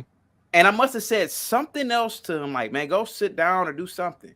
You know what the female teacher did? My colleague, my coworker. She said, don't you ever, and mind you, in front of him, the little boy, she said, don't you ever talk to him like that ever again. I looked at her and I said, you are out of your motherfucking mind right now. And again, this is why I got out of teaching. And Dusto, he won't admit this, but this is why Dusto got out of teaching. Black man, this goes on at all aspects. And it starts, I think it starts even with the kids. When these little boys are acting a fool, yada, yada, yada, it's a woman coming out of nowhere trying to save them because they don't want the black man to be, they don't want a mature black man to be dominant. See, a person like Hink, a black woman, they want like Hink's domineering presence. Hink, you have problems disciplining some kids on the football field. You basketball field, right? You coach football, right? Football. You ever had those one moms that say, "Why are you yelling at them?" You ever had the same experience that what's his name had, the running back, Marshawn? Oh, you talking about Marshawn Lynch? Yeah, man. That was a white woman. I will admit, she's coming over to him. You can't talk to him, mind you. Marshawn Lynch is a future Hall of Famer. I couldn't believe my eyes. I said, "Lady, this is a future." Go ahead. No, I was going to ask you. And what did he say to that woman? I think he she said, was trying to argue? I want to speak to the boy's father. I don't want to there you go. Exactly. There you this go. Woman, she's undermining Marshawn Lynch, a future Hall of Famer, a man whose life is dedicated around football. He's a household name with men. And she's trying to tell him about talking to her son. I couldn't believe it. I said, you gotta be kidding me. But Black man, this is a brilliant episode, sir, because this is a big problem here. Dusto, now, sir, I would have hoped with all your trolling that you would have backed me up on that teaching thing. But you sit over there and pretend like you ain't never put hands on one of these disobedient kids. Like, come on, man. No, I don't speak English. I didn't. But anyway. Go ahead, guys. Salute to you guys, man.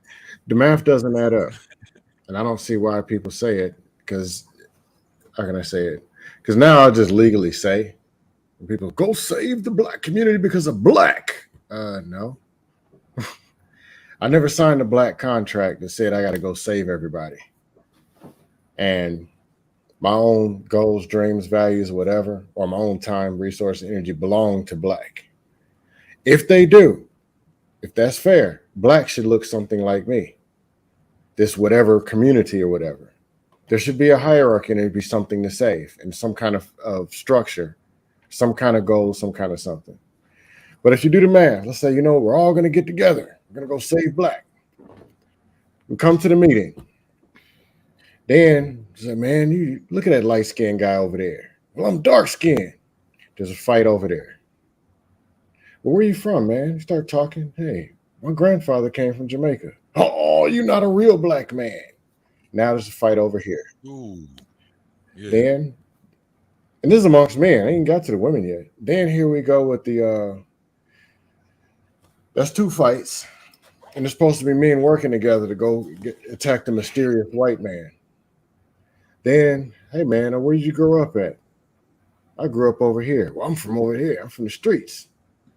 Oh, you a square. There's another fight. We ain't even got out the building yet. We ain't even had no meeting. Yeah. Then when you have the meeting and when you get over there to go to the so-called community, there's women saying, hey, we want everything. We want it now. We want it for free. We're not going to cook. We're not going to do anything for you. Matter of fact, you're dusty. And I have these two kids by two different men. These men. What's the answer? What's the answer, Dusty? The answer is no. Pretty much no. The endangered species are the surviving who are actually doing things right and trying to actually make it out here in the streets. That's the endangered species. Help who you can, how you can, but don't volunteer yourself for the death force. If you have a way that works for you, that you can reach people and talk to people, do so. But don't let people come tell you, you owe this, you gotta. You can't even show up on a football field without getting popped. You can't talk to kids the wrong way without getting arrested. And then if they don't lock you up, you still can have to face civil charges. So there's 2 shots they got to get you. Can't even grab a kid's face mask. That's criminal and civil charges you can be facing. Exactly. Yeah. And you left your family as a coach, they told us that too. As a coach, they said we can no longer grab the kid's face mask. You can't grab the kids and shake them. You can't. I mean, it's a whole rule book they got now. You can't. Once you turn around, you'll see this. So you're being why recorded. not? Why not? And this is going to be my question all the time. Why not just be a fucking American? You ain't got to say that you're black. People can see that you're black, right? JT, you're better. Let me finish what I'm saying, bro. Oh, go ahead. Let me say it. This is the thing. It's evident that you're Black American. It's evident. You can't get past it, bro. They done tried every motherfucking way to sit back and say, we're black, we're this and that. It's evident. First and foremost, black is a status. And it means that you are no man. You don't have a fucking country. How about that? True. How about we lead with knowledge? How about we lead with saying, yeah, that's the history, but this is what history actually is in the making. We ain't doing that. We sitting back still talking about Martin Luther King and Malcolm X. They've been gone for before I was even born, and I'm 50. 4 years before I was born. But are they still? This is my whole point. Are there still people out there like that though, JT? Like the people, like you saying, like make it a community. But in that community, how many of those? You can't make a community. No, I'm saying make a community of everybody. No, I'm serious. No, make a community of everybody. That's fine. We could do that. However, just like the lady just was in the community with everybody, and then she ran for office. And when she ran for office, all the white police officers said, "We're not serving no nigga. Bye." Fuck them. But these people she been friends with for 16, 17 years. Work with them. What we doing, though? No, hold on. But you know what we doing? Kissed them and went to their Christmas party. Yeah, but you know what we're doing? We're telling our people not to be police officers, not to be politicians. They're evil. We're telling our people not to be what is the infrastructure of America. We're telling them not to be that. That's where I have a problem with. But we will sit back and give the accolades to the OGs, the thugs, the niggas in the streets, all these different things. And then we would sit back and say, well, those the niggas, we black. We're confused right now because we don't have one thing where we can all agree on. We can't even agree on being American. Because there's no clear goal. I didn't even get to the rest of the meeting. Make it. Get a starting point. This is the thing. We keep looking at a starting point in 1968, 1958. Make the starting point right here. Okay, JT, who are black people going to follow? We got to respect. Wait. We spoke some facts. Gotcha. Who are Americans going to follow? I didn't even get to the rest of the meeting yet. You follow the father. You follow the father. You follow the father. The father has to be a man of integrity. Gotcha. You can't fuck women that ain't got no goddamn sense. You leave their ass at the restaurant. True. And you pick, because we are the ones that pick our family. Gotcha. And we start by picking the woman. We pick them. JT. We got to stop looking at big asses and big titties. We got to start looking at integrity. We got to start being something. We got to have a starting point. Damn all that other shit in the past. You learn from it, and then you start making your own. JT, are men going to follow that? Do you see men willing to follow that? Man, that's why. But we can't worry about who's going to follow. Why do you think we got this podcast right now? We ain't worried about who's going to look at it. We're doing it because we're going to get the message, and it's going to magnetize to the people that it's supposed to magnetize to. Let me tell you what's happening right now, bro. This world is starting to be on winners and losers. That's it. It's always been that way. No, it hasn't always been that way. It hasn't. They've said it was that way, but you can see it right now that it's not that way. It's getting there. Let me explain. You can't even have a fucking abortion right now. Guess what's about to happen now? We're not going to give the money to single moms. We're going to give them to families. This is what's about to happen. This is in the making right now. If y'all didn't get the memo, this shit is about to happen right now. So the incentive is to have a family. The losers are going to be the women. See, the losers been the men for a long goddamn time. The losers been the men. All you got to do, go to L.A., go to Baltimore, come to Detroit, go all those different places. Look at your homeless people. The majority of your homeless people are who?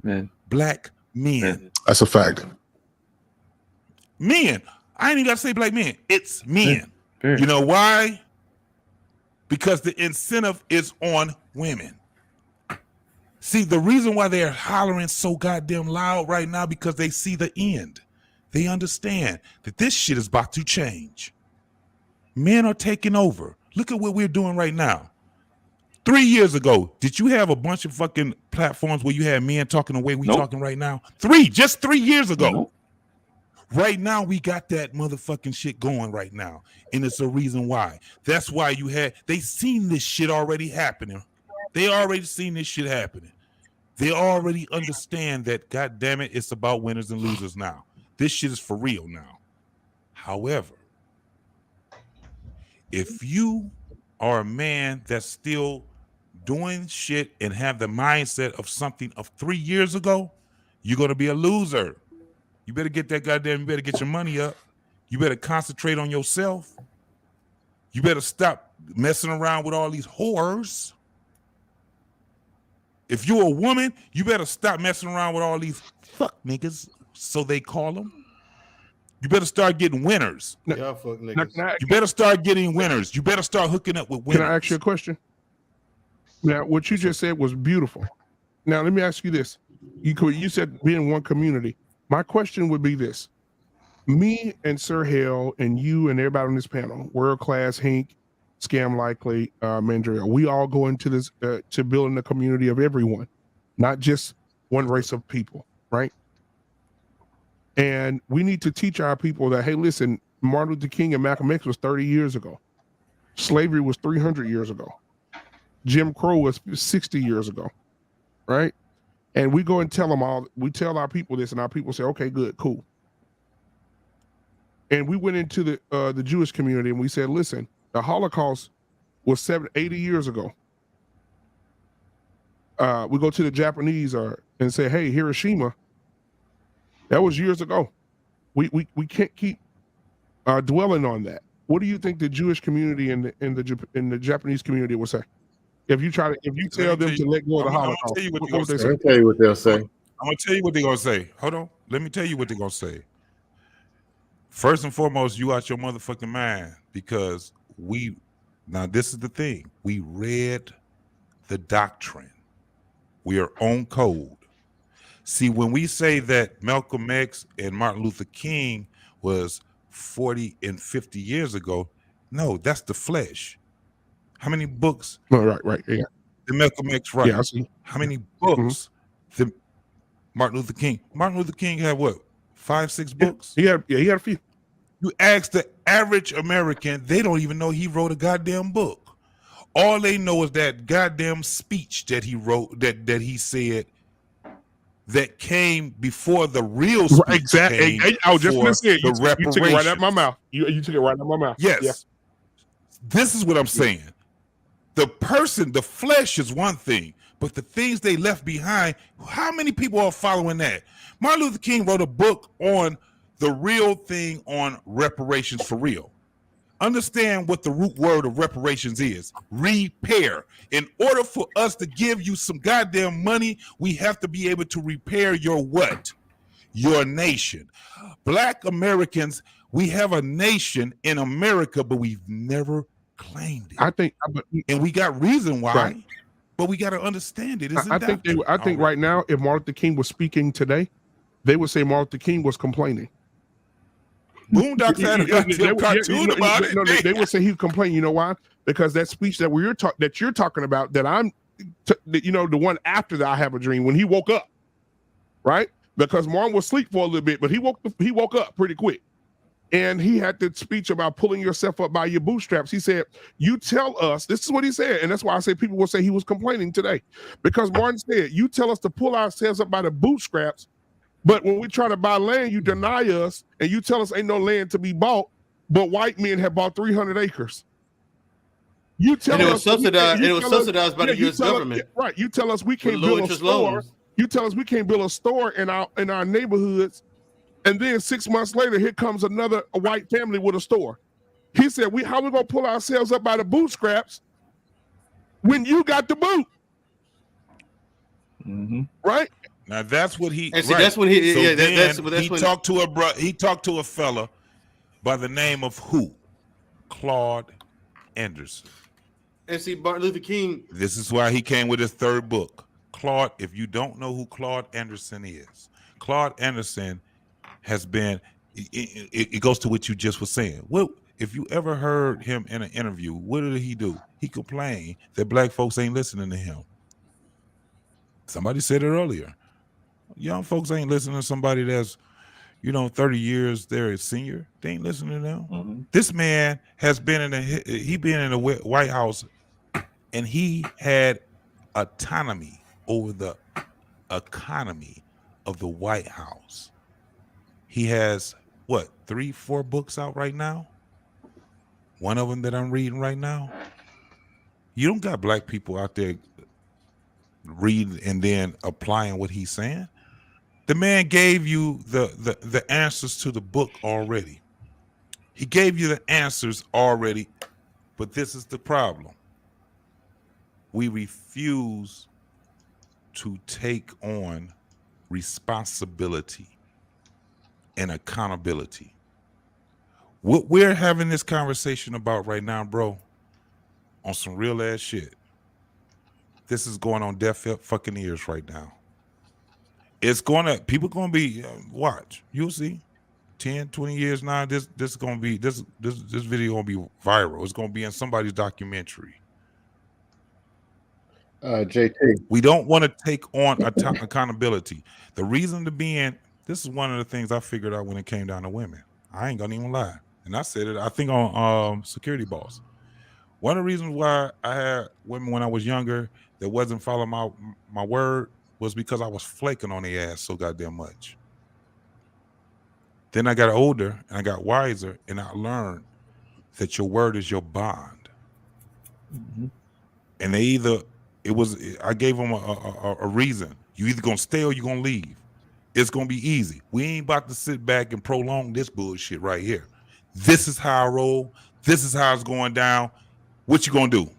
They ain't gonna have no choice but to either leave or they're gonna end up staying. You don't have enough men that's doing that type of shit right there. Hey, JT. There was a guy who was the next Martin Luther King, and is gonna save black community. But he was that dude that tried to jump in and hold a man accountable for getting into domestic abuse, and he got shot in the process. Actually, it wasn't him. The next Martin Luther King was a dude who showed up at a football game to coach, and they started shooting. He got hit in the crossfires. No, that wasn't it. He was a black police officer that got killed in Chicago. No, he was the teacher that got fired because somebody said he did something that he didn't do, and the feminist movement went and attacked him and got him fired, and it cost him his job. I'm just saying.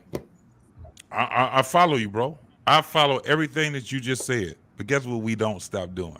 Just as men, we don't stop fighting, dog. I get that. I'm just saying. We don't fucking stop fighting. No, I get that. I'm just saying the whole thing. It ain't about me. It's not about me. It's not about you. No, it ain't about me. It ain't about you. No. But what we have to do is, I got exactly what you was just saying. Mm-hmm. See, those are consequences. And we have to understand that these are consequences that sometimes individually we gotta suffer. But if we stand strong and we learn and we teach our men how to stand strong, regardless of what the fucking consequences is, this is what part of being a man is.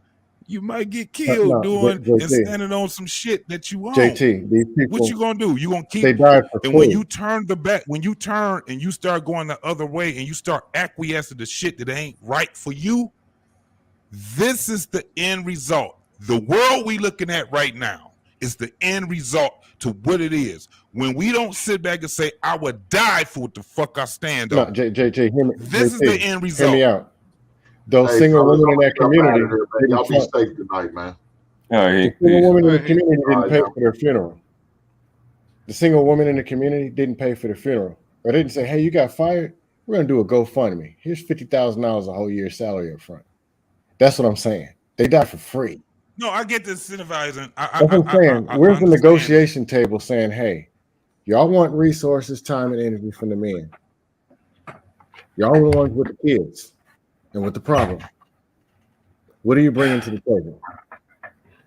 Instead of enabling the vote, what they bring, and that's what we got to change, man. We got to change that table shit. We not there no more.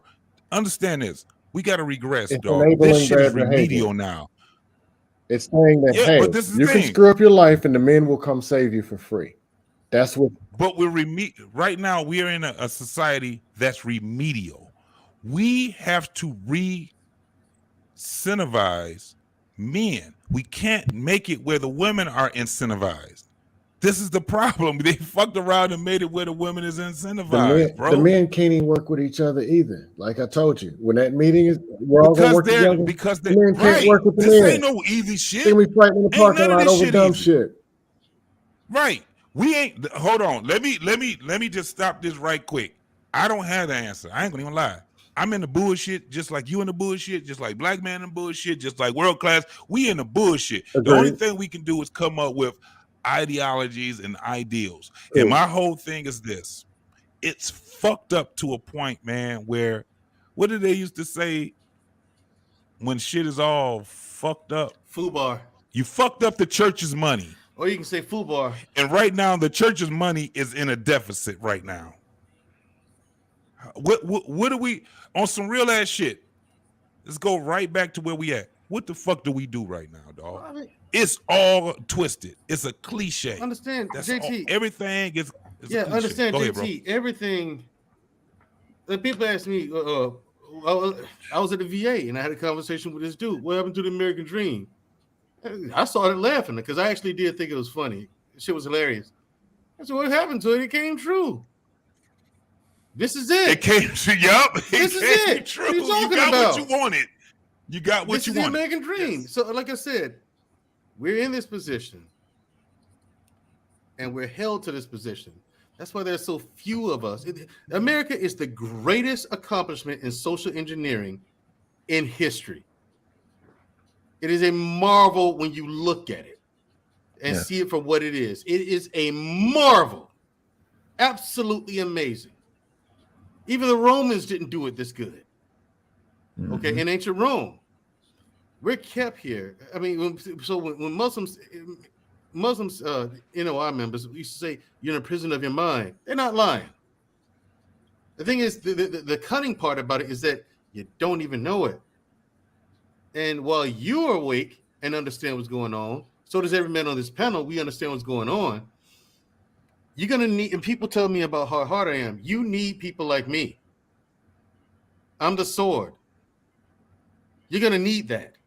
It's going to be necessary. Am I willing to die? Yes, for the right cause. But like you said, the word need has expired. Need along with should expired in one ear. The thing is, people look at him and it's like, oh, he's all doom and gloom. Scam likely is not wrong. I'm not saying he's all the way correct, but he ain't wrong.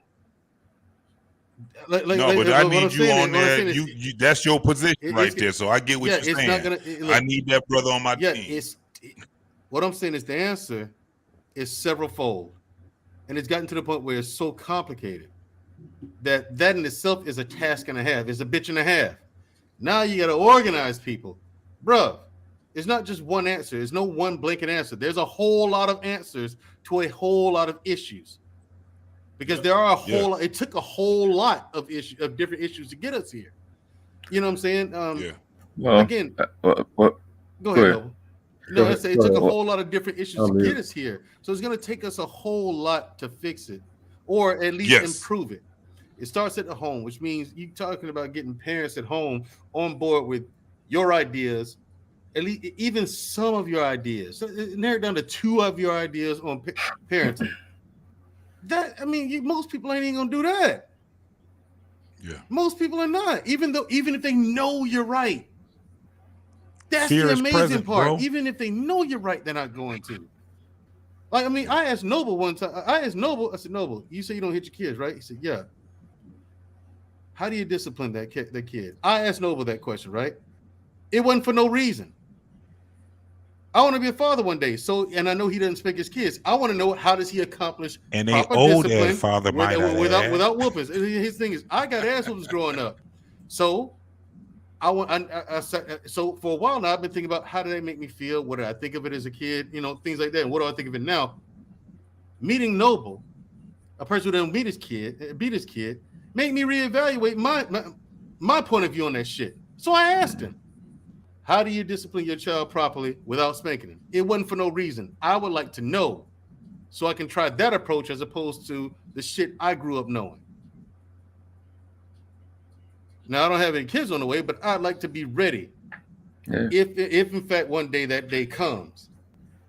And like I told you, I said it's not so much based off discipline. It's based off I know how the brain works, neurology. I understand the system of information, how information is stored in the brain, how it comes out. So if I put good images in front of him, that's what he's gonna try to emulate through mirror neurons in his brain, and that's just pretty much it. I say something, I do it immediately. No time frame in between it, so that's all you know. If I say something, I expect it immediately. You ain't got 30 seconds to start. You got like right now.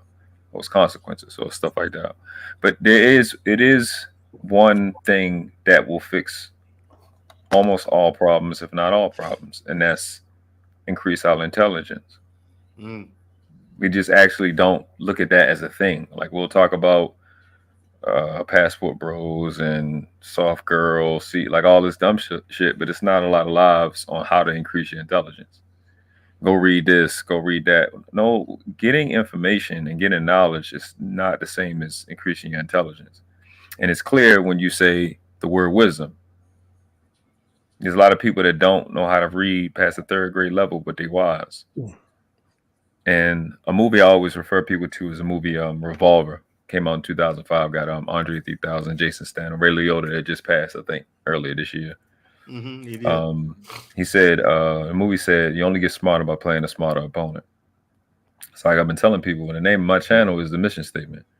Get people thinking at a world-class level to increase your intelligence. Epiphanies are a normal thing. They're supposed to happen every day. But we don't understand the common denominator between, of humanity, which is how this brain works. The only thing to make us different from dogs is how this thing works.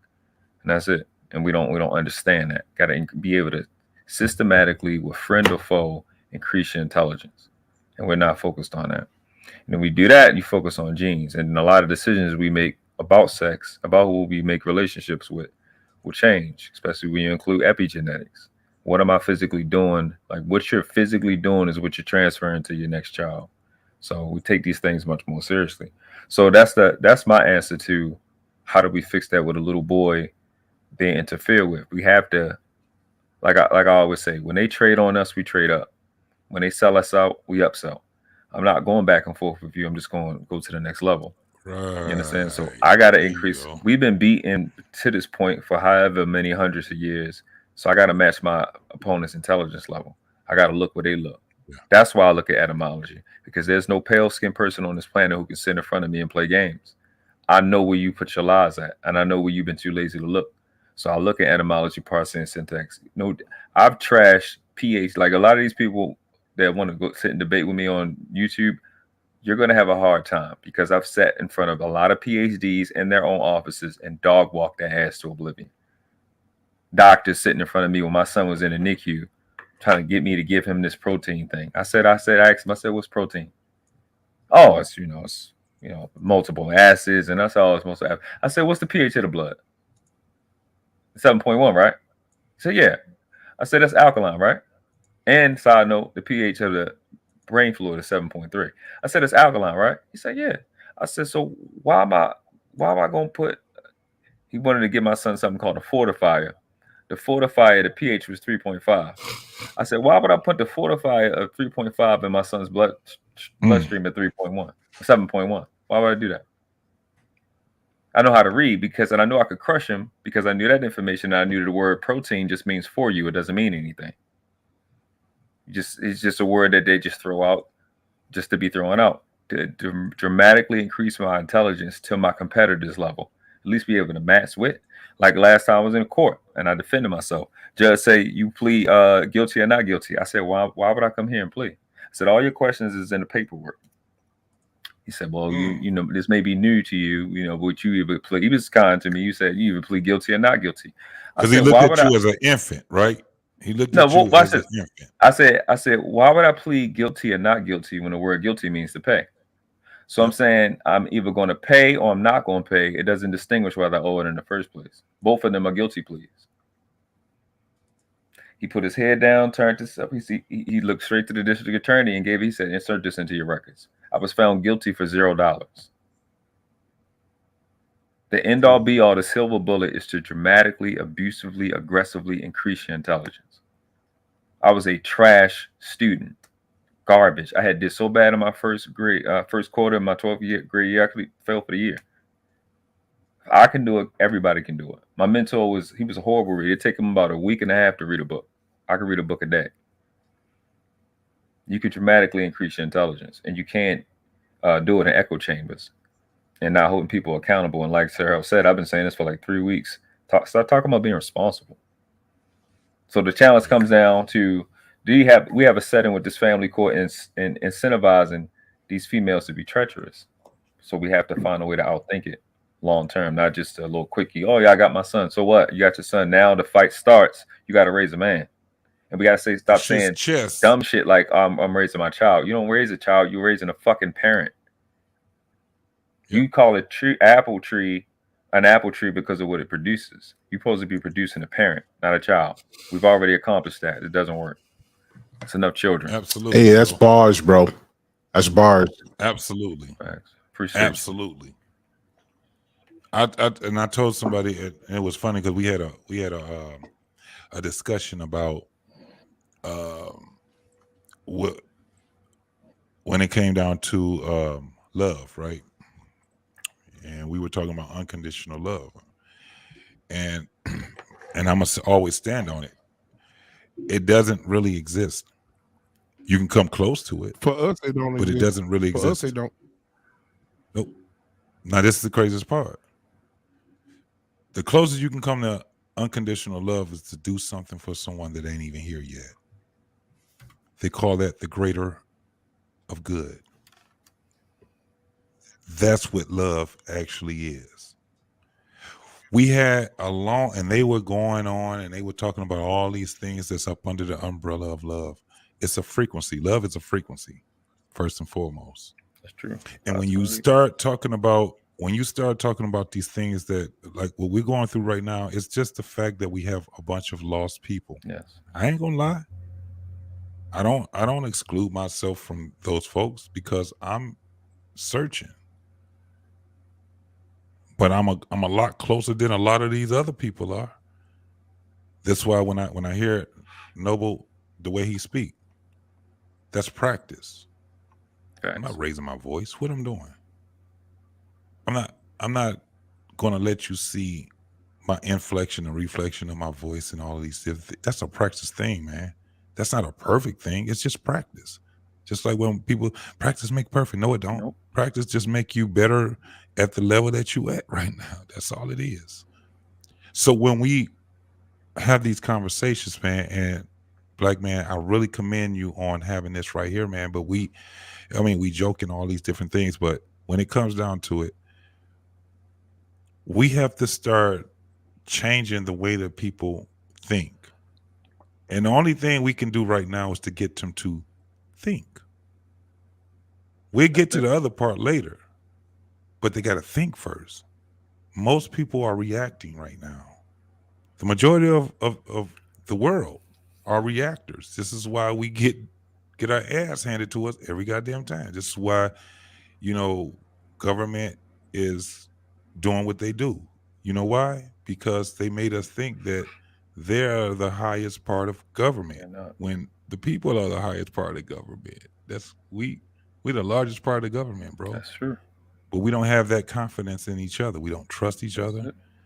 So then that's why you got to look at what propaganda does. That's why you got to look at what music and movies and all these different things do. Is there some value in it? Yeah, there's some value in it. But how many people know how to take the nutrition out of it? How many people know how to take, what they would say is you eat the meat and spit out the bones? How many people know how to do that shit? Very few people know how to do it. This is why when you start having people that actually start to say, hey man, listen, I got this right now. I understand it. I'm not even a novice at it right now. All I know is that what we're doing right now is wrong. Why you think that they or we are the minority right now? This is the reason why. First and foremost, the number one thing that people talk about is love. They don't even know what love actually is. They got all these different ways on how they can look at what love is. But man, love is something like, it's kind of like how we talk about God. A lot of people don't know who God is, so they make it up in their mind. Just like they make love up in their mind. There's a song that Lionel Richie sung called Jesus is Love. A lot of people don't even realize what that song actually was telling you. You got to come to a whole different frequency to even understand that whole concept. And a lot of people can't do it. So we get stuck into where we at right now. We get stuck into this whole concept that symbols mean everything than anything else, man. Symbols. They even got a word for it. That's why when you see red, most people understand. Red means what? Stop, caution, all these different things. It's a neural thing that's in us. Whether we go to the Bible or whatever, let me tell you one of the things that we have to go to. It's something that can go and that can help us way more. Is to understand these circuits in our brain. Once you understand you gonna understand everything, bro. Understand this. And I'm gonna end this right here. I'm gonna land this plane. Look at all the shit that's going on in the world right now. Look at everything that we have that's going on that's telling us who we are. Look at all this shit that's saying, you're sick. You this, you that, you all these different things. Do you understand where reality lies? It only lies on you. You're the reality. You are. Most people can't even grasp that. I'm the reality. Everything else, actually, I can just write it off as being illusion. But it has to bounce off of you, or it has to come in through you. This is why you hear people talking about when it comes down to searching and getting knowledge of self. Because if you're getting knowledge of self, then you can understand the world. Because you are the reality. You're the anchor of your reality. There ain't nothing else that is. Think I'm lying? Just look at the world. You'll see it. Indeed. Prove me wrong. Mm-hmm. Their plane has landed. Well, I would say this, that if we would go to any store, like we leave out the house tomorrow, go to any store, and we ran into the manager or any employee, and they were there for 30 years or equal to our age, we would expect them to know what's going on in there and how everything works. Well, we got people 30, 40, 50, 60, 70 years old don't know how this brain works. And that's criminal. That's psychotic. Most people don't know that 85% of the nutrients you eat, you put in your mouth, you chew, it goes to your brain first. So really, you're not even eating that to strengthen your body. You're eating it to strengthen your brain. And that's whether you sit at a desk all day. That's whether you're a world-class athlete. That's whether you're a judge. That's whether you're a neurosurgeon. 85%, roughly 85% of the nutrients you eat go to your brain first. And it's really controlled by the glands in your brain. And like neuroscience is really not the brain, it's really just the nerves. So that's why I always say how the brain works. And that's really the key. That's what the people that run this planet understand. It's the central nervous system. Yeah, the whole thing is just the brain is just a part of it, but it's the whole network. Neuroscience throughout the entire body. Yeah. Mm-hmm. That's what we haven't made that thing clear, man. It's amazing, man. It's amazing once you take that as your base and not psychology. Like I use the book, what is it called? The Power of Your Subconscious Mind by Dr. Joseph Murphy. I think I read that book in like 2008, maybe 2009. I programmed myself not to go over 200 pounds. That's how sick the brain is. I've been under since about 2010. From 200 pounds, 250 pounds to 152, where I'm at now. That's how powerful the brain is. And that's not even dealing with nothing else. Decalcifying the brain, none of that. That's just straight using the subconscious mind through auto-suggestion. Just program yourself to. That's why I turn the damn TV off, because I'm not smart enough to watch TV. That shit is fucking supreme witchcraft. Got so many damn. That's just psychotic, bro. TV is psychotic, bro. It's the craziest thing in existence, man. That's the number one weapon, physical weapon on the planet, is that television and them dumbass commercials. They literally teach you to have a short attention span. Mm-hmm. Even the movies. You in the scene, then it flip, and then it's changed, and then it flip, and then you go for a hot commercial, and then it'll come by our product, and then do you have you been coughing? Did it like this up and down shit all day?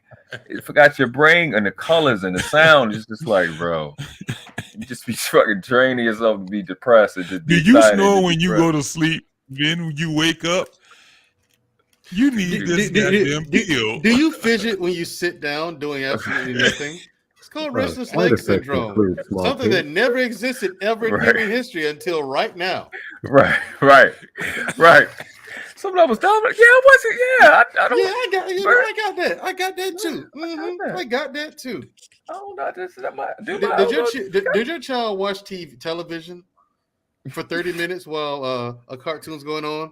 Well, he might have attention deficit disorder. Like shit. Right. Because you're calling him in the kitchen and he doesn't hear you because he's focused on the fucking TV that you sat him in front of in the first place. Facts. So it has his attention, and it's a kid. That's not attention deficit disorder. Let's prescribe Adderall or Ritalin. Yeah, let's put him on some pills. Yeah, let's put him on some pills. That's going to tell his brain not to use it. All right. Give him some pills that's going to tell his brain not to use it, not to use his brain. Like, it's freaking crazy, bro. Like, all this stuff, man, is involved. It's like the health and brain and intelligence shit is really one conversation. And when you stop detaching those things and isolating them, man, you the brain is amazing, man. It's amazing, it is, man. Actually, yeah. It's mind-boggling, literally. When you learn what you haven't been able to learn, and you literally through neuroscience, you can learn how to learn. And that's what a lot of the confidence issues is. Even when we go back to what Black Man Unfiltered was talking about with the children, if you could teach a child how to know how to deal with pain, how much confidence would they have? If they know how to deal with pain, they'd be so terrified because the mom is so terrified. That's just, you know what I'm saying? Oh, what happened? What happened there? Oh shit! Black Man I don't know what happened, bro. He just fell off. He'll be back on. He'll be back. Okay, but hey, he was speaking the word of Jesus over there. There you go. As he normally does. Now, please continue. Please continue, Noble. Yeah. If the mom understands, well, again, it's heterosuggestion, right? You can go get the book if you never heard of it.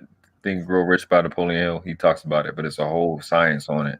From you having all of these outside sources coming in through you. It's not even just sound. It's the stuff that you see, because actions speak louder than words, right? It's the things that you see. It's the sequences you see coming from the outside. Your parents does heterosuggestions. All the I love yous, all of the what your name is. See, my name is Miguel, so my grandma was Puerto Rican and Italian. So she named me. She made sure people said my name right. Then I had this other lady named Miss McCall who told me my name comes from Mikhail, one who was like God. So I knew what my name meant my whole life. So that was a word, heterosuggestion, to teach me to have pride on what my name is and what it meant. So I grew up like that. So I had to compare these two people that cared about me versus the thousands of hours of TV telling me to jump off porches in this magical, physical, mystical world that doesn't exist. I got all this history of Transformers, G.I. Joe, well, narratives of Transformers, G.I. Joes, fucking Thundercat.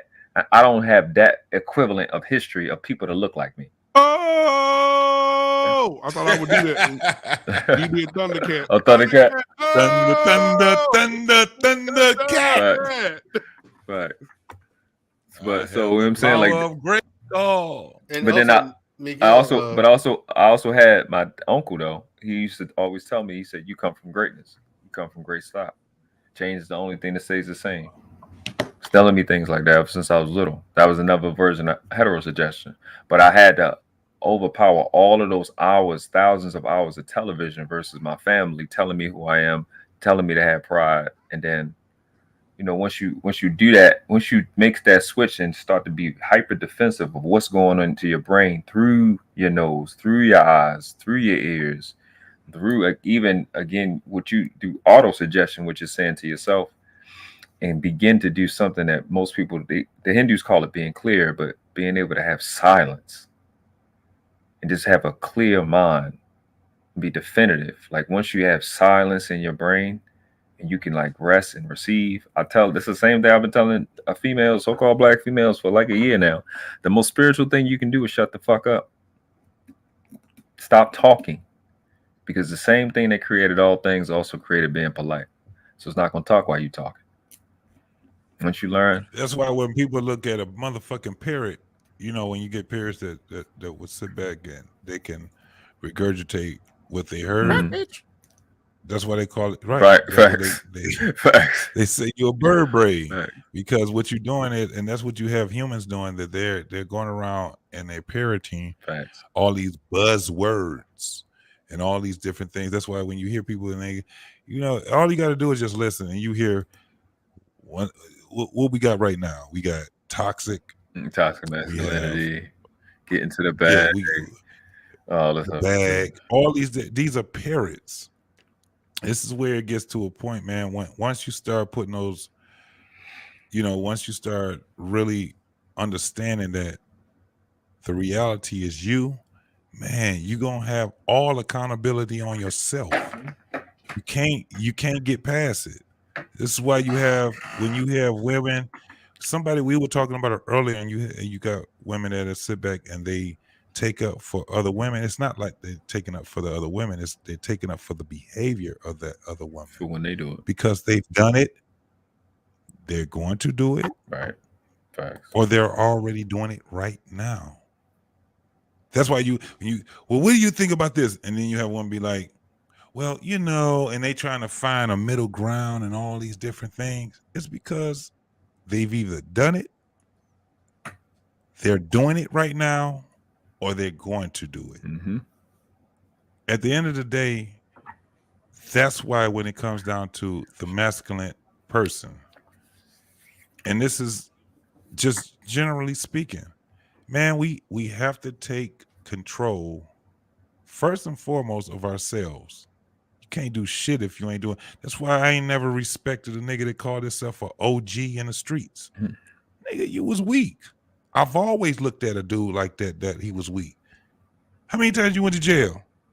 Nigga, I was in and out the pen for like 6-7 times. That means that you were terrible at being a criminal. You were terrible at it. This was me as a kid looking at that. Dang, JT. You ain't an OG. Man. You was fucking terrible at being a goddamn criminal. You can't even get that shit right, but you want to tell me something. You trying to offer me advice. This you is can't how, even be a criminal right. Yes. Right. You can't even get that right. You can't even be a criminal right. Right. If you ever seen a dude if you ever seen him in prison, bro, listen, you got some cats that think they running shit. Go to prison. You ain't running a motherfucking thing. You was running shit in the streets. Nigga, you ain't running shit. It's a mind game. Again, it goes back to what World Class was just saying. Boy, when that motherfucker mind is out cold, man, you can manipulate so many goddamn people, man. You can sit back because you understand that there are circuits that's in this mind right here, man, where can't no. Why you think this is the craziest thing? In World Class, I think I heard you say it. the animals of the world, they actually gave up. They gave up their rights for us. They actually sacrificed for us. These motherfuckers can take our ass over right now if they wanted to. But at some point, you got bears, tigers, lions, you got sharks, you got all kind of motherfuckers. At some point, the rule was, hey man, these motherfucking humans is here. Go and give it up to them, bro. Let them have it. We good over this way. For some of them, it fucked them up. Why? Because we're poachers. We're tearing this world the fuck up, bro. We killing and we ain't even hungry. Yeah. We're tearing down shit and we don't even need to have that space. We're sitting back and being glutful. Let's go back to, and this is the thing. I'm not a Bible dude, but I do know about it. Gluttonous. That's the prescribed. Isn't that part of a sin? Yeah, gluttonous. Gluttonous, JT. That's the prescribed nomenclature. All right. But you Not get what I gluttonous. said. I'm glad that you understood what I was getting to, though. Just saying, I'm helping you be great, JT. That's all I'm doing. My whole point is this. You can learn from every aspect of life, right? You eat the meat, you spit out the fucking bones. This is where it comes down to. But there's nothing more powerful than have control over your own motherfucking mind. Nothing. Yeah. Mm-hmm. I agree with that. Yeah. Or just troll everybody. You can always do that. But I mean, you could. Yeah. It's not an easy thing. Try to meditate. You know what? Here's the thing. Tell me how many years it's going to take for you to actually get to the true meaning of meditate. Do you know how hard it is the older you get to slow down your mind? To catch up with your mind? Why you think you dream? Because your mind is working shit out. There's a part of your mind that goes and say, let me calm the fuck down. That's that part that makes sense of everything, right? When you go to sleep, that's why you dream crazy dreams. You be like, nigga, I was just sitting on a cloud and I seen my mama, and my deceased uncle and all these different people, because your mind is working itself out. But at the same time, guess what's happening too? You're still conscious. You're conscious, but your mind is at stasis. Now do it consciously. Try to make your mind consciously stasis. Slow that motherfucker down. This is what real meditation actually is. Slow it down. Absolutely. How you gonna slow it down when you worrying? How you gonna slow your mind down when you thinking about what you gonna do tomorrow? JT, how you gonna slow it down? That's why I said from the beginning, COVID-19 was probably the best thing that happened to most people on the planet. I agree. So. I agree. Shut down. That was probably the best, because for the first time in a lot of people's lives, they were forced to sit the fuck down and stop moving. A hustle and bustle. And I think Noble, if you talk about the Hindus, if you talk about Buddhist Hindus or Buddhists in general, the state that they're looking for is called nirvana. And it's the goal of that. Nirvana is the ultimate goal. It's when you get rid of the three poisons. The three poisons are greed, aversion, and ignorance. But he had the Hindus. Hindu guy was talking about this thing called clear. Which one? Which Hindu god? Ooh, yes. Huh? Okay. I forgot. You're absolutely right. So, guys, listen, I'm gonna go ahead and end it. We're gonna go backstage and have this conversation. Ladies and gentlemen, thank you guys for being here tonight. I appreciate each and every one of y'all. Appreciate all the panelists that came on. This has been a barbershop. The barbershop can go long and go strong. Again, thank everybody for being here, man, supporting the channel world class. Thank you for all your knowledge and your gems that you throw down. Stay on with us. And just wait till everything go off and everything. Yeah, and Mandrell, thank you for coming tonight, even though you came with the damn heat tonight. God damn, bro. That's my dog. Hey, big head ass. But thank you for coming, man. I see you came in with that thunder tonight. Yo, I'm just saying. And you know what I'm saying? Scam likely. You my brother. I love you, man. JT, come on, man. I love y'all, bro. Thank y'all for coming out, man. I appreciate each and every one of y'all, man. Hey, world class. We need to have more of these conversations like we're having right now. So I would love to, man, collab with you, bro, along with the other guys on the panel right now, and just have these kind of barbershops. You know, we could chop it up. You know what I'm saying? Duke could talk about sports. Mayweather's still the greatest boxer of all time, but we could talk about sports and shit. Up your ass. And then we can get into some more intellectual conversations, bro. World class, man. I really appreciate you, bro. Always, man. I appreciate you, bro. I've been telling you, man. And I want to say this, man, before we get off, bro, because I like to shoot the deer while it's right in front of me. You know, there are some people in the chat tonight that don't want you on my panel, and that same person that was talking about you in the chat is the same person that was talking about me behind my back. So you know, I just want you to know, brother, you always welcome here, brother. You always got a seat here with your brothers, man. Your dialogue, your intellect, and the men that are talking in the chat, they are those women that we were talking about earlier. So I appreciate you, man. I'll rock with absolutely. Yeah, no, but there are some people. So I would rather roll who told me, Black Man's right. There's some people who told me, why you over there hanging with World Class? I said, because he's awesome. Like that pissed them off. Right. I pissed people off. Right. I pissed people off supporting you. And the thing is, you know me, I don't care. I mean, I rock with who I rock with. The thing is, I would rather roll with World Class than to be secretly licking ass. Bars. So to all the guys, you heard. So to all the guys that was out there tonight in the chat, the ones that the super trolls, not scam like it because he does it healthy, but unhealthy trolling. You know, it don't bother me, but I will acknowledge you every now and then because I know that you aisle 5 at Walmart. Everybody knows it. You got to lisp when you talk. Your body language, the way you know hair wraps. Your wrist is broke. Yeah, want to have cookout with girls and you know. I promise y'all I didn't see y'all in the chat because y'all blocked. Okay. Well, that's what it is then. Okay. All right. That's why you didn't see it. All right. Well, good, man. I'm gonna start. I ain't gonna block nobody. I like their views. Keep them views coming. Oh no, they blocked for me, not for your channel. Oh, okay. Yeah. But again, man, World Class, man, you always welcome here, brother. Man, much love to you, brother. Much love to you, man. I appreciate you guys. JT, send what we know the link for me if you don't mind, brother. I mean, Rob. I'm sorry. I got you, bro. Scam likely, man. Everybody again. Hey, to the chat, undefeated. The ones that love me, keep it coming. The ones that don't, keep viewing. I'll see you guys on next week, man. Send me the link. Send you the what? Link. The link to what? What you already in here, man? What you talking about? Mandrell sleepy. Oh God. Night. Nigga get in love. Everybody in the chat had too much sea moss. And listen, nothing wrong with sea moss, man. It's good for you. Hey, man, I got it right now. Yeah, I'm saying I'm on Amazon right now about to order.